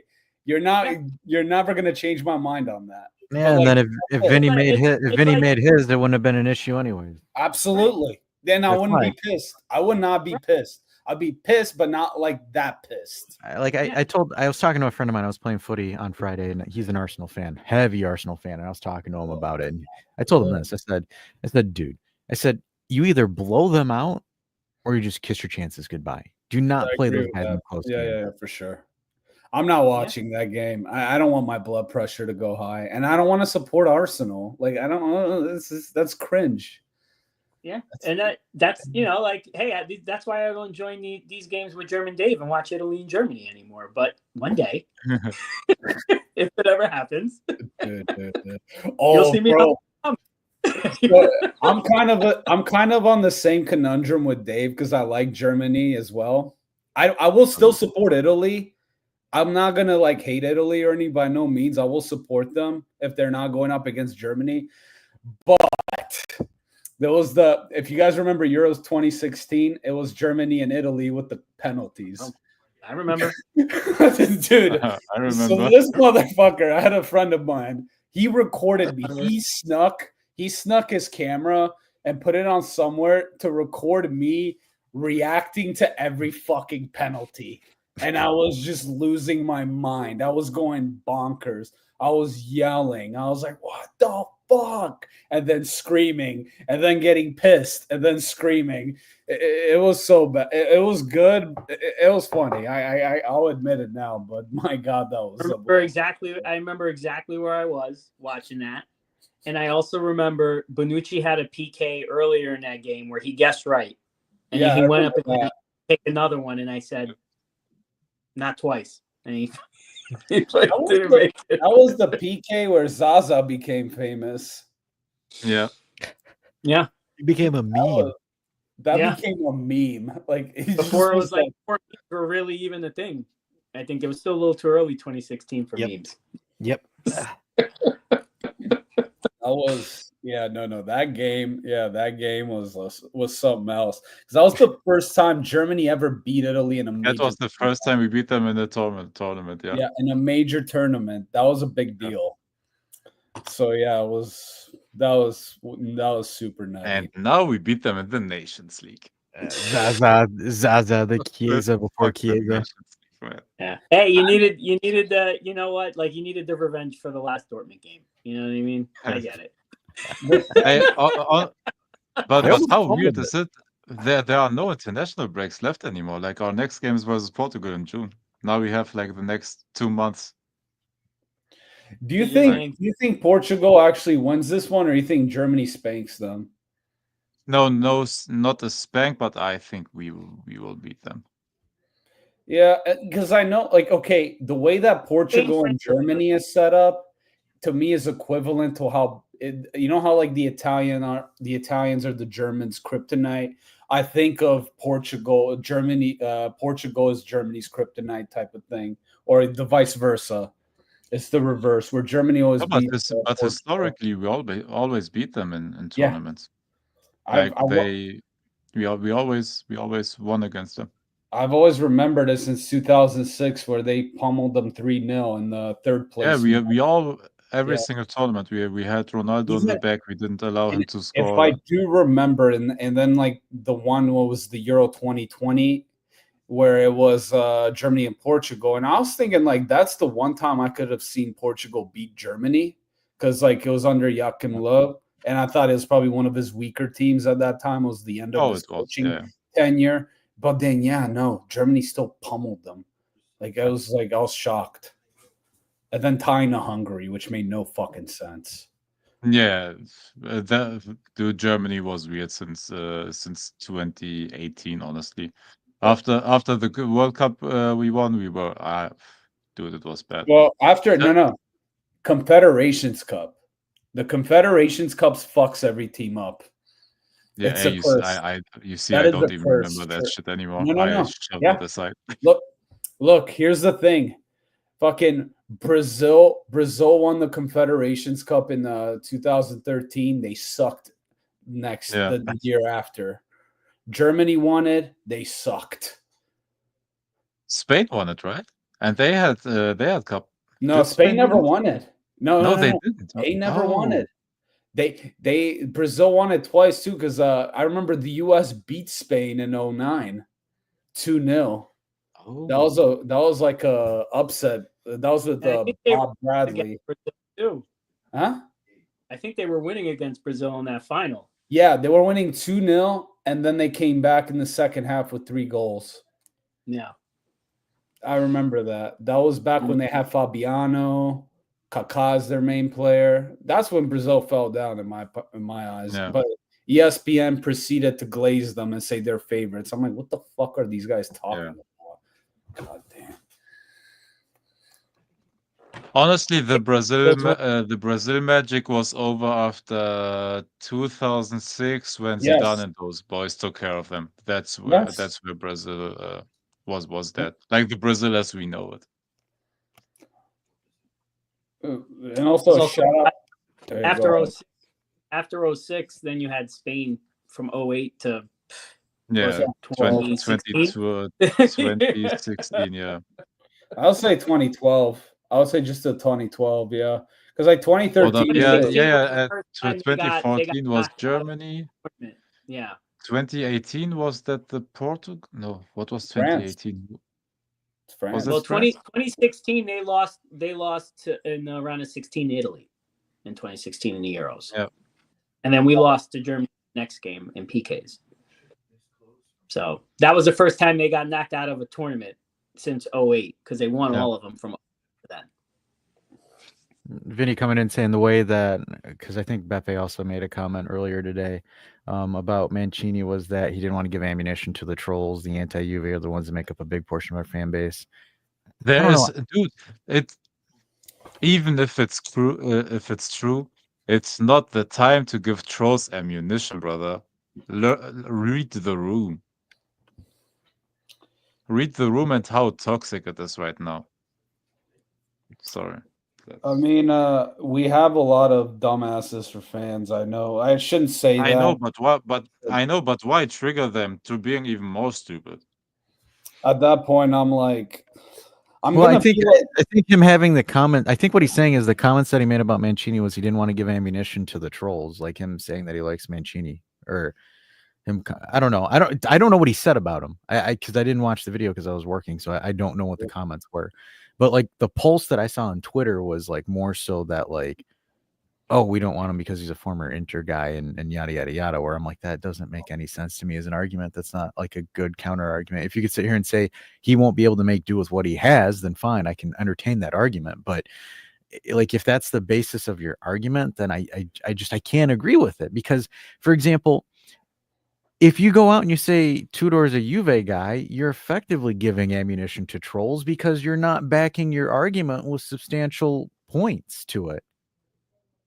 Like it's a vibes argument regardless, right? So even if you were to sit here and say, I don't like Mancini because he coached Inter. To me, that's not I an would argument. say That's an opinion. That's a feeling. The only thing I would say is that, okay, he's a Juve guy.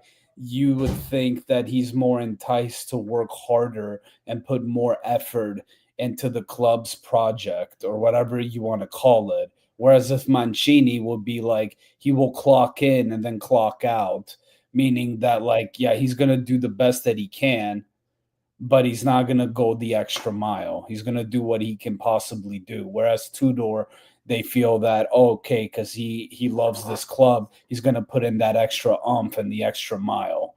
That's like practically it. I get it, but it's not. That's not an argument, though. It isn't. That's a feeling. That's a feeling. It is a feeling, yes. If you can sit here and tell me, yeah, Igor Tudor can take the players that we have right now, switch the style to a more direct style where he can utilize them in a better way that Mota did, again, I can sit here and I can entertain that discussion.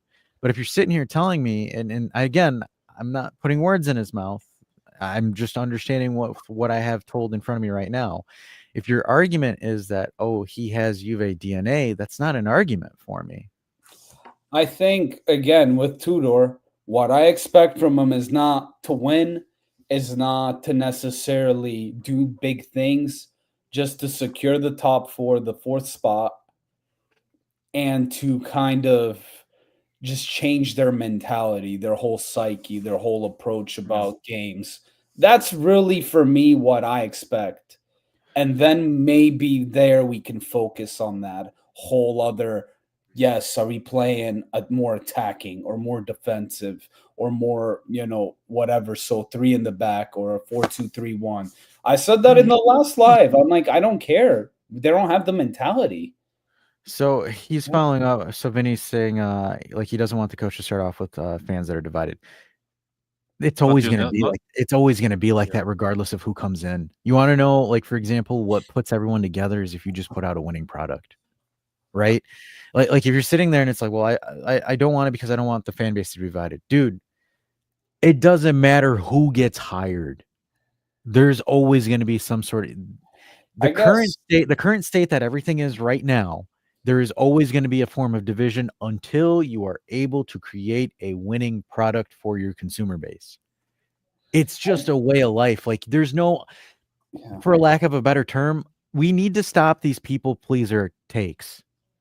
It's not beneficial because it got us in this position. Yeah, exactly. It's gotten us into this mess. We need to stop with this people pleaser mentality where it's, I don't want this because, I don't want to unsettle. Unfortunately, to build a successful product or to do something to get to somewhere where you need to go, you are going to piss people off. People are not going to be happy with it. You want to know how you win those people back? If you care about winning those people back, show them a winning product. But do you know what's not helping? If in every single damn video of yours, you're saying Juventinita this, Juventinita that from your biggest content creator, it's not helping either. Like you're just giving fuel to all the tribalism. Meanwhile, football has developed away from tribalism. Teams are buying players, getting coaches, paying off coaches from other rivals as well, and somehow it's working, right? So why do we want a modern coach, modern way of football, and selling assets, getting in bigger names slowly, and all of that stuff? But with the head coach, we say, oh, he was an Inter coach. Why does it matter as long as you're getting a good coach? But we stay with it. Oh, Juventinita this, Juventinita that. It would have helped if you do an actual analysis on the play style and argue why you don't think he fit, or why you think our other guys fit. Like, It's again what Fino I'm is getting saying. angry again. No, I understand. It's what Fino said. It says here too. It's either you can do it or you can't do it. The job. That's kind of where I am with this right now. With when I don't care if it's not police sporting director. I don't care if it's anybody. You know, okay. If they can perform, they can perform. I'm You Oh happy. my know, god, if he there was spawned. a, if, He so spawned out of nowhere. KF squad's back. you know what I think though? Like, okay, if you were going to like an Indeed.com and you were putting a job description for a coach, right? And I said, okay, Juve Football Club, what are we looking for in a coach? We need a guy that knows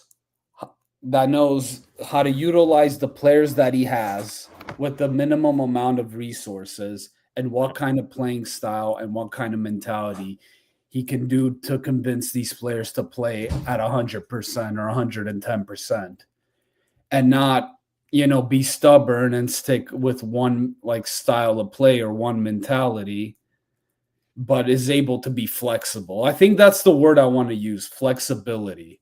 A coach that's flexible, that is able to see when things are going to shit, how are you able to improvise on your tactics or on the squad psyche? And that's a little bit of a hard job, but that's literally what separates top level coaches from, like, again, mid table. It's how you're able to improvise and how you're able to react at adverse moments. Because any coach that steps in right now in this club is going to feel some kind of like repercussion, some kind of adversity. But the reality is, how are you going to be able to react? Like, I can't stand Inzaghi, but Inzaghi is emulating that perfectly to the T right now. Like, I don't like him, but at the same time, he's doing what he needs to do, and he's doing it on multiple fronts, multiple competitions, and he's been doing it consistently for multiple seasons now. Like, I have to say it. Like, he is doing what he needs to do. So it's like I can't complain about that. He's stepping up more and more every year. As the years progress, he is stepping up. Because I remember I might have to, maybe in the next 5 years, I might have to eat my own words, because I remember saying it specifically. If the roles were reversed, Allegri having Inter and Inzaghi having Juve, I think this would have been different. And I might have to eat those words in the future. I don't know yet. I always said, unfortunately, that Inzaghi is an actual good coach.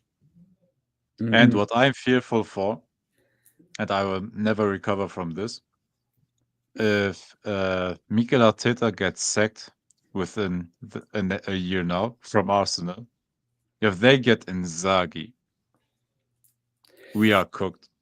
We'll never hear the end of Arsenal speaking about their championships again. God damn. I don't think Inzaghi would work well with Arsenal. I don't know. It's just Arsenal got they're building a good sporting director office right now. They got the former sporting director of Simeone. Why did I forget his name? But yeah, he's the guy that made all their past like really good transfers for the team that overperformed. Yeah, he's Italian. And the saying is that Mikel Arteta still will get another season just to see if the squad is healthy with Zaka and a couple of those players.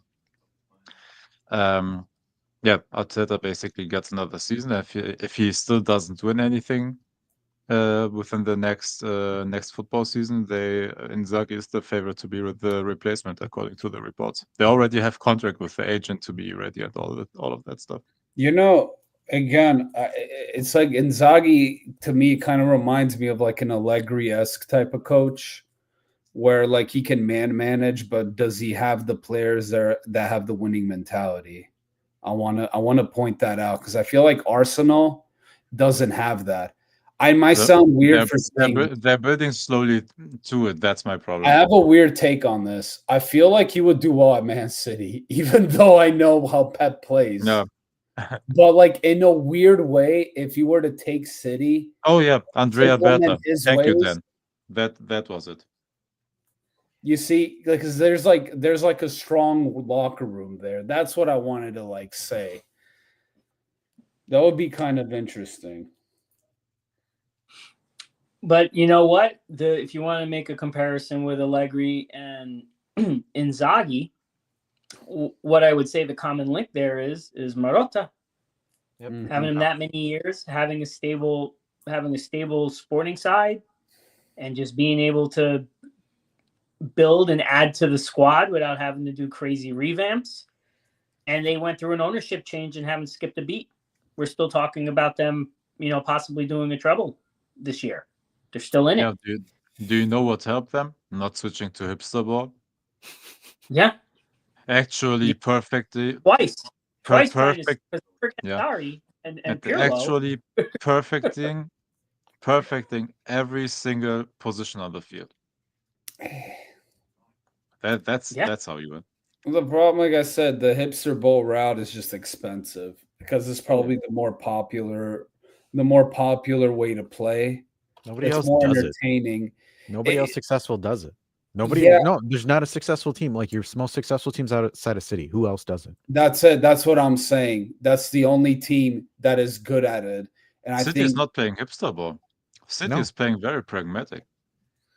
in their way, that's what I also wanted to point out. Like Pep plays beautiful football, but in the ways he has He doesn't shifted- anymore though. Yeah, he has shifted it. He has shifted now to a more different style. But like, if you're going to play that kind of game again, it's expensive, and you still need a coach that's got to chew you out for every mistake you make. To me, I'm going to say it a million fucking times, and I might sound like a moron for saying it, but you need that kind of coach still, and also another thing I feel like with a high possession game and you're up against a low block team, I feel like if you fuck up, you can pay the price really bad. If that makes sense as well. Because then now you have to go back against 10 other players in a box and they're going to do the same thing and sucker punch you again. So yeah. Oh man. I still think we are fucked up until at some point ownership changes. I'm cautiously optimistic. I'm gonna say cautiously, very cautious, but somewhat optimistic. They gotta show me, man. I'm all out of optimism. Depends on who you bring in to be our sporting leaders. I'm talking about right now with Tudor. Like I'm not saying like for short term. Oh yeah. I'm like cautiously optimistic with Tudor. He might pull something. Like with some of the players we have, I think they might like this approach better. I hope. There's no other way right now. It's do or die. They have to, yeah. It's a do or die situation. So for that, yeah. Yeah, man. Otherwise, I think this is our longest show ever, right? Yeah. 4 hours, 8 minutes. We've gone. Or did we longer ones? That's all right. Even the U.S. isn't bringing me joy right now. We're losing 2-1. I'm just gonna stop watching sports for a while. I stopped at halftime. Sorry. Jonathan David scored 59th minute. I'm like, what are we doing? Brace already. No, he had an assist for the first goal. Oh, it was an assist. Oh, okay. Yeah, an assist. Yeah, it was an assist, and he scored the second one. So, right, you know what? I knew things were going to go swimmingly when Pochettino said that the U.S. could win the World Cup. And well, then you know what? Why? Why would you say that? That's so stupid. I'm like, dude, just say that. Just tell them, okay, we're doing our best to be competitive. Win the World Cup. What are you, high on crack? No, he knows how to hype up the Americans that don't know football. They don't give a shit. Yeah. You know how you hype them up? But just by just winning games and not doing cringe shit like I believe we will win. I believe we will win. Like, shut the fuck up, win. Hey, you're not patriotic, Jeff? Damn, chill. Thank God. No, it's cringe. God. I'm Well, sorry. at least if this game's how it goes, it will we be do called cringe. football again. Dude, You know the funny thing is the U.S. is playing like full blown hipster ball with possession and everything, and only have one shot, and then We know Canada has we like know 8. what Pochettino's playing. I know. Remember when people were arguing? Oh, there was a time where people were arguing to get Pochettino at Juve, and I just laughed in their face. I take him now. What? bro. No. Okay, between take the him now. Zerbi, Pochettino, between the Zerbi and Pochettino, I would not take both of them, and I would rather take Sadi back. I would rather take Sarri back over those. At that point, take Dash and me. I would pay fucking Sarri in cigarettes. I'll just tell him here, bro. I'm paying you a carton a week. Fix this fucking team. Unfiltered. Like, just pay him a carton of cigarettes. That's it. That's all you got to do. Hey, we shit on Sarri all we want. He's the I last like guy him. He's the I last like guy his to character. I like him though. I don't mind Sarri. Like, I didn't mind him. I hated him back then because I thought like replacing him for Allegri was stupid. And it is stupid. But I still find him entertaining. Yeah. Yeah, we're not even that. Yeah, I'm gonna hold my I'm gonna hold my my optimism is all tapped out. I'm just gonna watch and Did Jeff leave? Oh, he just went. He said Sarri and the algorithm dropped him. Oh, okay. Oh, he's back. He said sorry, and his internet got smoked. He got torched. Yeah. All right, boys. I'm gonna watch the last 9 minutes of this. All right. Yeah, let's cover. Later. Yeah, Jeff's got Taco Bell Wi-Fi. Jeffy, we're closing. We're shutting up fine. shop. Yeah, I just clicked X by accident, but whatever. Yeah, that's what happens. All right, guys, take care. Hey, thanks for tuning in. Oh man, this was Yeah, it was a long one. Holy hell, it was a long one. And I was here for the full 4 hours. Usually I arrive a bit later, man. You even got me in for a watch along, and I normally don't do that. Yeah, man. And you almost got a Moise Keane hat trick, so productive day. God damn it. Thanks for tuning in, everybody. Unfortunately, we did not get to see the Moise Keane hat trick, but we shall see you again later in the week on Thursday as per usual, barring anything crazy that happens, but I think all the crazy stuff has happened. If you want Dave and mine's quick reactions to the Mata sacking, check out the video on the channel. We went live earlier today, and we kind of talked about it and broke it down. But on that note, we shall see you on the next one. Cheers.